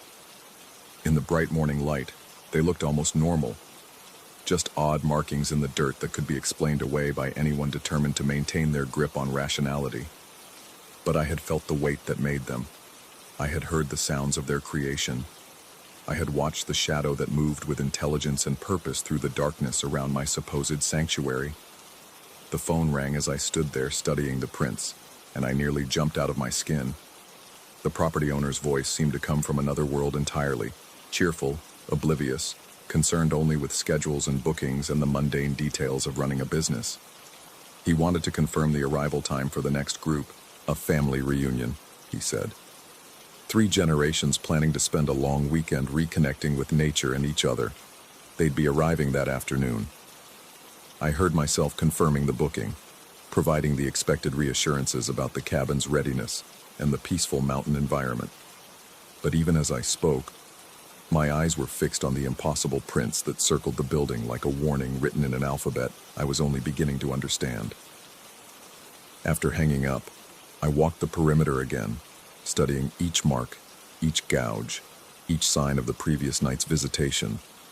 The evidence was undeniable, yet I found myself questioning what I'd seen, what I'd heard, what I thought I knew about the nature of reality itself. Maybe it had been a dream. Maybe the stress of isolation had finally gotten to me, creating phantom sounds and imaginary threats where none existed. Maybe the cow's death had been exactly what the sheriff's deputy would conclude. A natural occurrence made strange by coincidence and an overactive imagination. But the scratch marks were real. The prints were real. The memory of that attention focused through glass and stone and timber was real enough to make my hands shake as I tried to convince myself otherwise. The family would arrive in 6 hours. A grandfather and grandmother, their adult children, several teenagers looking forward to a break from their connected lives. Normal people expecting a normal experience in a place that had revealed itself to be anything but normal. I could warn them, could tell them about the sounds and shadows, about the cow arranged in its perfect circle, about the feeling of being watched by something that didn't belong in any category of natural wildlife. They'd think I was crazy, of course. They'd demand a refund and file a complaint, and probably suggest that the property owner find a new caretaker who could handle the isolation without losing his grip on reality. Or I could say nothing, could let them discover for themselves whether the darkness held only the ordinary dangers of the mountain wilderness, could use their presence as a test. Would the shadow return when there were more witnesses, or did it only visit when I was alone with my allegedly unstable perceptions? The choice felt like a weight pressing down on my chest, growing heavier with each passing hour. By the time the family's vehicles came winding up the mountain road, trailing dust and the sound of classic rock from someone's stereo, I still hadn't decided what to do. They were exactly as I'd imagined. 3 generations of suburban normal, excited about their rustic adventure, and completely unprepared for anything beyond the usual challenges of outdoor plumbing and spotty cell service. The teenagers complained good-naturedly about the lack of Wi-Fi. The adults marveled at the view and the clean air. The grandparents settled into chairs on the front porch, with the satisfaction of people who had earned their rest. I helped them unload their supplies, answered their questions about hiking trails and water quality, provided the standard orientation about the cabin systems and the mountain's basic safety considerations. Through it all, I watched their faces for any sign that they sensed what I'd experienced. Any indication that the wrongness I'd felt was visible to fresh eyes. But they saw only what they expected to see. A peaceful retreat. A chance to disconnect from the world's complications. A place where their biggest concerns would be whether to build a campfire or play board games after dinner. As evening approached, they began preparing for their first night. The adults discussed plans for the next day's activities, while the teenagers explored the cabin's immediate surroundings with the casual confidence of people who had never had reason to fear the dark. I retreated to my basement quarters as the sun began to set, but sleep was impossible. Instead, I lay on the narrow cot, listening to the sounds of normal family life above, conversation and laughter, the clink of dishes, footsteps moving from room to room with purpose and ease. The rumbling started at 11:47 p.m. I knew the exact time because I'd been watching the clock, counting down the hours until I'd know whether the shadow's attention had been focused specifically on me or on anyone foolish enough to spend the night in its territory. The vibration began as it had before, rising from the earth beneath the cabin and traveling upward through the building's frame. Above me, the family's conversation faltered, then stopped entirely. I heard footsteps moving more quickly, voices taking on the sharp edge of confusion and growing alarm. Someone suggested an earthquake. Someone else pointed out that earthquakes didn't usually last this long. A third voice wondered aloud whether there might be heavy machinery operating somewhere nearby, though we all knew the nearest road construction was miles away. The rumbling grew stronger, more focused, and I heard the distinctive sound of something moving across the roof. The family fell silent, every one of them now aware that their peaceful retreat had become something else entirely. Through the basement's small window, I watched the shadow flow across the roofline in its circuit around the building. But this time it wasn't alone. More shapes moved in the darkness between the trees, not one shadow but many, flowing through the forest with the same impossible grace. They remained just beyond the reach of the light spilling from the cabin's windows, but their presence was unmistakable. Whatever had been watching me for the past 2 nights had brought companions. Above me, someone was crying. One of the younger family members, probably overwhelmed by sounds and sensations that had no place in their understanding of how the world was supposed to work. The adults were trying to maintain calm, but I could hear the strain in their voices as they struggled to find rational explanations for the impossible. The shadow on the roof paused above my window, just as it had the night before. But this time it wasn't alone in its attention. I could feel the focused regard of multiple intelligences, all turning their alien consideration toward the basement where I lay frozen with terror and guilt. They knew I'd brought witnesses. They knew I'd chosen to let the family discover for themselves what claimed this territory when darkness fell, and they were deciding what to do about it. The moment stretched like a held breath, pregnant with possibilities that ranged from terrifying to unthinkable. Then, as abruptly as it had begun, the rumbling stopped. The shadow moved on, flowing away from the window and back into the forest darkness.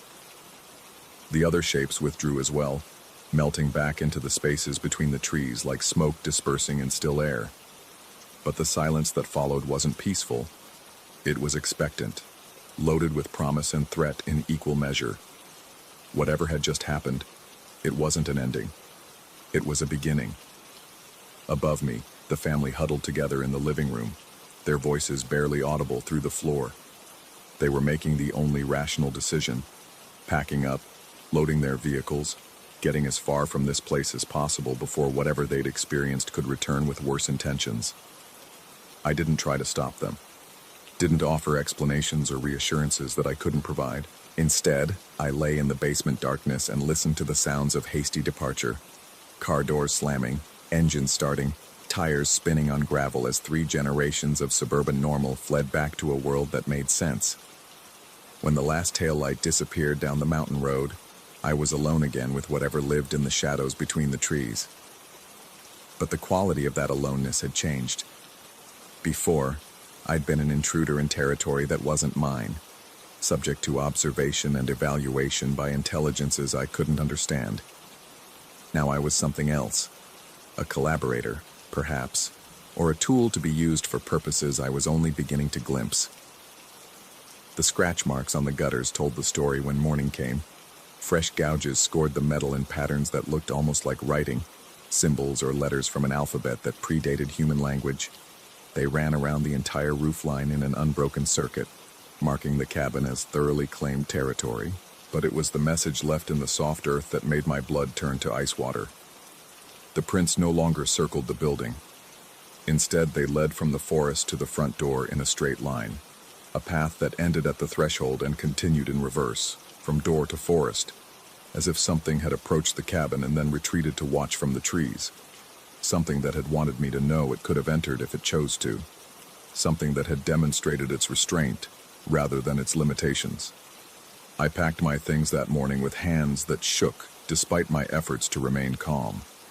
The property owner would have to find a new caretaker, would have to deal with the complaints from the family that had fled in the middle of the night. I'd make up some story about a family emergency, something that wouldn't raise too many questions about my sudden departure. But as I loaded my truck with the few possessions that had followed me to this remote place, I found myself wondering whether leaving would be enough. Whether the attention I'd drawn, the territory I'd violated, the bargain I'd somehow struck by witnessing and saying nothing, would follow me back to the world of electric lights and locked doors and rational explanations. The shadows between the trees seemed deeper than they should have been in the bright morning light. And somewhere in those shadows, something waited with infinite patience for the next group of visitors to discover what claimed the mountain when darkness fell. I drove away without looking back, but I could feel eyes following my retreat down the winding road. And in my rearview mirror, just for a moment, I thought I saw shapes moving between the trees. Fluid, purposeful, patient in the way that speaks of vast intelligence and alien understanding. The road led away from the mountain, back toward civilization and safety, and all the comfortable lies we tell ourselves about the nature of reality. But part of me remained behind, forever crouched by a basement window, watching shadows flow across a roofline, and wondering whether what I'd seen was real, or just the first sign that my grip on sanity had finally, irreversibly slipped. Even now, months later, I find myself listening for that low rumble in the quiet hours before dawn, watching for movement in my peripheral vision, wondering whether the scratch marks I sometimes think I see on my apartment building's fire escape are real, or just the persistent echo of those terrible nights when something beyond understanding had marked its territory with precision and purpose.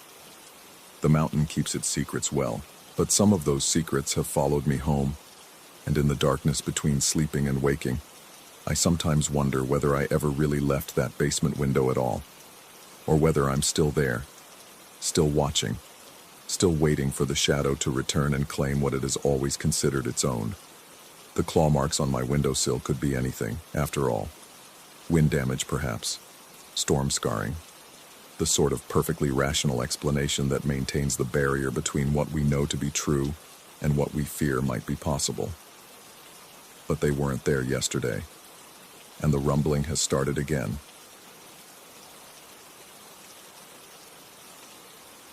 Story 20.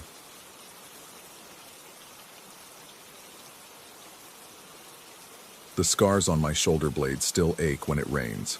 Thin white lines that trace the memory of claws across my skin like some perverse road map. 3 years have passed since that night, yet I can still smell the metallic tang of my own blood mixing with pine needles and damp earth. The doctor said I was lucky. Lucky that the gashes weren't deeper. Lucky that infection didn't set in. Lucky that I'd managed to crawl to my car before passing out from blood loss. Lucky. That's what they called it. I used to believe them. For months after the incident, I told myself the same story over and over. Rookie mistake, wrong place to hang food, black bear doing what black bears do. Simple cause and effect. Nature reclaiming what belonged to it.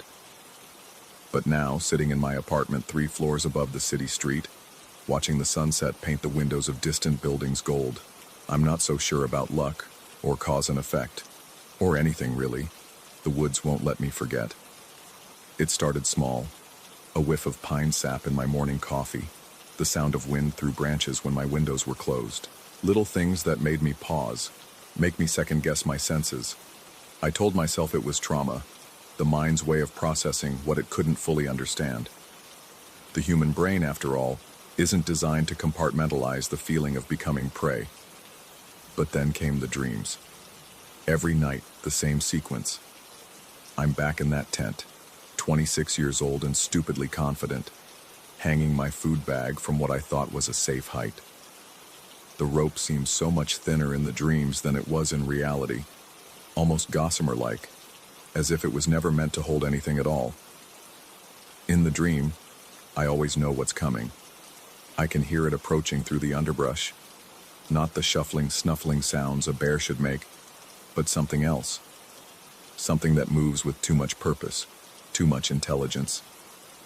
The tent shudders as weight presses against it from outside. In reality, I remember waking gradually, confused by the strange pressure, the way my sleeping bag shifted beneath me. But in the dream, I'm fully conscious, fully aware, watching the nylon walls bulge inward as something massive uses my body as a stepping stone. The claws come through the fabric like it's tissue paper, finding flesh with surgical precision.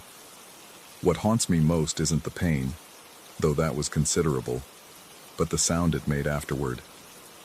Not a growl or a grunt, but something almost like satisfaction, like it had found exactly what it was looking for. I wake from these dreams with my sheets soaked in sweat, the phantom sensation of claws dragging across my back so vivid I have to check the mirror to make sure the wounds haven't reopened. They never have, of course. The scars remain pale and closed, raised ridges of tissue that serve as the only tangible proof that any of it happened at all. 6 months after the attack, I packed away my camping gear, sold most of it online to eager outdoorsmen who probably never imagined the previous owner had sworn off the wilderness entirely. The tent went first. I couldn't bear to look at the patched holes where the claws had torn through. Then the sleeping bag, still faintly stained despite multiple washings. Finally, the boots that had carried me stumbling and bleeding back to civilization. I thought getting rid of the physical reminders would help. It didn't. The woods found other ways to reach me. It began with the sounds. Late at night, when the city finally quieted to its lowest hum, I'd hear something that didn't belong, the creak of tree branches swaying in a wind that couldn't possibly exist 30 feet above the street. Sometimes lying in bed, I'd catch the distant call of a loon echoing between the buildings, even though the nearest lake was hundreds of miles away. My therapist, a patient woman with kind eyes who specialized in trauma recovery, suggested these were manifestations of hypervigilance, my nervous system struggling to recalibrate after an extreme threat response. She taught me breathing exercises, grounding techniques, ways to distinguish between present reality and traumatic memory. For a while, her explanations felt solid, reasonable, scientific. Then I started seeing the tracks. The first time was in fresh snow outside my building. 4-pad prints with claw marks extending beyond the toes, far too large to belong to any urban animal. I followed them for half a block before they simply vanished at the edge of a busy intersection, as if whatever made them had simply dissolved into the morning traffic. I took pictures, of course, showed them to my therapist, to friends, to anyone who would look. But the photos always came out strangely blurred. The detail that seemed so clear to my naked eye rendered indistinct and ambiguous. Could be anything, people said. Dogs, maybe, or the snow playing tricks. But I knew those prints. I'd seen them before, pressed into the soft earth around my campsite, circling my tent like a predator marking territory. The calls started 3 weeks ago, not phone calls, something else entirely. I'll be going about my evening routine, washing dishes or checking email, when I'll hear it drifting through the walls, a low, resonant sound that seems to bypass my ears and vibrate directly in my chest. It's not quite animal, not quite human. It carries the quality of wind through caverns, of water moving over stone, but underneath there's something that sounds almost like my name. The first few times, I convinced myself it was the building's aging pipes, the heating system settling, urban ambient noise distorted by my overactive imagination. But last Tuesday the sound came while I was on the phone with my brother, and I found myself gripping the receiver so tightly my knuckles went white. "You hear that?" I asked him. "Hear what?" The call went on for nearly 30 seconds. Long, mournful, impossibly distant, yet somehow coming from inside my own apartment. My brother kept talking about his job, his mortgage, normal life proceeding normally while I stood frozen in my kitchen, listening to something that shouldn't exist. "Nothing," I finally managed. "Must be the neighbors." But there are no neighbors above me. The top 2 floors of the building have been vacant for months. I've started researching the area where it happened. Public records, old newspaper articles, anything that might explain why that particular stretch of forest feels different from any other wilderness I've encountered. What I found wasn't comforting. The land has history. Indigenous peoples avoided it for generations, referring to it in their oral traditions as a place where the boundary between worlds grew thin. Early settlers reported strange disappearances, livestock found miles from where they'd wandered off, bearing marks that didn't match any known predator. A logging camp abandoned in 1924 after workers refused to return, claiming something in the trees was calling them home. Home. That's the word that keeps appearing in the accounts, always in quotation marks, always paired with expressions of confusion or fear, as if the reporters couldn't quite understand what the witnesses meant but felt compelled to record their exact words. I'm beginning to understand. The dreams have changed. Instead of reliving the attack, I find myself walking through corridors of pine and birch, following paths that seem to shift when I'm not looking directly at them. The trees in these dreams are larger than they should be, their canopy so dense that only fragments of sky show through. But there's light coming from somewhere, a soft, phosphorescent glow that emanates from the bark itself, pulsing gently like a heartbeat. In these dreams, I'm not afraid. I feel welcomed, expected. The scars on my back don't ache. Instead, they feel warm, almost tender, as if they're responding to some invisible caress. I walk deeper into the forest, guided by that strange internal light, until I reach a clearing I recognize but have never seen. It's the place where my tent stood, but instead of the small, unremarkable campsite I remember, there's something else. A hollow in the earth, perfectly circular, lined with stones that gleam like obsidian. The trees around it lean inward, their branches forming a natural cathedral. And in the center of it all, patient and still, something waits. I never see what it is clearly. My dream vision slides away from it like water, refusing to focus on details. But I know it's been waiting for me. I can feel its attention like heat on my skin, can sense its satisfaction at my return. This is where I belong, the dreams tell me. This is where I've always belonged. I wake from these dreams not with terror, but with longing. Yesterday, I caught myself looking up hiking trails online. Just browsing, I told myself. Curiosity. But my search history tells a different story. Driving directions to state parks, weather forecasts for mountain regions, camping supply stores with overnight shipping. My laptop had bookmarked a page about the specific area where it happened, complete with trail maps and GPS coordinates. I don't remember doing any of it. My therapist would say this is textbook trauma response, the compulsion to return to the scene, to somehow rewrite the narrative, to prove to myself that I'm no longer a victim. She'd remind me that healing isn't linear, that setbacks are part of the process, that the human mind sometimes seeks to resolve incomplete experiences even when completing them might cause further harm. But sitting here now, watching darkness creep across the city, I'm not sure she's right. The pull I feel isn't about healing or closure or any other clinical term. It's simpler and more complex than that. It's recognition.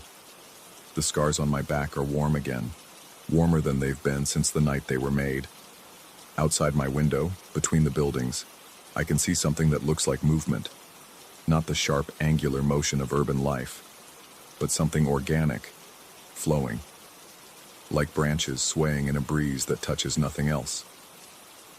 The sound is starting again, that low call that seems to come from inside my own bones. But tonight, for the first time, I think I understand what it's saying.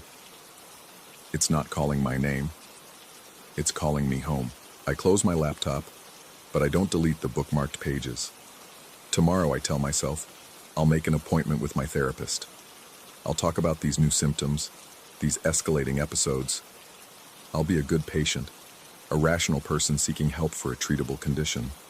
But even as I make these promises to myself, I'm already calculating drive times, already thinking about what supplies I'd need for a simple overnight trip, just to prove I can do it, just to face my fears, just to see if anything has changed. The scars pulse with warmth, and somewhere in the distance, though distance might not be the right word for what I'm feeling, something patient and ancient settles back to wait. It knows I'm coming.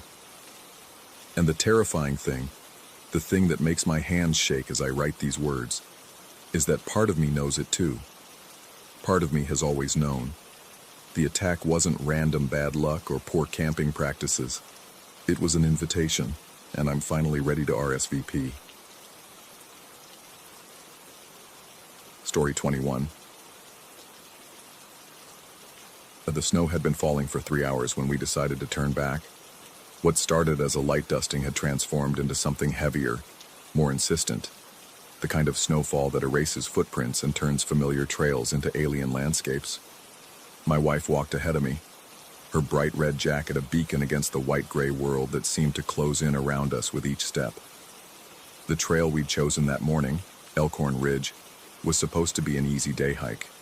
5 miles up, 5 miles back, with a scenic overlook at the halfway point where we could eat lunch and take pictures for her social media.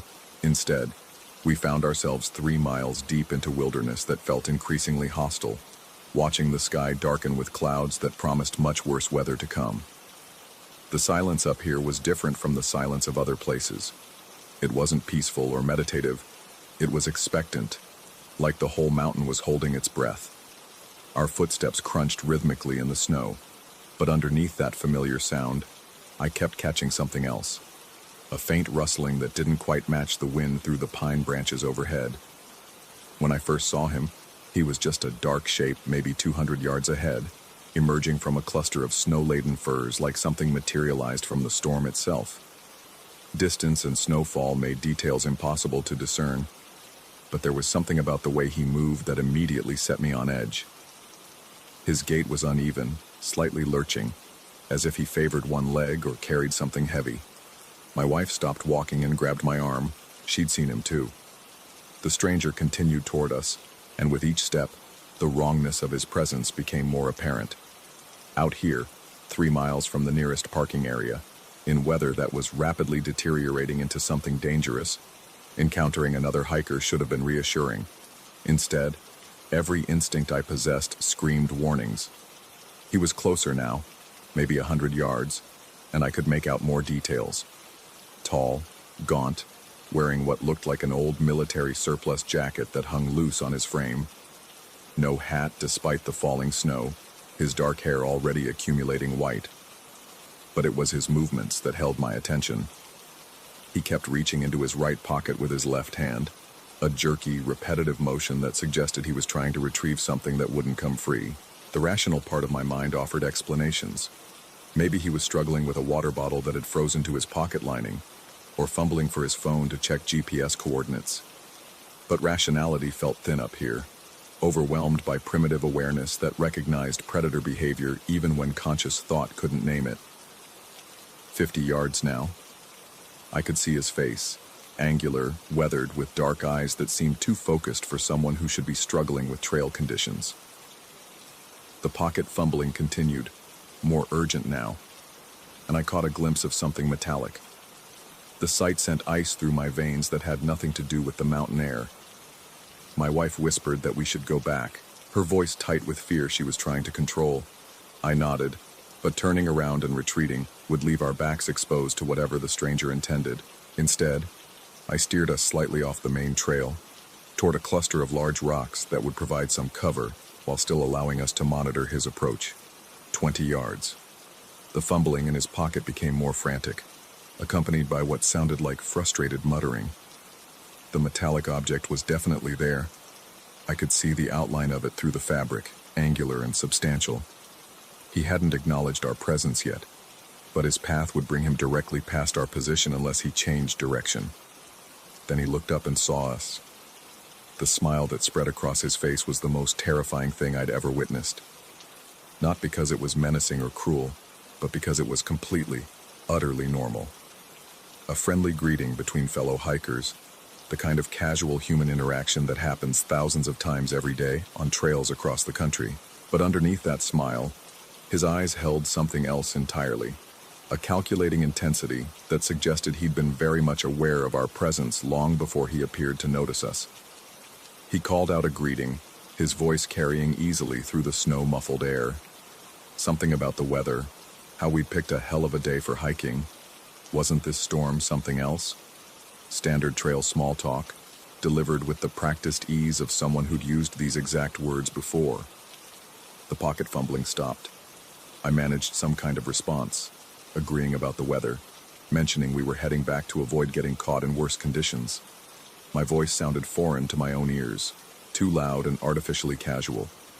My wife pressed closer to my side, her hand finding mine with fingers that trembled.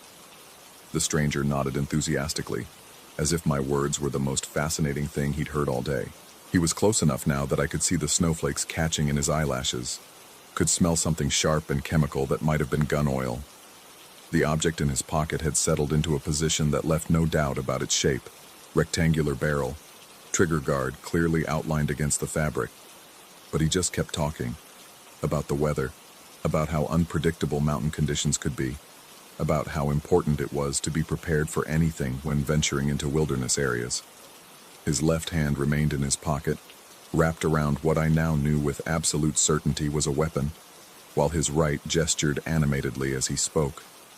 The conversation lasted maybe 3 minutes, though it felt like hours. Throughout it all, that friendly smile never wavered, and his tone remained conversational, almost cheerful. Yet underneath the normalcy, I sensed a terrible patience, as if he was waiting for some specific moment or signal that would change everything. My wife managed to interject that we really needed to get moving before the storm got worse. The stranger agreed completely, absolutely right to be cautious. These mountains could turn deadly in a matter of minutes. He wished us safe travels and stepped aside to let us pass, still smiling, still radiating that horrible artificial warmth. We walked past him with careful, measured steps. I felt his eyes on our backs like physical weight, tracking our movement with predatory focus. The temptation to look over my shoulder was overwhelming, but some instinct warned me that turning around would be a mistake, that the act of checking on him might trigger whatever he was waiting for. It wasn't until we'd put maybe half a mile between ourselves and the encounter that my wife finally spoke.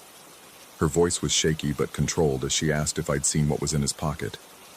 I confirmed what we both knew, and we picked up our pace without discussing it further. The hike down should have been a relief, but instead, the feeling of being watched intensified with every step. The snow was falling harder now, limiting visibility to maybe 30 yards in any direction. Perfect cover for someone who might be following at a distance, matching our pace, waiting for the right moment to close the gap.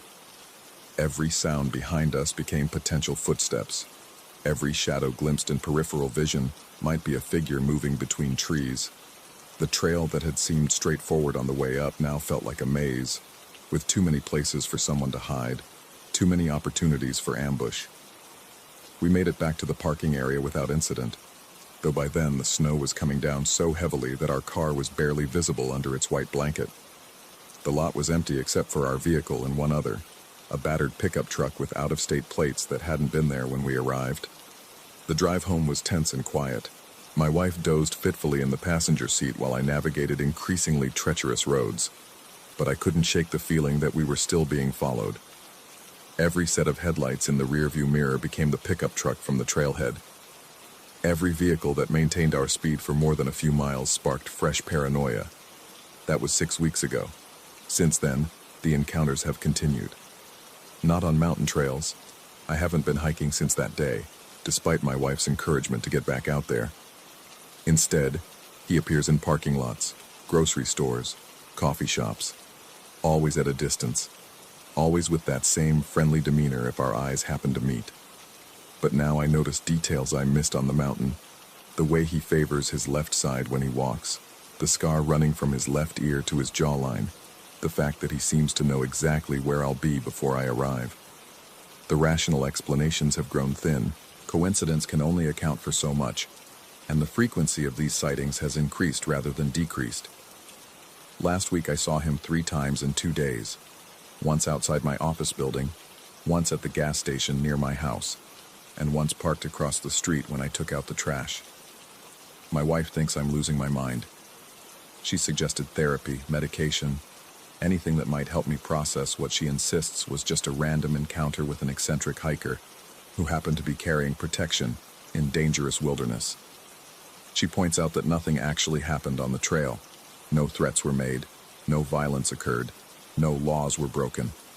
Just an awkward conversation with a stranger who made us both uncomfortable. But she wasn't there last night when I looked out our bedroom window and saw him standing under the streetlight across from our house. She didn't see the way he raised his hand in a casual wave when he noticed me watching. She doesn't know that when I checked again 5 minutes later, he was gone, leaving only undisturbed snow where he'd been standing. The police have been polite but unhelpful. Without evidence of actual stalking, without proof that these encounters are anything more than coincidental, there's nothing they can do. The detective I spoke with suggested I might be experiencing heightened awareness following a traumatic event, seeing patterns where none exist because my brain is still processing perceived danger. Maybe he's right.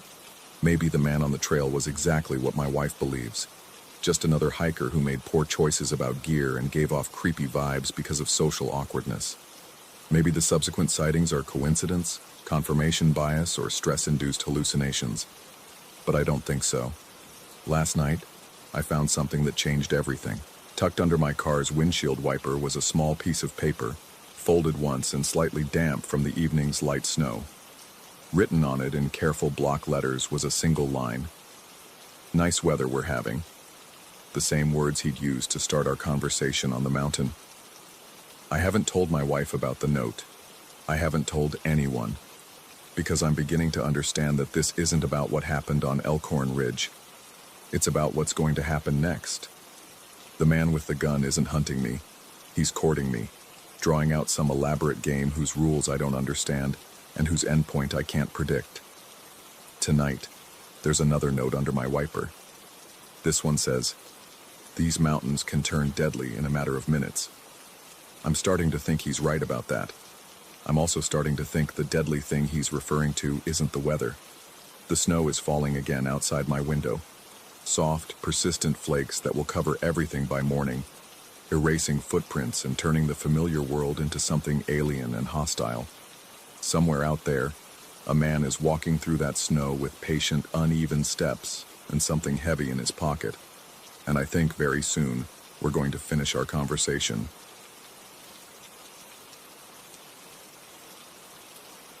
Story 22.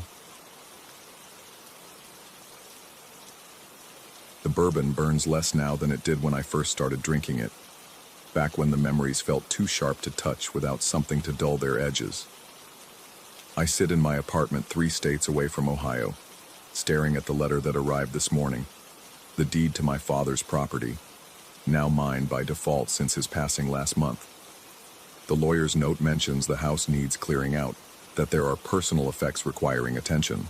What the lawyer doesn't know, what nobody knows, is that I swore I'd never set foot on that land again. But here I am, planning the drive back to Ashwood County, because some promises to the dead carry more weight than promises to the living. The property sits on 47 acres of dense Ohio woodland, the kind that seems to press in on itself when autumn arrives, and the canopy thickens into an impenetrable ceiling. Our house had been built by my great-grandfather in 1923. a sturdy two-story structure that my father maintained with the obsessive care of a man who understood that some things required constant attention to keep them from falling apart. The nearest neighbor lived 4 miles down a dirt road that turned to mud soup whenever it rained. I was 8 when I first saw them. The morning had been ordinary enough. October air sharp with the promise of winter, leaves crunching underfoot as I explored the boundary between our yard and the forest proper. My father had given me permission to wander, but with strict instructions never to venture past the old oak tree that marked our property line. The tree stood ancient and gnarled, its trunk easily 6 feet across, scarred by lightning strikes and decades of harsh weather.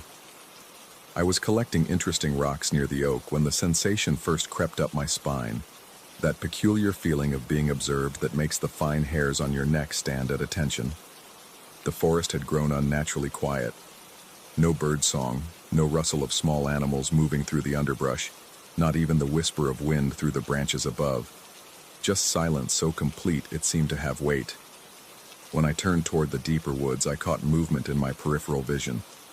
Not direct movement, something more subtle, like shadows shifting when they shouldn't, or the suggestion of forms that disappeared the moment I tried to focus on them.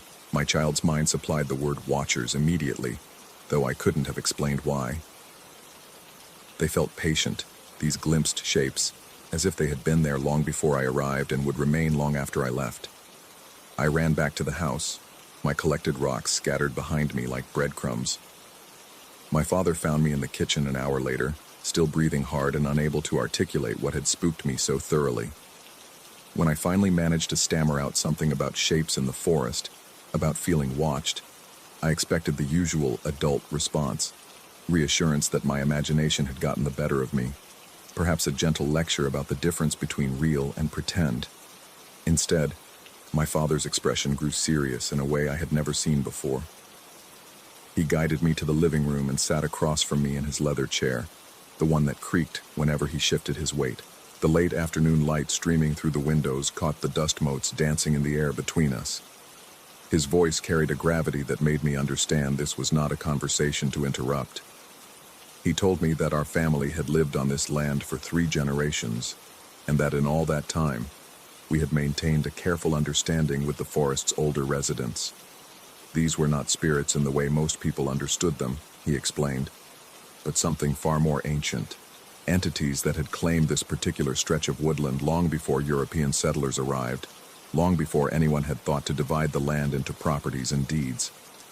The indigenous peoples who had lived here first had known about them, he said, had developed protocols for coexistence that involved respect, acknowledgement, and regular offerings. When my great-grandfather built the house, he had been careful to honor these traditions, and every generation since had maintained the practice. My father's words painted a picture of a delicate balance, a peace treaty written in gestures rather than words. The watchers kept to their forest domain, and in return, our family left tokens of respect at specific locations. Small offerings of food, handmade objects, or natural materials arranged in patterns that conveyed goodwill rather than supplication. The rational part of my adult mind wants to analyze that conversation now, to dissect my father's motivations and consider alternative explanations. Perhaps he had been protecting me from fear by giving it a manageable framework. Perhaps he had been maintaining a family tradition rooted more in habit than necessity. But at 8 years old, sitting in that creaking chair with autumn shadows lengthening across the floor, I accepted his explanation with the same matter-of-fact certainty children reserve for information about gravity or the alphabet. That night, I dreamed of shapes moving between the trees, patient and watchful, neither malevolent nor benevolent, but simply present in the way that ancient things are present, with the weight of time and the authority that comes from having been there first. The offerings began the next morning. My father woke me before sunrise and led me to the kitchen, where he had prepared a simple meal of bread, cheese, and apples. We ate in companionable silence. Then he gathered additional portions into a wicker basket, along with items I hadn't expected. A small carved wooden bird he had whittled the night before, several smooth stones from the creek that ran along our eastern boundary, and a bundle of herbs from my mother's old garden. The walk to the forest felt different in the pre-dawn darkness. My father carried a camping lantern that cast dancing shadows on the path ahead. and our footsteps seemed unnaturally loud in the crisp air. We followed a route I had never taken before, deeper into the woods than I had been allowed to venture, until we reached a small clearing where the trees formed a rough circle around a space perhaps 20 feet in diameter. The ground here felt different under my feet, softer somehow, as if the earth itself were more receptive to whatever was about to occur. My father moved with practiced efficiency, arranging the food items in a specific pattern near the base of a large maple tree. The carved bird he placed on a fallen log, positioning it to face deeper into the forest. The stones formed a loose spiral near the center of the clearing, and the herbs he scattered in what seemed like random handfuls, but which I sensed followed some internal logic I didn't yet understand. When he finished, we stood in silence for several minutes. The forest around us remained quiet, but it was a different quality of quiet than I had experienced the day before, less oppressive, more attentive. My father's breathing had slowed, and I found myself matching his rhythm without conscious thought. Then gradually, the sensation of being watched returned. But where yesterday it had felt invasive and unsettling, now it carried a different quality. Acknowledgement rather than scrutiny, awareness rather than threat. I couldn't see anything specific in the darkness beyond our lantern's reach, but I felt the presence of multiple observers, patient and ancient, noting our ritual with what I can only describe as approval. We left the clearing as we had found it, the offerings the only evidence of our visit. On the walk back to the house, my father explained that this was something we would do regularly, not on any strict schedule, but when the forest felt ready to receive such gestures. I would learn to recognize the signs, he told me, the subtle changes in atmosphere that indicated when the time was right. Over the following months, I developed an intuitive sense for those moments. Sometimes it would be the quality of light filtering through the canopy, or the way the wind moved through the branches, or simply a feeling that seemed to arise from the forest itself. A quiet invitation to participate in the ongoing conversation between our family and whatever had claimed the deeper woods as home. The offerings varied with the seasons. In winter, we brought dried fruits and nuts, along with small items we had crafted during the long indoor months. Spring called for fresh flowers and the first vegetables from our garden. Summer offerings often included berries and honey, while autumn seemed to prefer the rich harvest foods, apples, squash, and corn from the roadside stands. I never saw the watchers directly. They remained creatures of peripheral vision and intuitive awareness, felt rather than observed. But their presence became as familiar as the changing seasons, as reliable as the sun's daily arc across the sky. They were simply part of the ecosystem we inhabited, neither intrusive nor absent, but woven into the fabric of daily life in a way that felt entirely natural. My teenage years brought the usual rebellions and questioning, but somehow, the forest rituals remained exempt from my adolescent skepticism. Perhaps because they had become so thoroughly integrated into my understanding of how the world worked, or perhaps because the sensation of being watched, of sharing the land with something older and more permanent than ourselves, was too consistent to dismiss as childhood fantasy. When I left for college, my father continued the offerings alone. During my visits home, he would update me on the forest's changing moods, on the subtle shifts in the watcher's presence that he had learned to interpret over decades of careful attention. He spoke of them the way other people might discuss the behavior of familiar wildlife, with respect, understanding, and the kind of casual expertise that comes from long observation. The phone call came on a Tuesday morning in March. My father had suffered a massive heart attack while working in his shop, the paramedics said. He had died before they could transport him to the hospital. The funeral was small, attended by the few neighbors who lived within reasonable driving distance, and some relatives from my mother's side who had never quite understood my father's attachment to what they considered an isolated and impractical piece of property. I had inherited everything: the house, the land, the responsibility for maintaining whatever balance my family had preserved for 3 generations. But I couldn't bring myself to return, not immediately. Something about the prospect of walking those familiar paths alone, of conducting the offerings without my father's steady presence, filled me with a dread I couldn't articulate. So I hired a caretaking service to maintain the house and grounds, paid the property taxes from a distance, and tried to construct a life that didn't require me to think about ancient watchers or forest rituals, or the weight of inherited obligations. For 18 months, this arrangement held. Then the letters began arriving. The first came from the caretaking service, reporting unusual difficulties with their work. Equipment malfunctions that couldn't be explained, tools that went missing only to reappear in unexpected locations, and a general sense of unease that made their employees reluctant to spend extended time on the property. They raised their rates, then raised them again, and finally terminated the contract with a polite but firm explanation that the job was not a good fit for their company. The second caretaking service lasted 3 months before reporting similar problems. The third lasted 6 weeks. By the fourth service, I wasn't surprised when they called to cancel after their initial site assessment. The letters that followed came from the county assessor's office, from neighbors concerned about the property's deteriorating condition, and eventually from the sheriff's department responding to reports of strange lights and sounds coming from the woods at night. Each letter painted a picture of a place falling into disrepair and disorder, of land reverting to something wilder and less manageable than the carefully tended property my father had maintained. I told myself these were normal consequences of an unmaintained rural property. Houses settle when left empty. Wild animals reclaim territory when human presence diminishes. Equipment fails, and rural workers are susceptible to suggestion and superstition. There were rational explanations for everything being reported. But late at night, alone in my distant apartment, I found myself remembering the patient presence I had felt among the trees, the sense of ancient entities waiting for recognition and respect.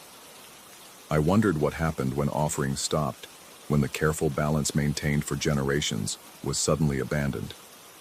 The lawyer's letter about the deed transfer was merely the final weight that tipped my already precarious equilibrium. 18 months of avoidance had solved nothing, had perhaps made everything worse. Whatever was happening on the property, whether psychological, supernatural, or simply the natural consequence of neglect, required my direct attention. The drive back to Ohio takes me through familiar landscape that seems both unchanged and subtly different, as if I'm viewing it through a filter that didn't exist before. The exit for Ashwood County appears sooner than I expect, and suddenly I'm turning onto the dirt road that leads to the property, my hands gripping the steering wheel with unnecessary force. The house comes into view as I round the final bend, and I'm surprised by how much smaller it appears than my memories suggested. 18 months of minimal maintenance show in the sagging gutters and overgrown foundation plantings, but the structure itself seems sound. The windows are dark, reflecting the overcast afternoon sky like closed eyes. I park in the gravel driveway and sit for several minutes before shutting off the engine. The silence that follows feels expectant, as if the land itself is waiting to see what I'll do next.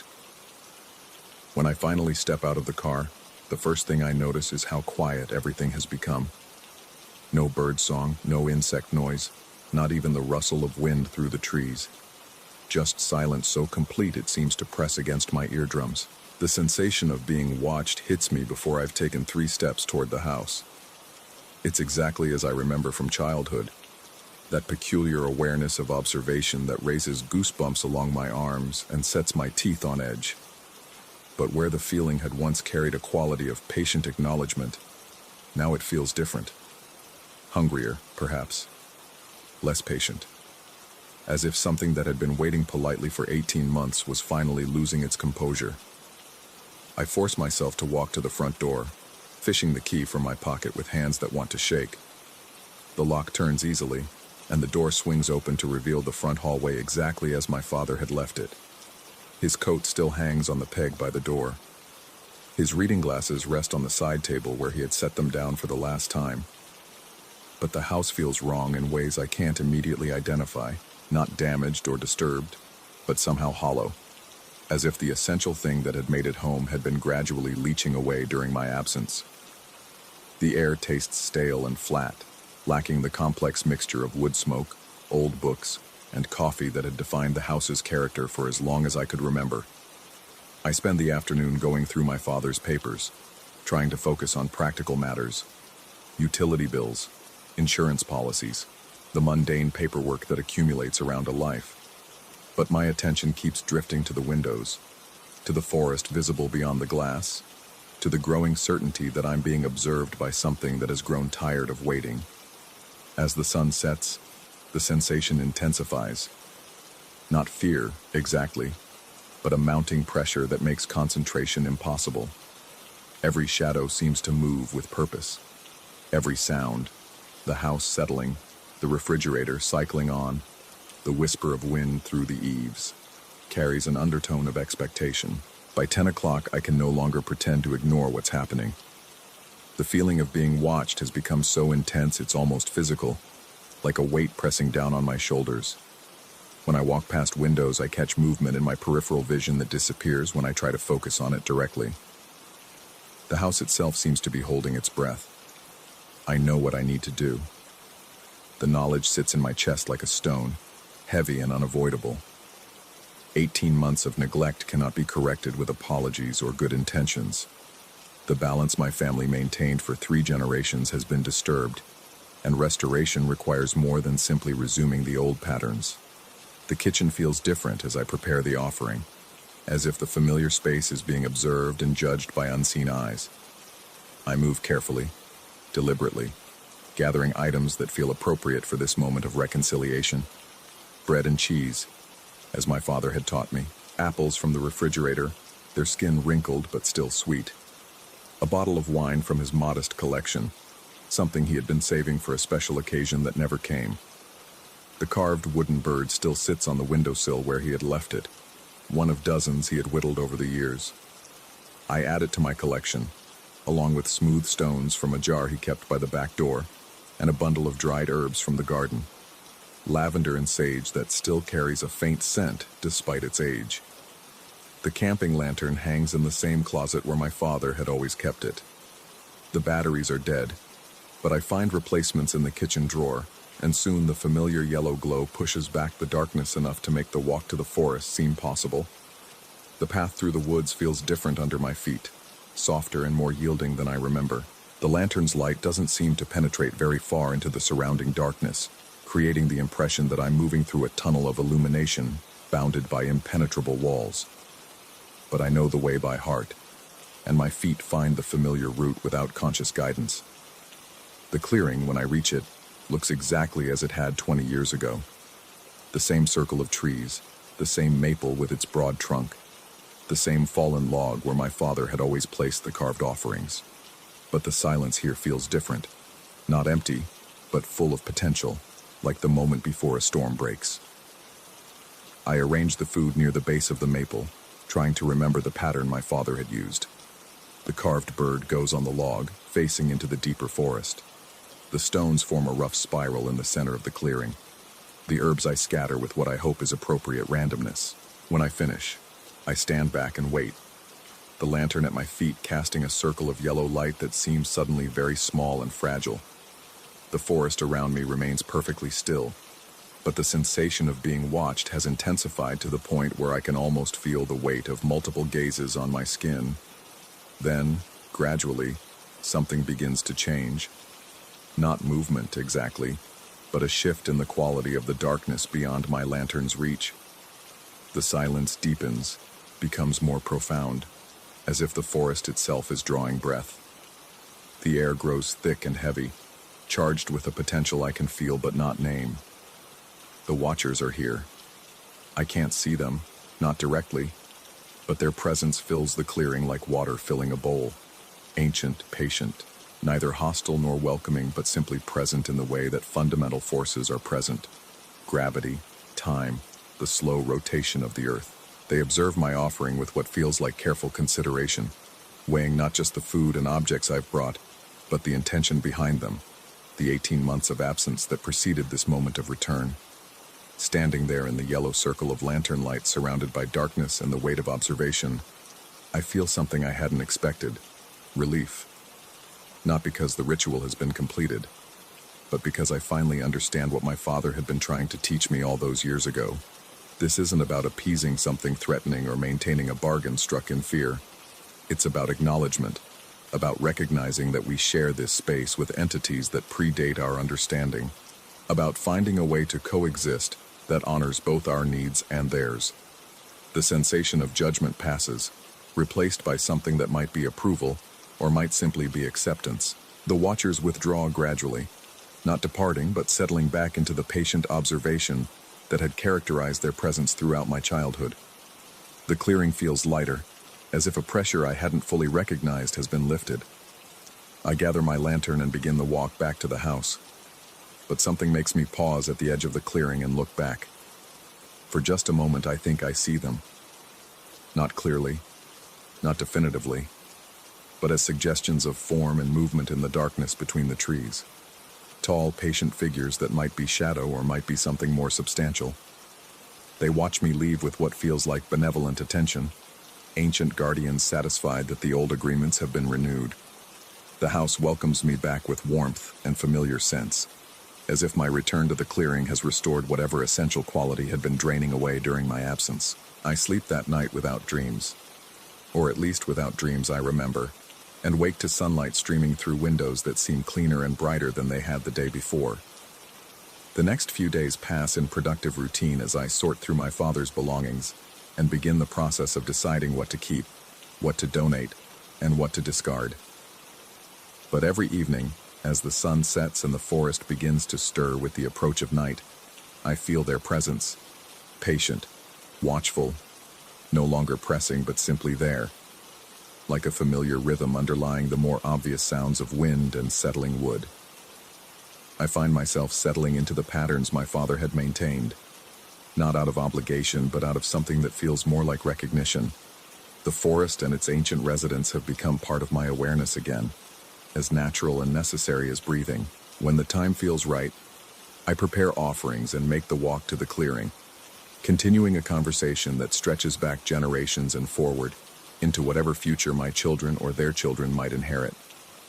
The rational part of my mind still questions, still seeks alternative explanations for the sensations and experiences that have shaped my understanding of this place. But rationality seems less important now than it did during my years of exile. Whether the watchers are literal entities or psychological projections matters less than the peace that comes from acknowledging their presence, the sense of belonging that arises from participating in something larger and older than my individual existence. Some nights when the moon is dark and the forest feels particularly alive, I catch glimpses of movement in my peripheral vision. Tall figures moving between the trees with the fluid grace of shadows, present but unobtrusive, watchful but not threatening. I've stopped trying to see them directly. The glimpses are enough, the suggestion of presence more satisfying than any definitive revelation could be. I've decided to keep the property, to maintain the house and continue the traditions my father taught me, not because I believe I have no choice, but because this feels like the choice I want to make. The Watchers and I have reached an understanding that honors both their ancient claim to this land and my family's need for a place to call home. Sometimes, in the quiet hours before dawn, I wonder what my father would think of my decision to return, to take up the responsibilities he carried for so many years. I think he would be pleased, not because I'm following his path exactly, but because I've found my own way to the same understanding he had reached, that some things are more important than explanation, that mystery can coexist with certainty, and that the forest holds room enough for all of us if we approach it with proper respect. The bourbon burns less now, and I find I need it less often. The memories no longer feel sharp enough to require softening. Instead, they've become part of the foundation on which I'm building whatever comes next. A life that acknowledges both seen and unseen neighbors, that honors agreements made in gesture rather than words, that finds peace in the patient observation of ancient eyes. Outside my window, the forest waits in its eternal stillness, and somewhere among the trees, the Watchers maintain their vigil. We are all exactly where we belong. Story 23. The silence in Alaska isn't really silence at all. It's a living thing that wraps around you like cold water, pressing against your eardrums until you start hearing sounds that probably aren't there. I learned this during my 8-hour trek into the backcountry near Denali Creek, where I'd planned to spend 3 days fishing for salmon in waters that supposedly hadn't seen a human soul in months. The trail wound through dense spruce and birch, their branches creating a canopy so thick that even at midday, the forest floor remained shrouded in perpetual twilight. My boots crunched against the carpet of needles and decomposing leaves, each step releasing that earthy smell of decay that permeates the Alaskan wilderness. The weight of my pack, loaded with camping gear, fishing equipment, and enough food for 3 days, cut into my shoulders. But the anticipation of untouched fishing grounds kept me moving forward. I'd been hiking for about 6 hours when I first noticed them. At first glance, they looked like natural formations, fallen trees creating archways across the trail. But as I approached the first one, something felt wrong. The trunk hadn't simply fallen. It had been deliberately bent and snapped, its fibers twisted in ways that suggested tremendous force applied with unsettling precision. The arch stood about 7 feet high, wide enough for a large creature to pass through comfortably. I ducked under it, feeling the rough bark brush against my shoulder blades. The sensation sent an involuntary shiver down my spine, though I couldn't explain why. Perhaps it was the way the arch seemed to frame the dark path ahead, creating a threshold between the familiar forest I'd been walking through and something more primordial. The second arch appeared 50 yards later, then a third, each one more elaborate than the last. The final arch incorporated not just the main trunk, but several smaller branches woven together in a pattern that seemed almost intentional. Standing beneath it, I noticed claw marks, deep gouges in the bark that could have been made by a bear, though they seemed too large, too deliberate. The rational part of my mind insisted these were natural formations, perhaps the result of heavy snow loads or wind damage. But the spacing was too regular, the construction too purposeful. Something had built these arches, and whatever it was possessed both the strength to snap mature trees and the intelligence to arrange them in sequence. I pressed onward, telling myself that my destination lay just 2 hours ahead. The fishing would be worth these minor unsettling encounters. Alaska was full of strange natural phenomena. Everyone knew that. The trail descended into a marshy area where my boots squelched with each step, releasing the sulfurous smell of stagnant water. Mosquitoes swarmed around my head in dense clouds, their high-pitched whining adding a maddening soundtrack to my journey. I pulled my bug net tighter and picked up the pace, eager to reach higher ground. That's when I heard the first sound. It started as a low rumble, so deep I felt it in my chest before I actually heard it. The sound seemed to come from everywhere and nowhere, reverberating through the forest in a way that made it impossible to pinpoint its source. I stopped walking and listened, my heart hammering against my ribs. The rumble faded, replaced by the normal sounds of the forest.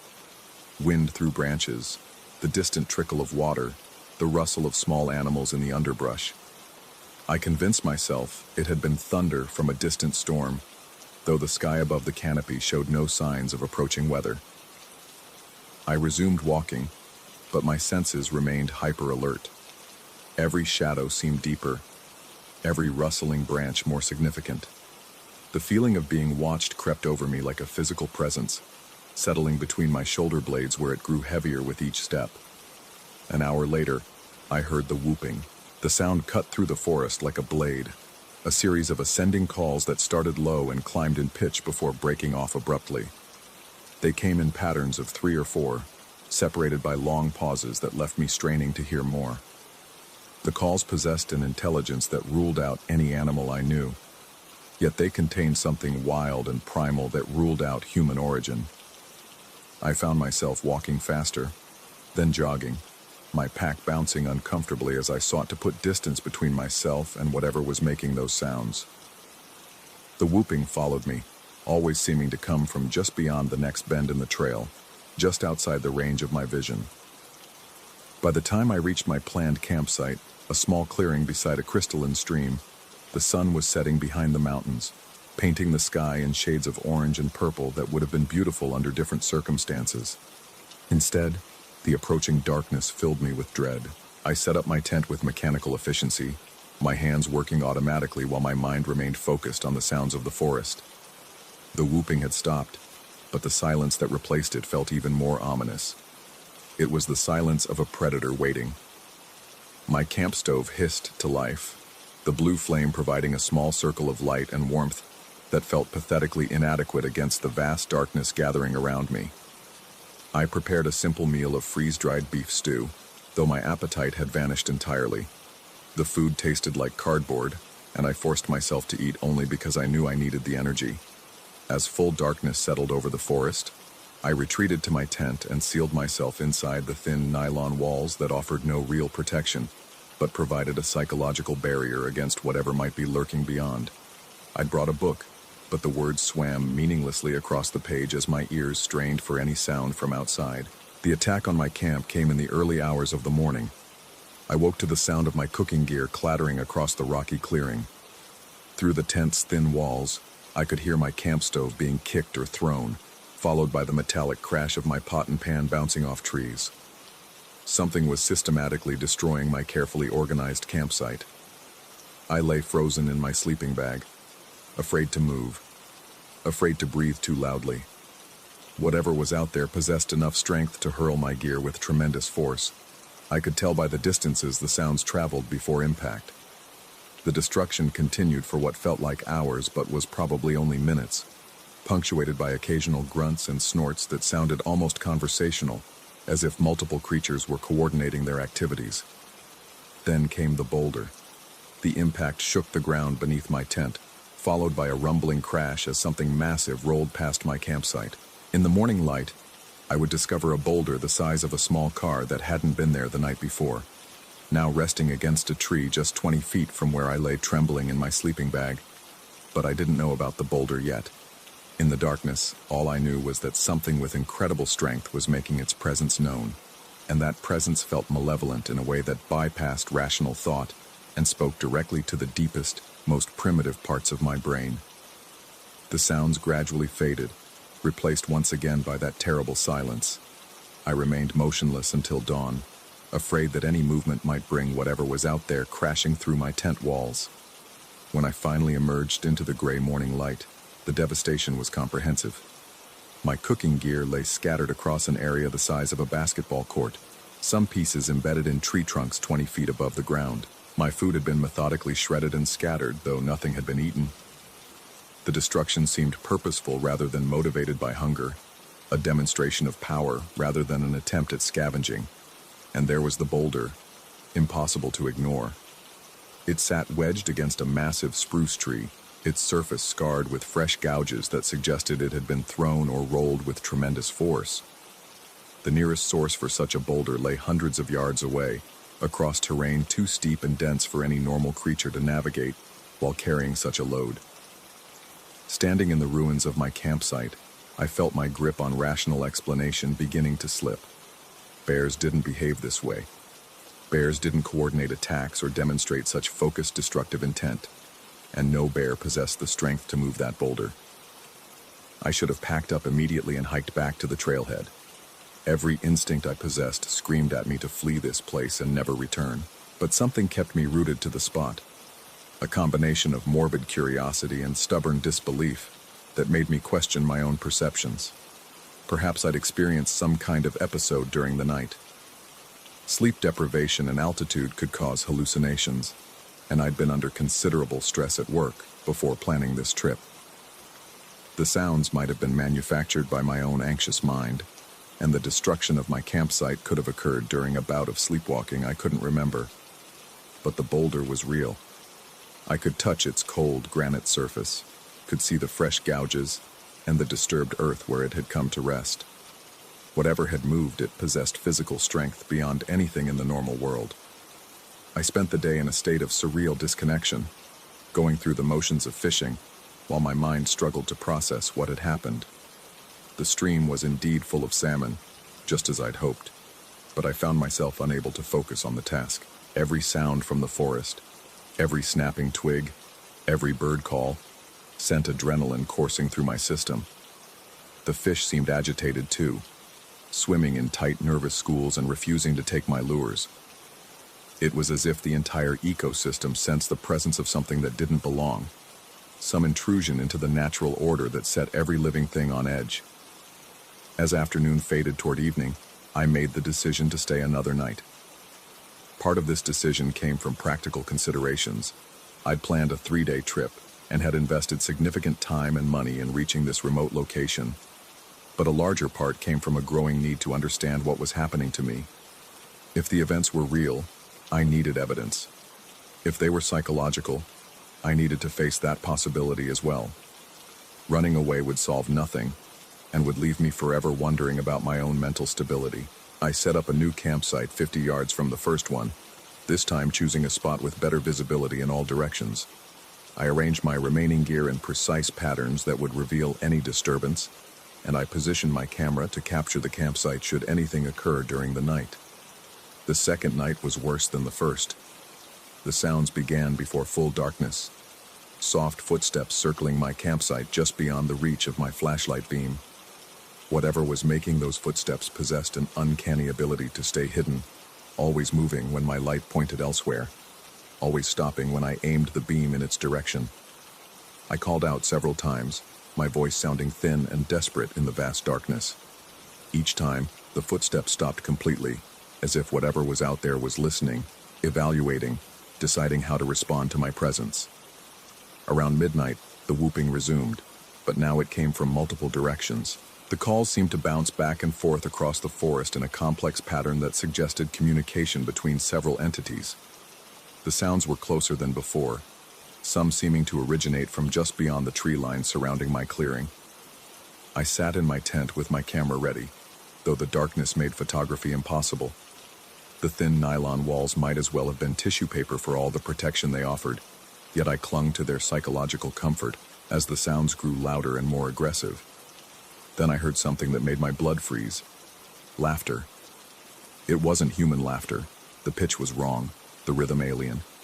But it contained an unmistakable quality of amusement, as if whatever was out there found my terror entertaining. The laughter came in bursts, punctuating the whooping calls like commentary on some private joke. That's when I began to seriously question my sanity. Laughter suggested intelligence, awareness, a deliberate intent to communicate or intimidate. But what creature possessed such qualities while remaining completely hidden from view? What animal understood the psychological impact of laughter in the darkness? I spent the remainder of the night documenting my experiences in my journal, writing frantically by flashlight, as if the act of recording might somehow make sense of the impossible. The writing helped maintain my sense of rational thought, though the words on the page seemed to describe someone else's experience rather than my own.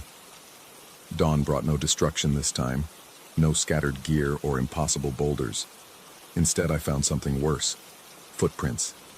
They appeared in the soft earth around my campsite, dozens of them, forming complex patterns that suggested careful observation of my activities. The prints were enormous, easily 18 inches long and proportionally wide, with clearly defined toe marks that ruled out any known animal. The depth of the impressions indicated tremendous weight, yet they showed no claw marks despite their size. Whatever had made them walked upright on two legs, possessed human-like feet enlarged to impossible proportions, and weighed considerably more than any recorded primate. I photographed everything, though I knew the images would prove nothing to skeptical observers. Footprints could be faked, and my testimony would be dismissed as the fantasies of an overstressed urbanite lost in the wilderness. But standing in that clearing, surrounded by evidence I couldn't explain, and memories I couldn't deny, I faced a choice that would define the rest of my life.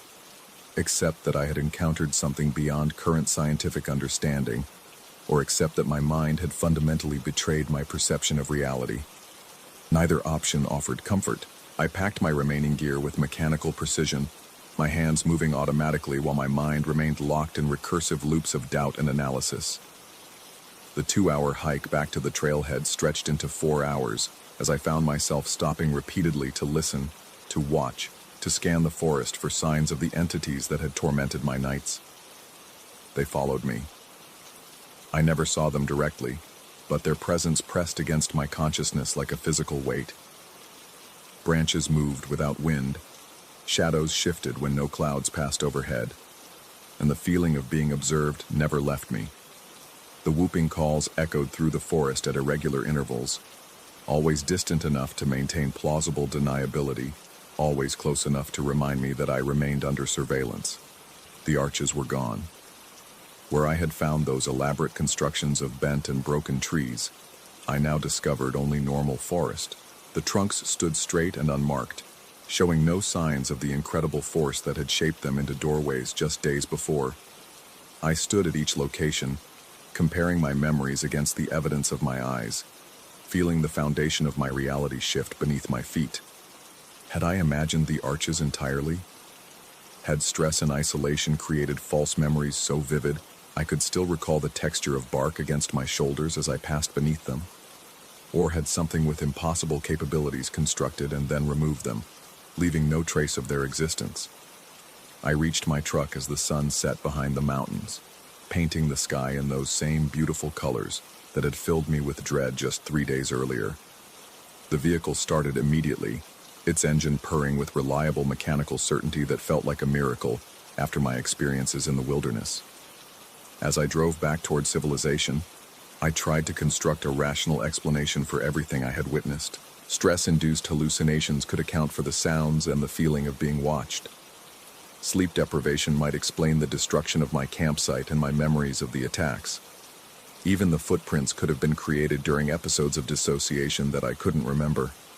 But the boulder remained in my photographs, massive and undeniable, and buried deep in my mind, beneath layers of doubt and rational analysis, lay the absolute certainty that I had encountered something that shouldn't exist, something that belonged to a reality larger and stranger than the comfortable world I thought I knew.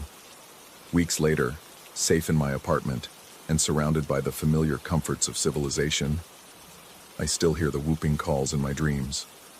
I still feel eyes watching from the shadows between streetlights, and sometimes in the early hours before dawn, I catch myself wondering if those entities are still out there, still watching, still waiting for the next traveler to venture too far into their domain. The photographs sit in a folder on my desk, proof of something I can't explain and evidence of an experience I can't forget. Sometimes I think about returning to Denali Creek, about facing whatever lurks in those deep forests with better equipment and a more scientific approach. But mostly I just wonder whether the creatures I encountered were real, or whether the most terrifying possibility of all is that they exist only in the hidden corners of my own mind, waiting to emerge whenever I venture too far from the safety of the known world. The silence in Alaska isn't really silence at all, and sometimes, in the quiet moments between heartbeats, I can still hear it calling. Story 24. The first mistake was coming here alone. I should have known better than to trust the silence of these woods, should have recognized the weight of unseen eyes pressing against my back as I'd hiked deeper into the wilderness. But I'd been desperate for solitude, craving the kind of emptiness that only exists miles from the nearest road, where cell towers can't reach, and the only sounds are wind through pine needles and the distant call of night birds. The clearing I'd chosen seemed perfect at first glance, a natural circle of level ground surrounded by towering evergreens, their branches creating a cathedral ceiling that filtered the late afternoon sunlight into golden shafts. A small stream gurgled somewhere beyond the tree line, and the air carried the clean scent of moss and decomposing leaves. It felt like sanctuary. Now, 3 hours after sunset, sanctuary had become something else entirely. I'd noticed the footsteps first, sometime after I'd crawled into my tent and zipped myself into my sleeping bag. The sound was subtle at first, barely more than the whisper of disturbed pine needles, but it followed a pattern too deliberate to be an animal foraging. Something was walking in slow, measured circles around my campsite. The rational part of my mind insisted it had to be a deer or maybe a curious raccoon, but every instinct I possessed screamed otherwise. There was an intelligence to the movement, a purposefulness that made my skin crawl. Whatever was out there wasn't just passing through, it was investigating. I lay perfectly still, straining to hear over the thunderous beating of my own heart. The footsteps continued their lazy orbit, soft, barely audible, but consistent. Step, pause, step, pause, always maintaining the same distance, always keeping to the edge of the firelight that flickered through my tent walls. The temperature seemed to drop 10 degrees in as many minutes. My breath began to fog inside the tent, and I pulled my sleeping bag higher, trying to convince myself that night chill was natural, expected. But something about the cold felt wrong. Too sudden, too sharp, as if winter had reached down from some higher altitude to touch this place specifically. That's when the whispers started. At first, I thought it might be the wind moving through the trees, creating those hollow, throaty sounds that forests make in the dark. But as I listened more carefully, I could make out patterns, rhythms that mimicked human speech without quite forming words. The sound seemed to come from multiple directions at once, as if several voices were having a conversation just beyond the range of my understanding. My hands shook as I reached for the flashlight beside my pillow. The weight of it felt reassuring, solid and real, in a way that nothing else did at that moment. But I didn't turn it on. Some primitive part of my brain warned that revealing myself would be a mistake, that whatever was out there was waiting for exactly that kind of invitation. The whispers grew closer, more distinct. I could hear them now as an almost language, syllables that teased at meaning without ever quite resolving into sense. They seemed to circle with the footsteps, creating a dual track of impossible sounds that made my teeth ache with tension. Then something pressed against the side of my tent. The fabric dimpled inward just inches from my face, pushed by what could only be a human hand. 5 distinct pressure points, fingers, traced slowly along the nylon wall, moving from my shoulder level down toward my waist. The touch was gentle, almost caressing, but it carried a weight that seemed to penetrate straight through to my bones. I sat up so fast that my head spun, blood rushing from my extremities to my core in a flood of adrenaline. The pressure against the tent wall vanished instantly, followed by the sound of something large crashing through the underbrush in obvious retreat. Branches snapped and pine needles showered down as whatever had been touching my tent fled with surprising speed. The sudden silence that followed was somehow more terrifying than the sounds had been. I clutched my flashlight like a weapon, thumb hovering over the switch, but couldn't bring myself to illuminate whatever might be waiting outside. Minutes passed.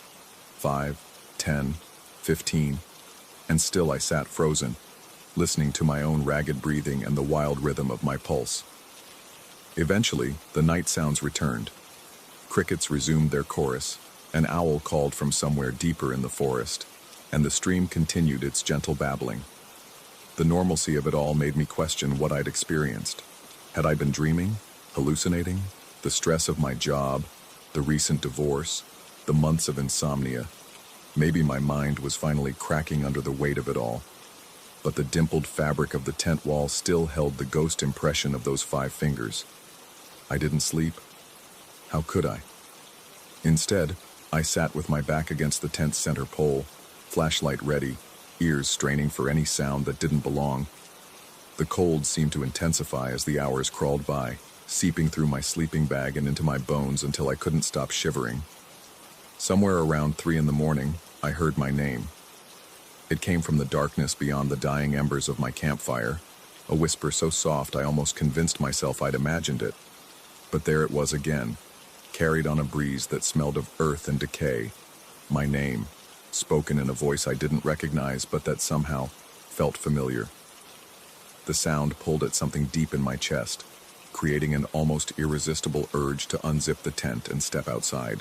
Part of me wanted to call back, to demand answers, to face whatever was playing games with my sanity. But a larger part recognized the trap in that impulse, understood that acknowledging the voice would be crossing a line I might never be able to uncross. So I remained silent, a prisoner in my own tent, while something in the darkness called my name over and over with increasing urgency. Dawn couldn't come fast enough. When the first gray light began to filter through the trees, I finally allowed myself to relax slightly. The voices had stopped sometime before sunrise, and the unnatural cold had gradually lifted, replaced by the normal chill of mountain morning.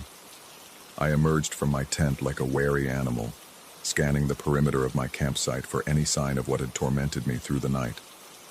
The ground around my tent was scuffed and disturbed, marked with impressions that could have been footprints or could have been the natural patterns left by wind and settling dew, but pressed into the soft earth beside my tent, clear as a signature, was the perfect outline of a human hand. I stared at it for a long time, trying to rationalize what I was seeing.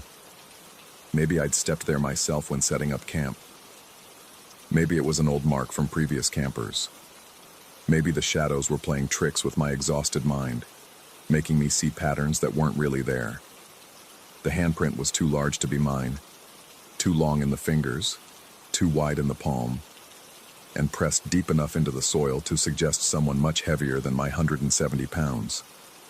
I broke camp with the efficiency of panic, stuffing gear into my pack with shaking hands while constantly glancing over my shoulder. The forest felt different in daylight, not safer exactly, but less actively malevolent. Still, I couldn't shake the sensation of being watched, couldn't escape the feeling that something in the trees was cataloging my every movement. The hike out took half the time the hike in had required. I practically ran the last mile to my car, fumbling with keys until I could lock myself inside the familiar safety of steel and glass. Only then did I allow myself to breathe normally, to consider what had happened with anything approaching rational thought. By the time I reached the main highway, I'd almost convinced myself that exhaustion and stress had created the entire experience. The mind was capable of extraordinary self-deception, especially under duress. I'd been working too hard, sleeping too little, drinking too much. A night alone in the woods with nothing but my own neuroses for company. Of course I'd manifest phantoms. But that night, safe in my apartment with deadbolts engaged and curtains drawn, I heard the whispers again. They drifted through the walls like smoke, carrying that same almost language, that same sense of urgent communication just beyond my comprehension. I checked every room, every closet, every space large enough to hide a person. I called the police, who found nothing and left with barely concealed skepticism about my mental state. The whispers continued until dawn. It's been 3 weeks now, and they come every night.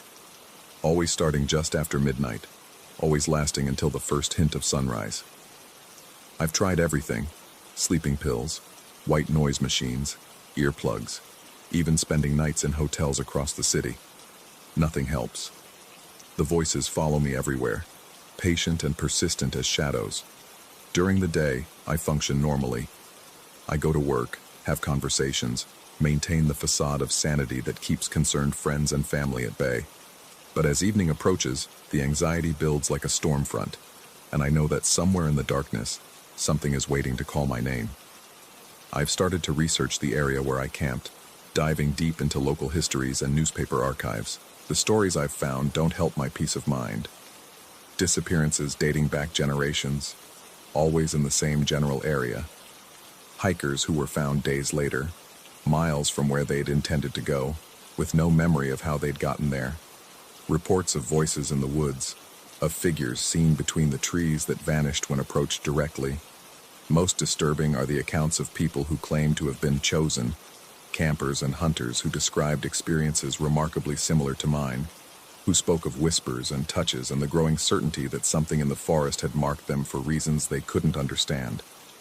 Those people, according to the records I can find, all eventually returned to the woods. Some were found wandering days later in varying states of confusion and exposure. Others simply vanished. I tell myself I won't be one of them. I tell myself I'm stronger than whatever psychological pressure is being applied, that I can resist the growing compulsion to drive back up that mountain road and hike into those trees where something waits with infinite patience. But the whispers are getting louder, more insistent.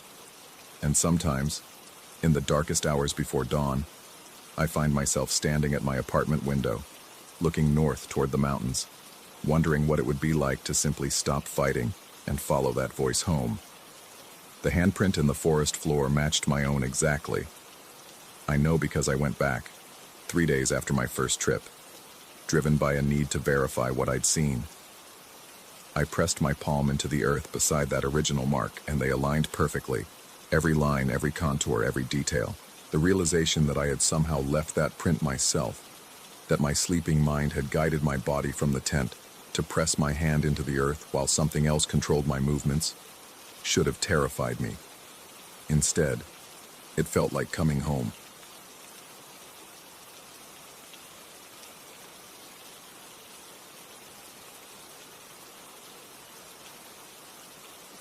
Story 25.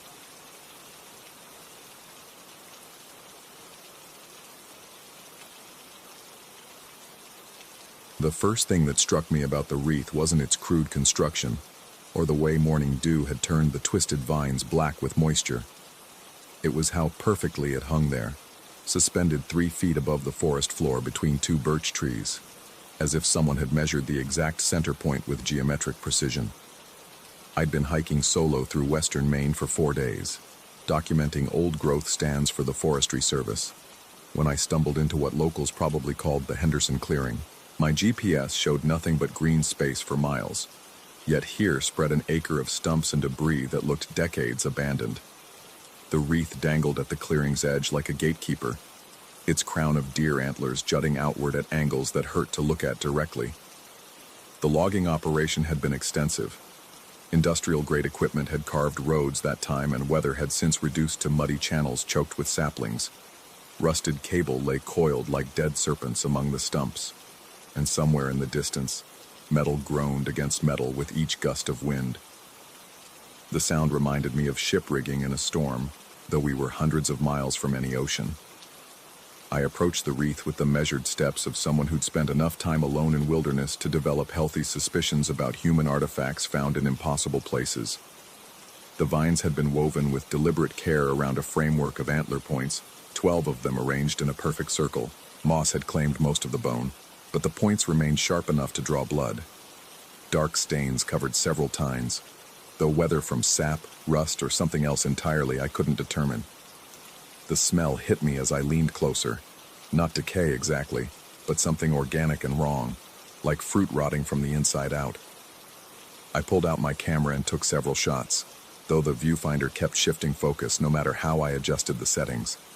In each frame, the wreath appeared slightly different, as if the antlers were rearranging themselves between exposures.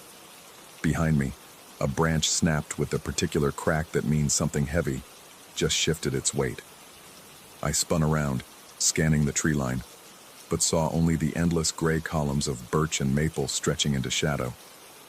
Still, the sensation of being observed settled over me like a wet blanket, that primitive awareness that every human carries from our cave-dwelling ancestors. I decided to circle the clearing's perimeter before exploring further.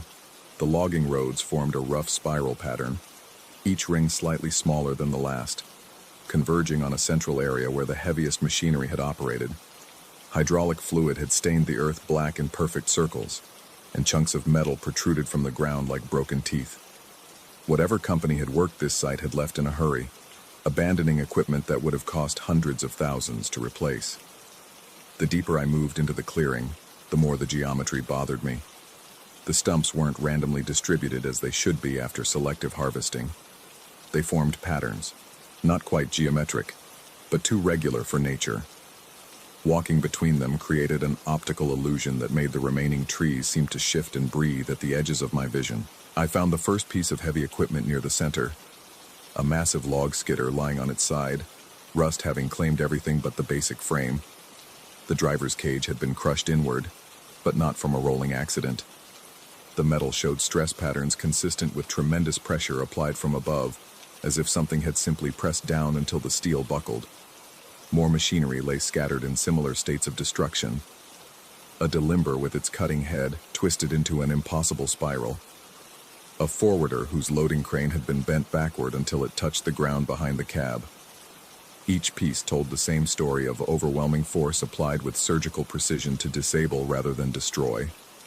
I was photographing what remained of a track feller when I heard the first sound. Not exactly a whistle, not quite a call. Something between the two that seemed to come from everywhere and nowhere simultaneously. It lasted perhaps 3 seconds, rising in pitch before cutting off abruptly. I froze, camera raised, listening for any follow-up. The forest had gone completely silent in that unnatural way that means every living thing is holding its breath. Then it came again, closer this time, with an undertone that made my molars ache. I'd been in enough remote areas to know that unknown sounds generally meant retreat to safer ground. The Appalachian Trail ran just 2 miles east, and I could reach it before dark if I moved efficiently. I packed my gear with deliberate calm, fighting the urge to look over my shoulder every few seconds. The hike to the trail proved uneventful, though I couldn't shake the feeling that something paralleled my route through the deeper woods. Twice I stopped and waited, listening for footsteps or the rustle of disturbed undergrowth, but heard only wind and the distant cry of a hawk. The AT appeared exactly where my map promised, a well-worn ribbon of packed earth threading between ancient oaks. After days of bushwhacking through virgin forest, the maintained trail felt almost urban in its convenience. I turned north toward the Bigelow Range, where I planned to camp near Cranberry Stream. For the first hour, hiking felt normal. My boots found their rhythm on the familiar terrain, and my breathing settled into the steady pattern of long-distance walking. Other hikers had passed recently. I could see fresh boot prints in the softer sections of trail, along with the occasional candy wrapper or empty water bottle that marked the passage of less conscientious travelers. The afternoon sun slanted through the canopy in golden shafts that illuminated floating pollen, and the occasional spiderweb stretched between branches. This was hiking as meditation, the kind of walking that could dissolve hours without conscious thought. I found myself falling into that peculiar mental state where the body moves automatically while the mind drifts freely, which is probably why I didn't notice immediately when the other footsteps began. The sound registered first as a subtle change in the trail's acoustics, a slight echo that suggested my footfalls were being duplicated somewhere behind me. When I stopped to adjust my pack, the echo continued for exactly one additional step before falling silent. I turned around slowly, scanning the trail behind me. Empty forest stretched as far as the next bend, perhaps 30 yards back. No movement, no sound except wind in the leaves. I waited a full minute, listening, but heard nothing unusual. When I resumed walking, the echo returned within a dozen steps. This time I stopped abruptly without any preparatory motion, the way you might try to catch a child following too closely. Again, that single extra footfall before silence. But when I spun around, the trail remained empty. The rational part of my mind offered reasonable explanations. Sound could play tricks in dense forest, creating false echoes off tree trunks and rock faces. My own footsteps might be generating delayed acoustic reflections that my brain interpreted as separate sounds. Fatigue and isolation could cause auditory hallucinations, especially after several days of solo hiking. But 30 years of wilderness experience had taught me to trust my instincts over my intellect when something felt wrong. And everything about this felt deeply, fundamentally wrong. I resumed hiking but kept my pace deliberately irregular, varying my stride length and rhythm in ways designed to expose any follower trying to match my movement.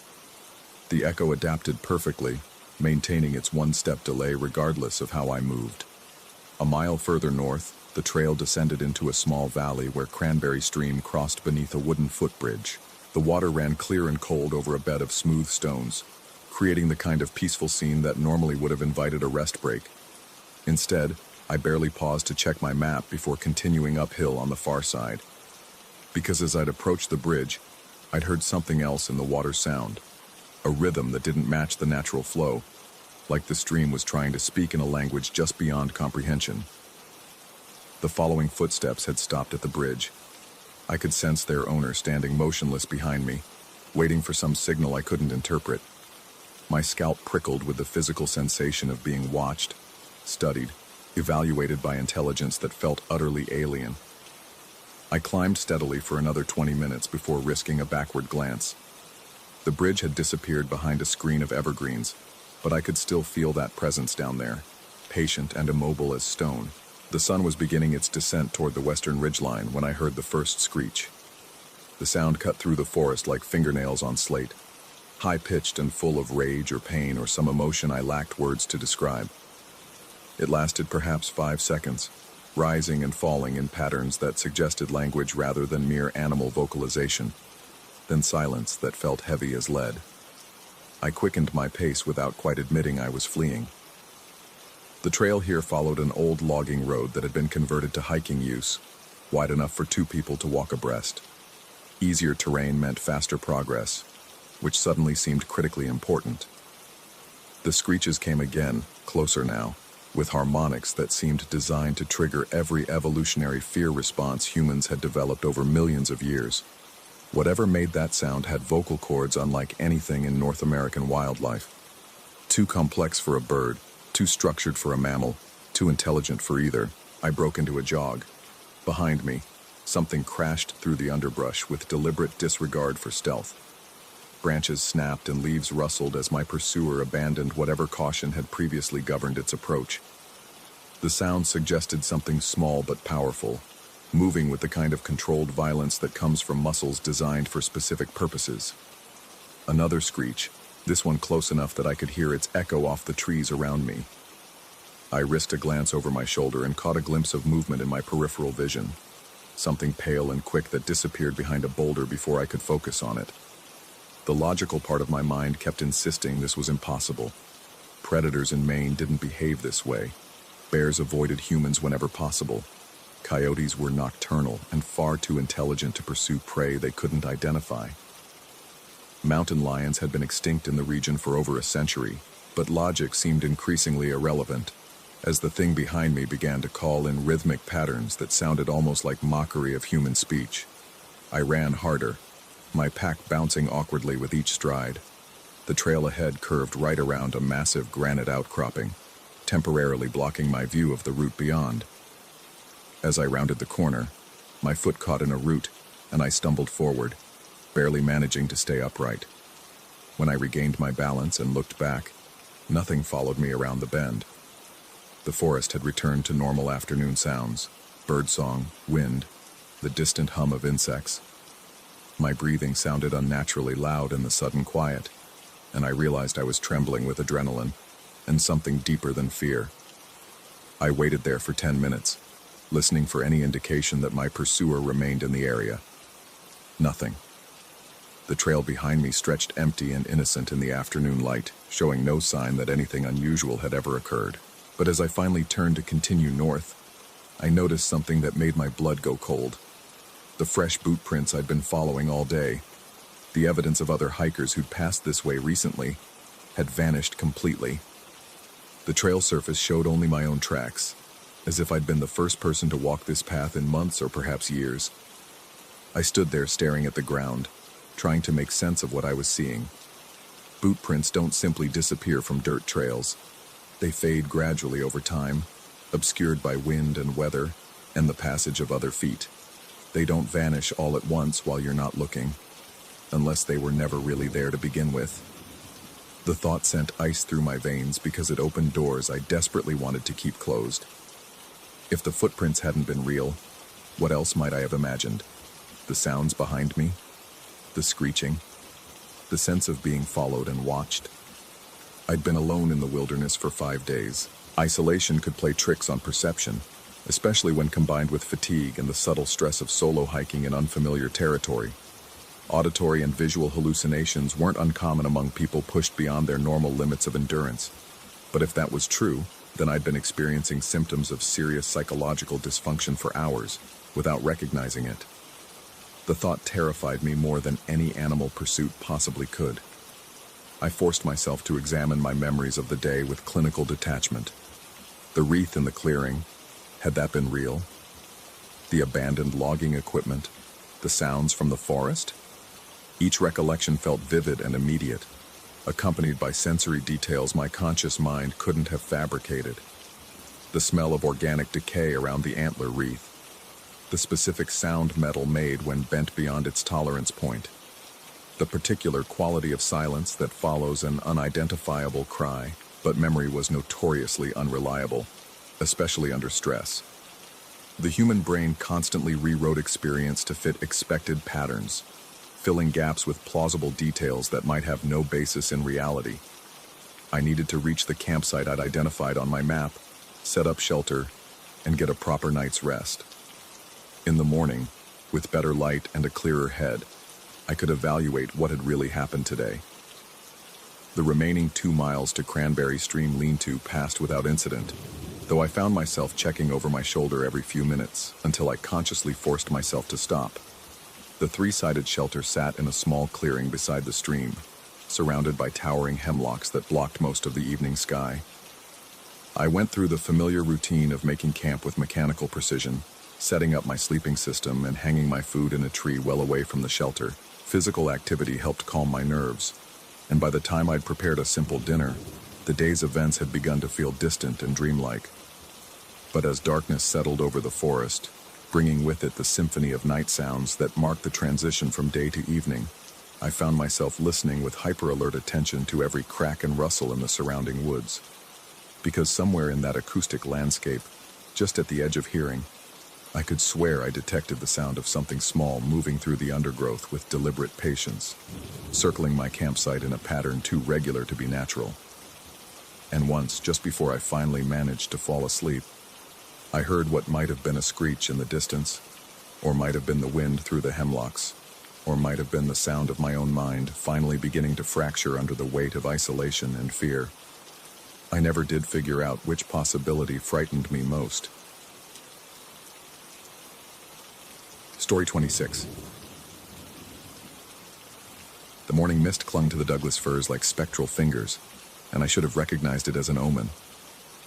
3 days into our backpacking trip along Oregon's North Umpqua Trail, the familiar weight of my pack had become a comfort, but something felt different that morning.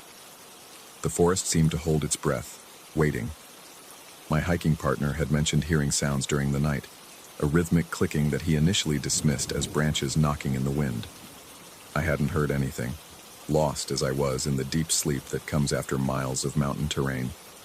But now, as we broke camp in the pre-dawn darkness, I found myself straining to catch any unusual noise above the distant rush of the Umpqua River. The trail stretched before us, a ribbon of packed earth disappearing into the shadows between ancient trees. We'd been following this particular section for 2 days, drawn by promises of pristine wilderness and the kind of solitude that had become increasingly rare. The guidebook mentioned old-growth forest and stunning river views, but failed to capture the weight of silence that pressed down between the towering trunks.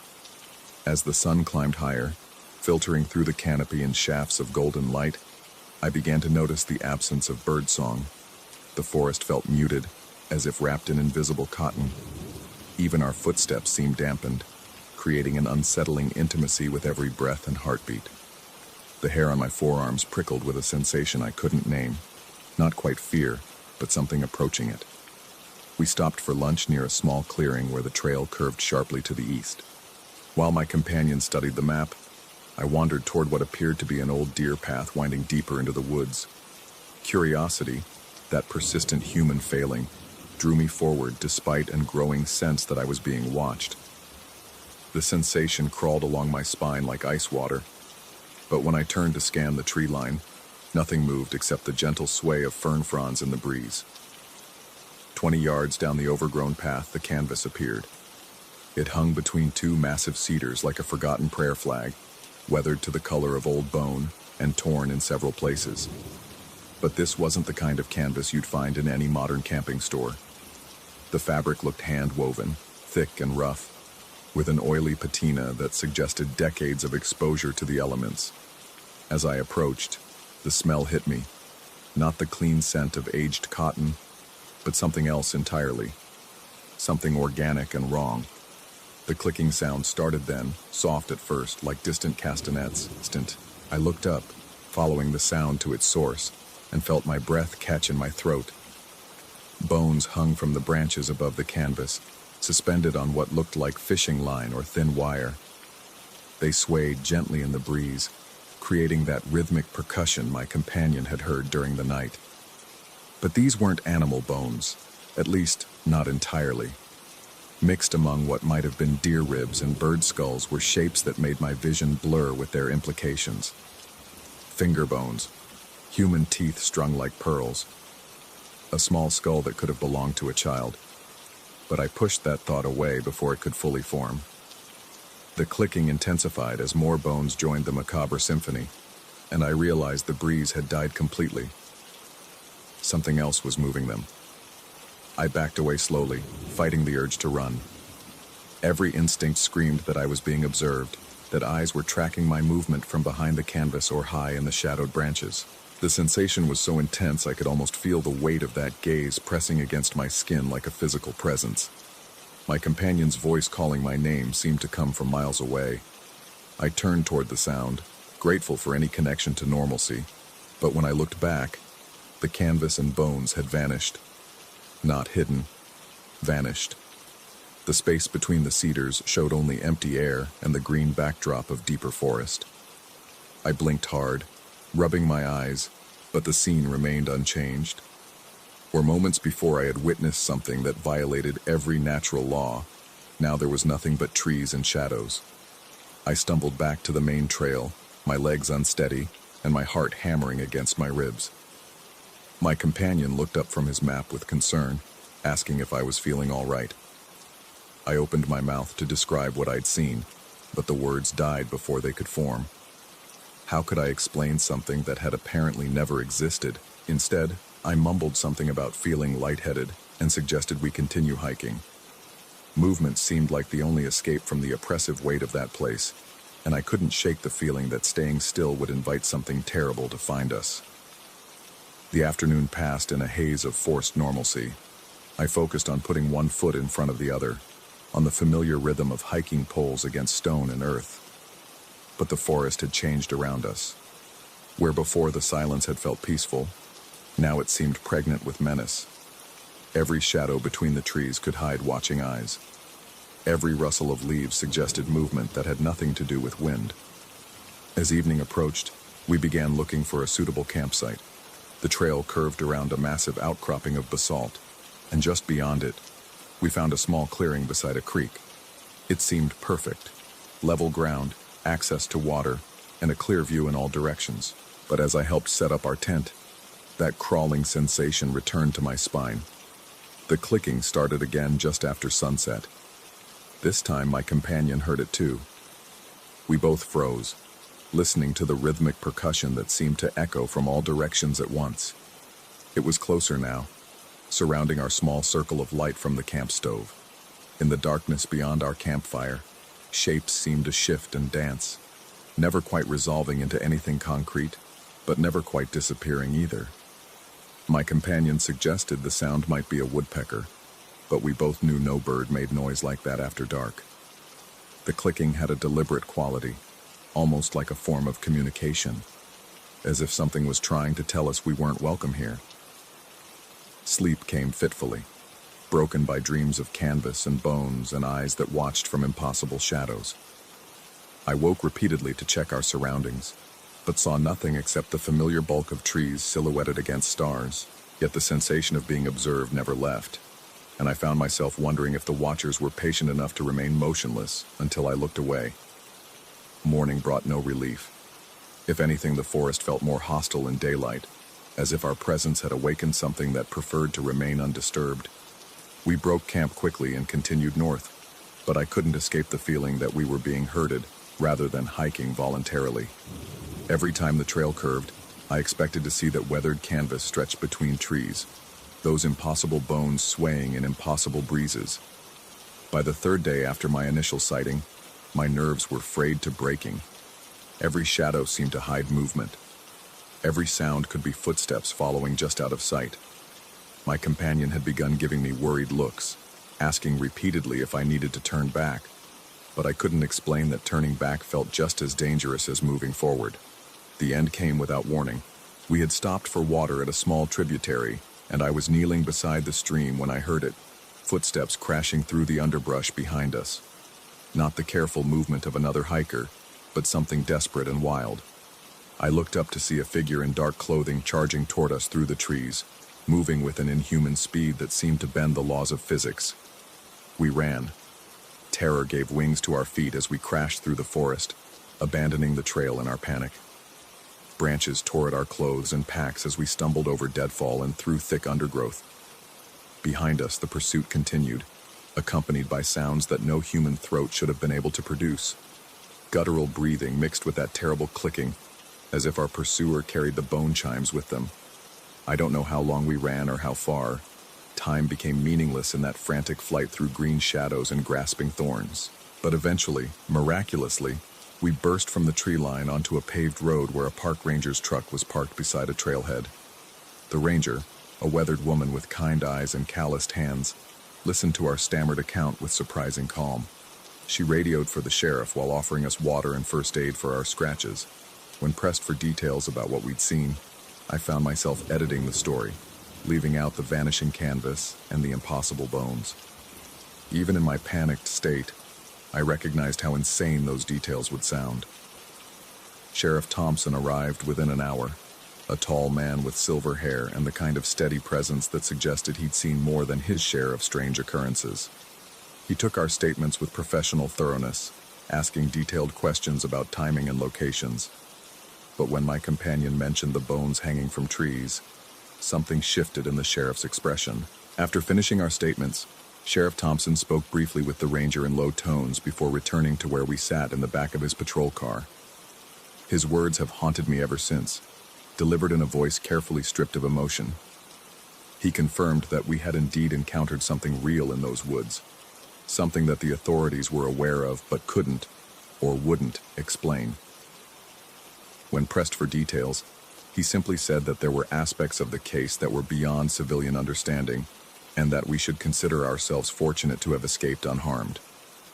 But it was what he said next that shattered my remaining grip on rational explanation. The sheriff informed us that according to their records, the section of trail where we claimed to have been camping had been closed to public access for over 15 years. The area had been deemed unsafe after a series of incidents that couldn't be adequately explained or contained. No permits had been issued for that region, and according to their maps, there was no official trail access to the locations we described. Yet we had been there. We had hiking permits. We had followed clearly marked trails for days. As we drove away from the forest, I turned for one last look at the tree line. For just a moment, I thought I saw canvas stretched between distant cedars and tiny shapes swaying in a breeze that touched nothing else. But when I blinked, there was nothing but trees and shadows, and the terrible certainty that some questions should never be answered. The drive home passed in confused silence, both of us struggling to reconcile what we had experienced with what the sheriff had told us. Our permits, when we checked them later, showed different dates than we remembered. Our GPS logs had somehow been corrupted, showing impossible locations and timestamps that made no sense. I've returned to that region twice since then, driven by a compulsion I can't fully explain. Each time I've found only normal forest, peaceful, well-maintained trails filled with ordinary hikers enjoying ordinary wilderness experiences. The rangers I've spoken with have no knowledge of any closures or incidents. According to their records, the North Umpqua Trail has always been open to the public, with no restrictions or special warnings. But sometimes, late at night when sleep won't come, I hear that distant clicking carried on winds that touch only me.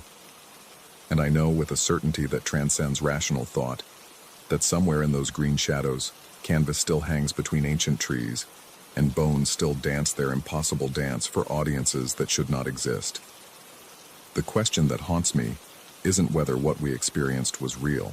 The question is whether I'm still experiencing it, trapped in some pocket of reality, where time moves differently and the normal rules don't apply. Because sometimes, when I look in the mirror, I see scratches on my arms that weren't there moments before. And sometimes, just at the edge of hearing, I catch the faint echo of my own voice, still calling for help from woods that may exist only in the space between waking and dream. The sheriff was right about one thing. There are aspects of that experience beyond civilian understanding, but I'm beginning to suspect that civilian and official understanding alike are insufficient for what we encountered in those woods. Some realities are too large for any single perspective to contain, and some truths are too dangerous to speak aloud. I write this account not as testimony, but as warning. Not because I believe anyone will heed it, but because the alternative, remaining silent, feels like a betrayal of something essential to my remaining sanity. The North Umpqua Trail awaits your next visit, marked clearly on every map and guidebook. The rangers will be happy to issue permits. The weather forecast looks excellent for hiking, but listen carefully to the wind before you go. And if you hear clicking in the distance, like bones dancing in an impossible breeze, perhaps you should choose a different trail. Perhaps some paths are meant to remain untraveled, and some mysteries are better left undisturbed. After all, according to the official records, we were never there at all.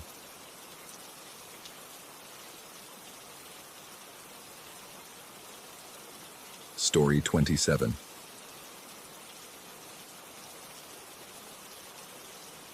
The forest breathed around us, exhaling the scent of decomposing leaves and something else, something metallic that caught in the back of my throat.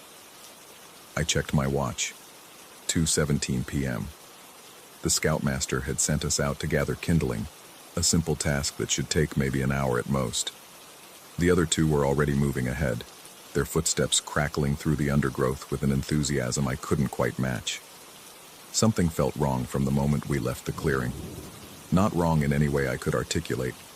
The sky was the same washed-out gray. The trees still swayed with the same lazy rhythm they'd maintained all morning. But there was an electricity in the air, a tension that made the fine hairs on my arms stand at attention. I blamed it on the approaching storm, though no clouds gathered overhead. We'd been walking for maybe 10 minutes when I noticed the paths weren't quite right. The trail we'd taken dozens of times over the past 3 days seemed to bend in directions I didn't remember. Trees I was certain we'd passed appeared again, their scarred bark and distinctive lean exactly as before, as if we were walking in circles. But that was impossible.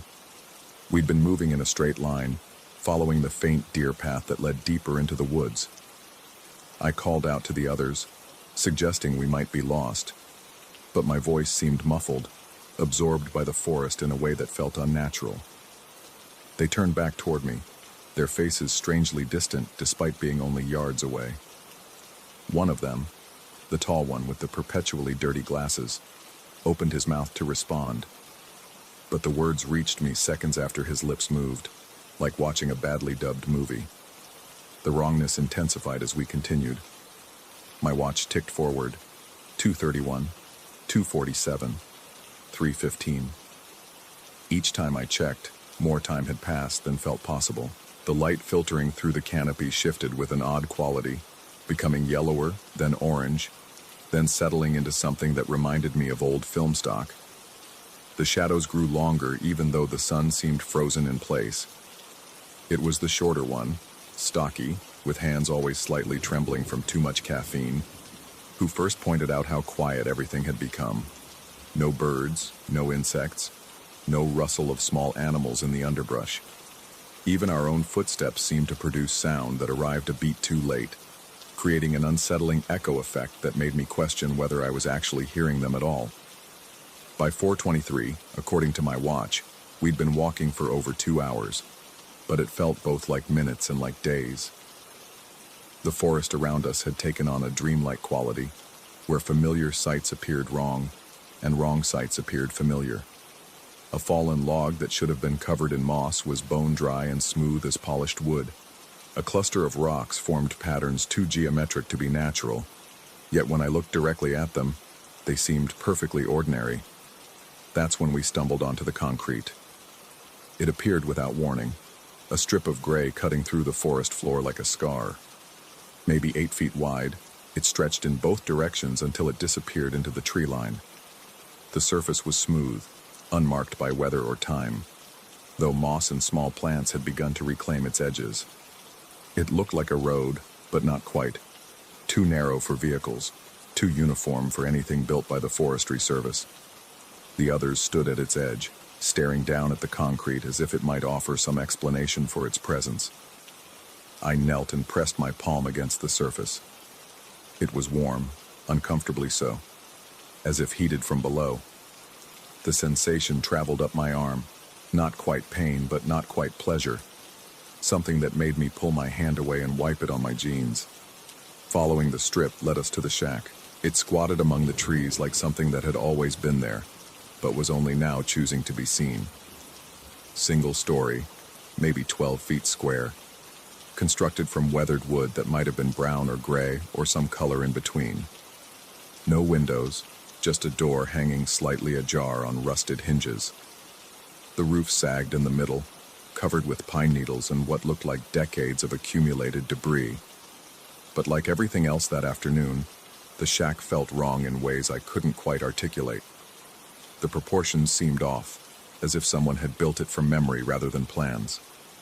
The door was too wide, the walls too thick, the entire structure somehow both too solid and too fragile at the same time. I found myself approaching despite every instinct screaming at me to turn around. The others followed, their footsteps creating that same delayed echo that had been plaguing us all afternoon. The door creaked as I pushed it wider, revealing an interior that defied the structure's modest exterior dimensions. Inside, the space felt cavernous. Not larger exactly, but deeper, as if the walls receded farther than they should have. The air was thick with dust and something else, That same metallic scent from earlier, now so strong it made my eyes water. A single shaft of light fell through a gap in the roof, illuminating a floor covered with what looked like decades of accumulated leaves and debris. But it was the walls that captured my attention, covered floor to ceiling with photographs. Thousands of them, maybe tens of thousands, overlapping and layered until the original wall surface disappeared completely. Black and white, color, Polaroids, digital prints, photos spanning what must have been decades.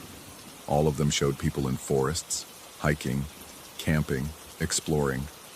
Ordinary outdoor activities captured in ordinary moments, except for their faces. Every single person in every single photograph was looking directly at the camera, with an expression I can only describe as recognition. Not the pleased surprise of someone noticing they're being photographed, but the unsettling awareness of someone who knew they would be photographed, had been waiting for it, expected it. Their eyes held a knowledge that seemed to reach out from the images, creating the uncomfortable sensation of being watched by hundreds of observers from across time. I wanted to examine the photos more closely, to see if I could identify any of the locations, or perhaps even some of the people. But touching them felt like a violation of something sacred and terrible. Instead, I backed toward the door, my companions following with the same urgent need to escape that had overtaken all of us. Outside, the light had changed again. What had been afternoon when we entered the shack now carried the quality of evening, though my watch still insisted it was only 4:47. The forest around us seemed to pulse with a rhythm I felt more than heard, a slow thrumming that might have been my own heartbeat amplified or might have been something else entirely. The journey back to camp passed in a blur of wrong turns and familiar landmarks appearing in impossible places. Trees I was certain we'd passed hours earlier stood exactly where they shouldn't be. The path beneath our feet felt spongy, almost alive, responding to our footsteps with a give and take that made walking feel like balancing on a waterbed. My watch continued its inexorable progression. 5:15, 5:43, 6:22. Each time I checked, the others were doing the same, their faces reflecting my own growing confusion and unease. We should have been back at camp hours ago. We should have been missed, searched for, found. But the forest continued to stretch around us like something that had no end. When we finally emerged into the familiar clearing where our tents stood in their neat row, the sun was setting. My watch read 7:31 p.m. We'd been gone for over 5 hours, wandering through a forest that had become something other than what it was supposed to be. The scoutmaster looked up from the campfire he was building, his face showing mild curiosity rather than the concern I'd expected. He asked where we'd been for the past 25 minutes, mentioned that he'd been wondering if we'd gotten distracted by something interesting. 25 minutes. I stared at my watch, at the time that insisted we'd experienced over 5 hours of impossible forest and concrete strips and shacks filled with watching photographs. The others checked their own timepieces, their faces reflecting the same disbelief that was coursing through me. But our watches all agreed. 7:31 p.m. If we'd only been gone 25 minutes, we should have returned at 2:42. Yet here we were, over 4.5 hours later, being told we'd barely been missed. The scoutmaster's expression remained pleasantly neutral, as he suggested we might want to set our watches properly, mentioned that the forest could play tricks on perception sometimes. He turned back to his fire building, dismissing our confusion with the same casual indifference he might show toward a minor disagreement about hiking trail difficulty. That night, I lay in my sleeping bag staring up at the tent ceiling, trying to make sense of what had happened. The rational explanations felt hollow. Group hallucination, defective watches, simple disorientation. But the concrete strip had been real. I could still feel its unnatural warmth against my palm. The shack had been real. The metallic scent still clung to my clothes. The photographs had been real. Those watching eyes had seen us as clearly as we'd seen them. The forest around our camp settled into its nighttime rhythm of small sounds and gentle movements. But underneath the familiar noises, I thought I could hear something else. A slow, patient breathing that seemed to come from the ground itself. The sound of something vast and ancient, awakening after a long sleep. I checked my watch one final time before sleep took me. 11:47 p.m. In the green glow of the display, I could swear I saw my reflection looking back with the same expression of knowledge and expectation I'd seen in all those photographs. The same expression that suggested I'd been waiting for this moment, had known it would come, had been prepared for it long before I'd ever set foot in these woods. The same expression that made me wonder if I'd ever really left that shack at all, or if the 25 minutes the Scoutmaster remembered were the only real time that had passed, and everything else, the hours of walking, the impossible paths, the concrete strip, the photographs, existed in some pocket of experience that had no duration but felt like eternity. As I drifted off to sleep, I thought I heard my watch ticking, but the sound seemed to come from inside my chest, as if time itself had taken residence in my heartbeat.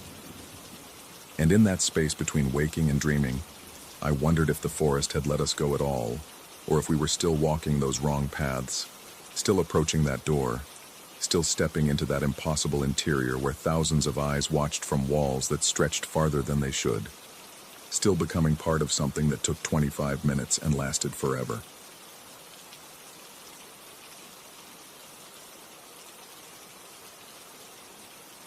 Story 28.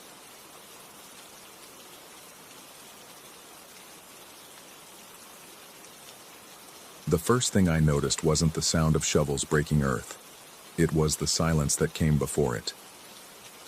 23 years I'd been working these mountains, and the forest had never held its breath like that, not even during the dead of winter when snow muffled every whisper of wind through the pines.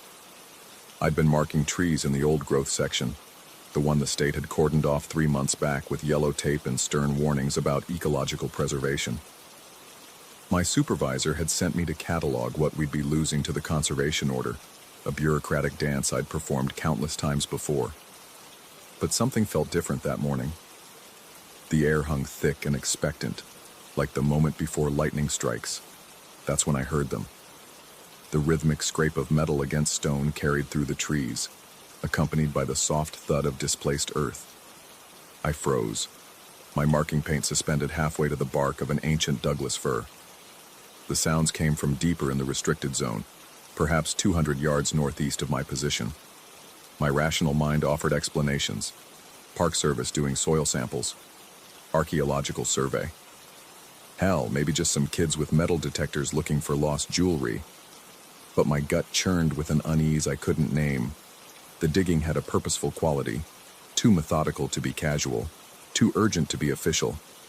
I should have left. Should have packed my gear and reported possible trespassers to the ranger station. Instead, I found myself moving toward the sound, each footstep deliberate and silent on the carpet of decomposing leaves.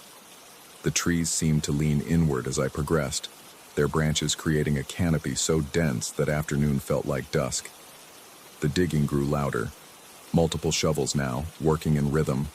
I could hear them breathing, heavy, labored exhalations that spoke of serious work. My heart hammered against my ribs as I crept closer, using the massive trunk of a centuries-old cedar as cover. What I saw through the gaps in the undergrowth made my blood turn to ice water. 3 men worked in a small clearing I'd never noticed before, though I'd walked these woods for decades. They wore dark clothing, their faces obscured by the shadows of baseball caps pulled low. The hole they'd excavated was deep, easily 6 feet, and perfectly rectangular. The displaced earth formed neat piles around the perimeter, as if they'd done this before, many times before. The men worked with the efficiency of practice, never speaking, communicating through gestures and glances. One would pause to wipe sweat from his brow while another took over his position. They moved like dancers following choreography they'd rehearsed until it became muscle memory. But it was the 4th man that made my skin crawl. He stood apart from the diggers, watching them work with the intensity of a conductor overseeing an orchestra. He never moved, never shifted his weight, never even seemed to blink, just stood there in his long dark coat, hands clasped behind his back, observing with the patience of stone. And somehow, impossibly, I knew he was aware of my presence.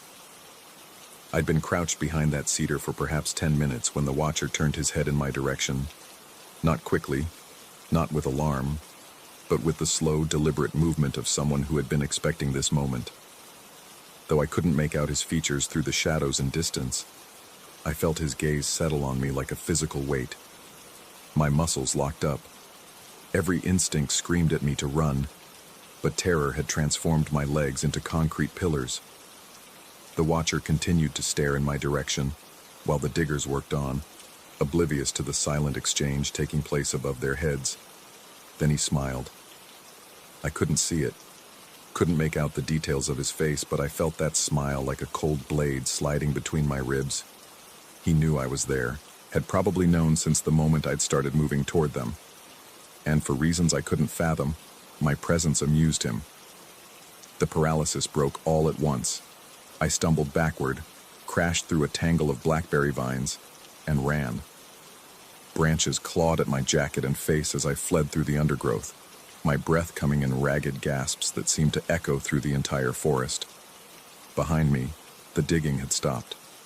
The silence was worse than the sound had been. I didn't stop running until I reached my truck, fumbling with the keys as my hands shook with adrenaline. The engine turned over on the third try, and I drove home faster than I'd driven since my teenage years. But even with the windows up and the radio playing, I couldn't shake the feeling that I was being followed. That night, I lay awake staring at the ceiling of my cabin, trying to convince myself I'd overreacted. Maybe they were legitimate workers. Maybe the watcher had been looking at something else entirely. Maybe the smile had been a trick of shadows and distance. But deep down, I knew better. The phone call came 3 days later. Detective Chen's voice was professionally neutral as she asked if I'd been in the restricted forest area recently. Standard questions, she assured me. They were investigating reports of unauthorized activity in the conservation zone. I told her about the men I'd seen, described the location as best I could. What I didn't tell her was about the dreams that had plagued me every night since the encounter. Dreams where I stood in that clearing, looking down into the hole they'd dug.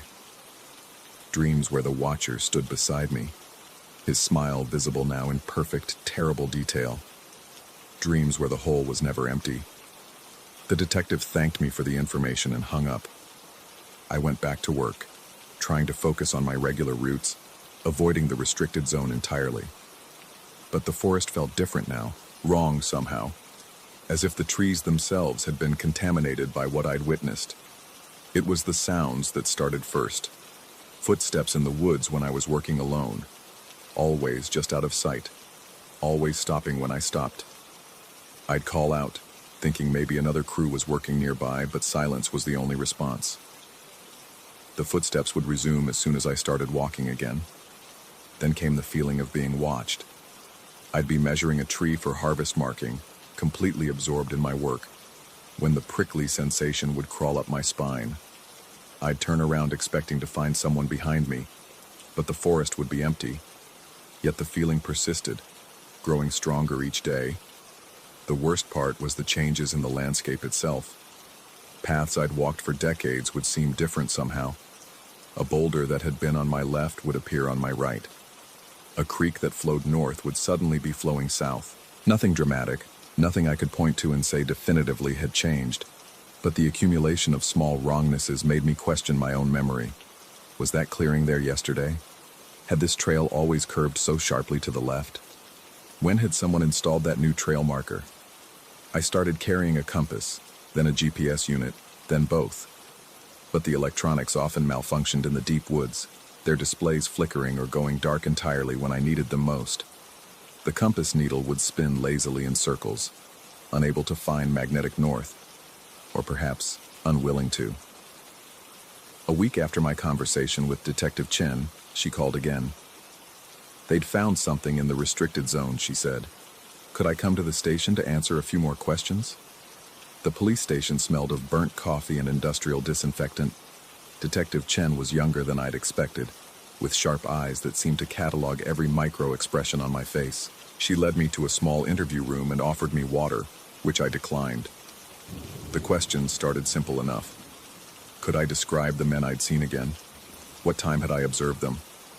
Had I noticed any vehicles in the area? I answered as honestly as I could. though my memory of the event seemed to shift each time I recalled it.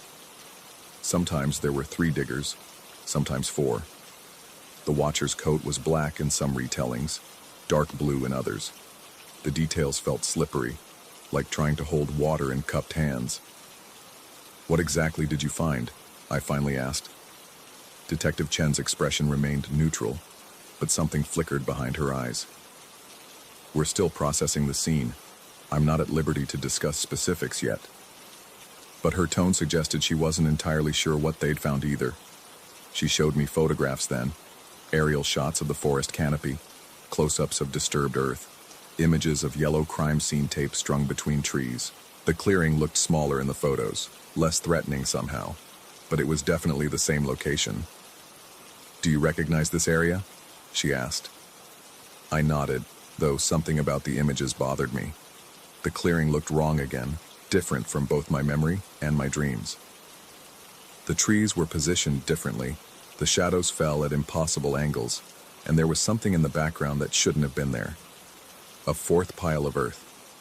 Smaller than the others, but definitely present in the photograph. "How many holes did they dig?" I asked. Detective Chen shuffled through the photos, her brow furrowing slightly. "Just the one, as far as we can determine." But I was looking at evidence of at least 4 excavations. The interview ended shortly after that. Detective Chen thanked me for my cooperation and said they'd be in touch if they needed anything else. As I walked to my truck, I noticed 2 men in dark jackets standing near the station entrance.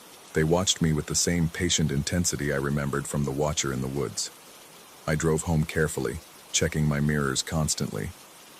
The men didn't follow me, but the feeling of being observed intensified rather than faded. It settled into my bones like arthritis, a constant low-level ache that colored every moment. That night, I called in sick to work for the first time in 5 years. I spent the day researching the conservation zone online, digging through county records and environmental impact studies. The area had been closed to logging after what the reports described as irregularities in soil composition. No further details were provided, just bureaucratic language about ongoing studies and preservation efforts. But buried in a local newspaper archive, I found a brief mention of the Whispering Pines Development Project from the 1980s, a planned community that would have housed 300 families in the heart of what was now the restricted zone. Construction had begun on schedule, but the project was abandoned after 6 months. The article cited unforeseen geological complications, but provided no specifics. What interested me more was the photograph accompanying the article. It showed the construction site in its early stages, with several rectangular excavations prepared for foundation work. The holes were arranged in a grid pattern, each one approximately 6 feet deep. Each one exactly the size of the excavation I'd witnessed. The developer listed in the article was a company called Meridian Holdings. A quick search revealed that Meridian had been dissolved in 1987, shortly after the Whispering Pines project was canceled. The company's assets had been distributed among its partners, but the land itself had been sold to the state for conservation purposes, for a fraction of its appraised value. I printed everything I could find and spread it across my kitchen table. Photographs, news articles, property records, environmental reports. Individually, none of it seemed particularly significant. But taken together, the documents painted a picture of something deliberately hidden. And the more I stared at those foundation holes from the 1980s, the more convinced I became that they'd never been filled in. The phone rang as I was organizing the papers.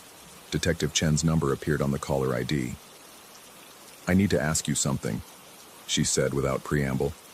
"In your statement, you mentioned 4 men at the site, 3 digging, 1 watching. Are you certain about that number?" I thought about it, trying to summon the memory with perfect clarity, but like everything else connected to that day, the details seemed to shift when I focused on them too intently. "I think so. Why?"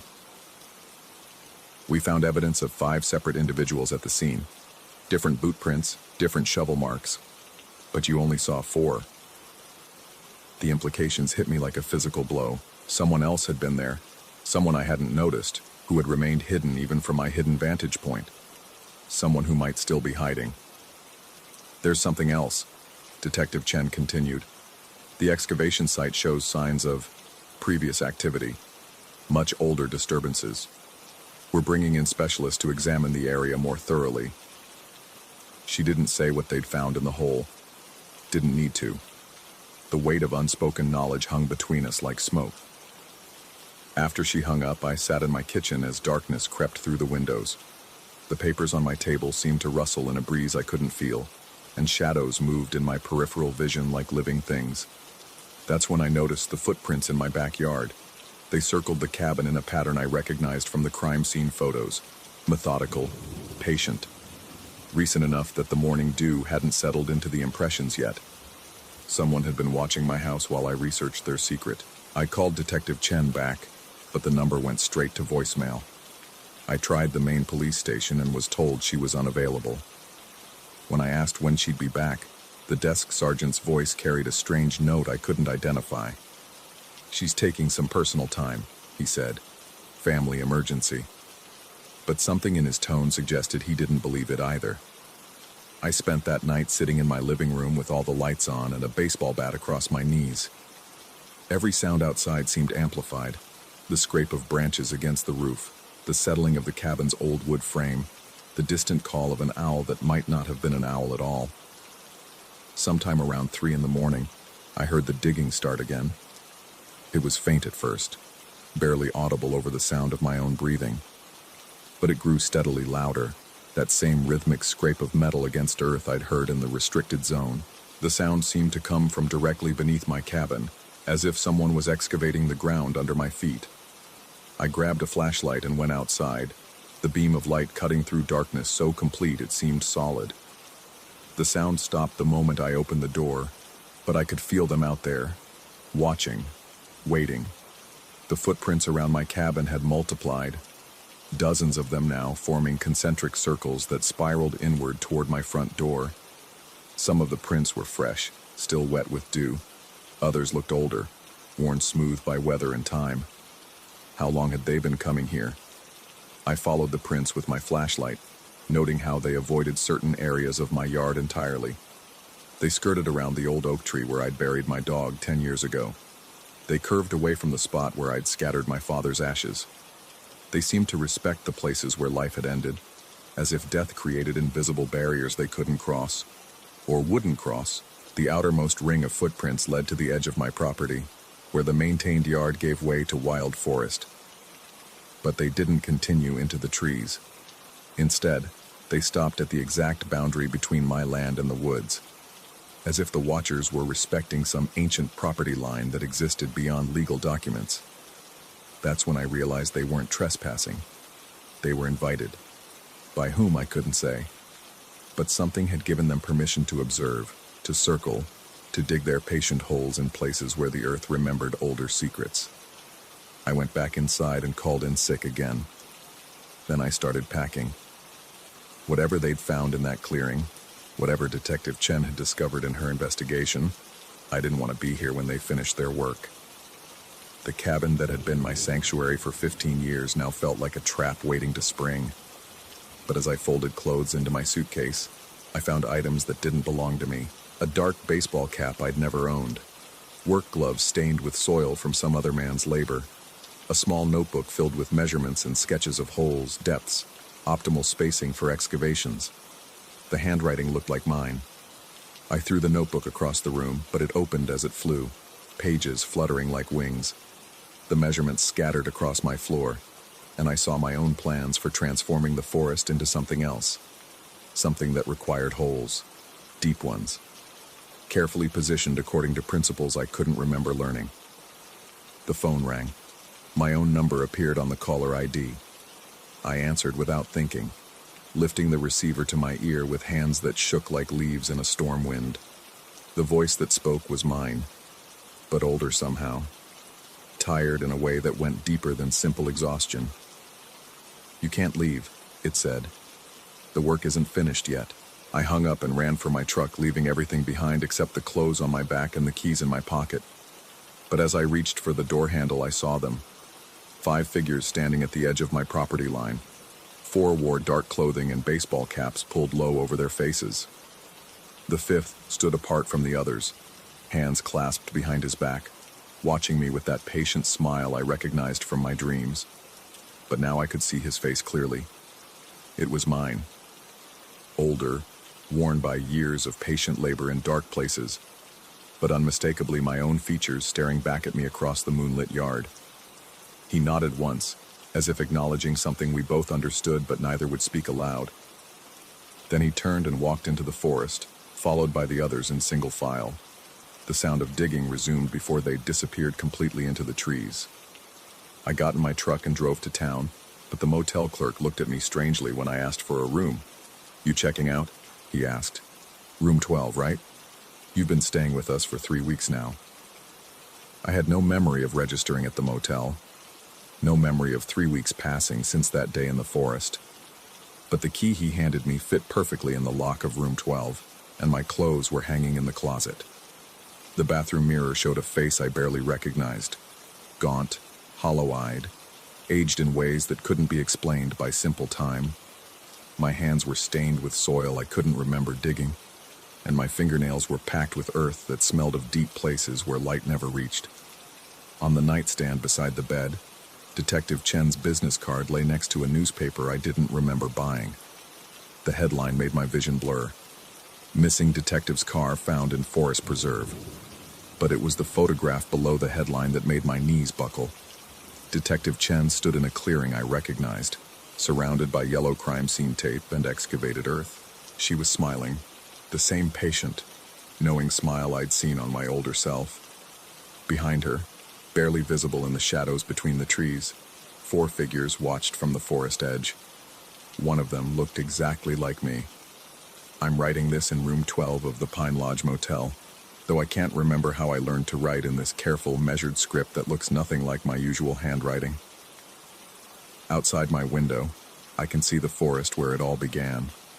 The restricted zone is larger now. The yellow tape extends almost to the motel parking lot, and signs warn of ongoing archaeological excavations. But I know they're not looking for artifacts. They're making room. Tomorrow, I'll return to the forest. Not because I want to, but because the work isn't finished yet. There are more holes to dig, more watchers needed to maintain the vigil. The earth remembers what was buried there 40 years ago, and it's hungry for company. Detective Chen understands now. She's learned what I'm learning. That some investigations don't end with arrests or court cases. Some investigations end with shovels and patient circles in the dark. The man in the long coat is waiting for me. Has been waiting since before I was born. Since before the first hole was dug in ground that was never meant to be disturbed. He's patient because time moves differently for watchers. Days become seasons, become years. But the work continues. I can hear them digging now, even through the motel walls. The sound carries on air thick with the scent of turned earth and deeper things stirring to life. Soon, I'll join them. Take my place in the circle. Add my own patient smile to the collection of faces watching from the forest edge. And someday, another logger will see men digging in the restricted woods. He'll creep closer, driven by curiosity and the terrible compulsion to witness what should remain hidden. He'll see the watchers standing guard over their excavations, and one of those watchers will be me.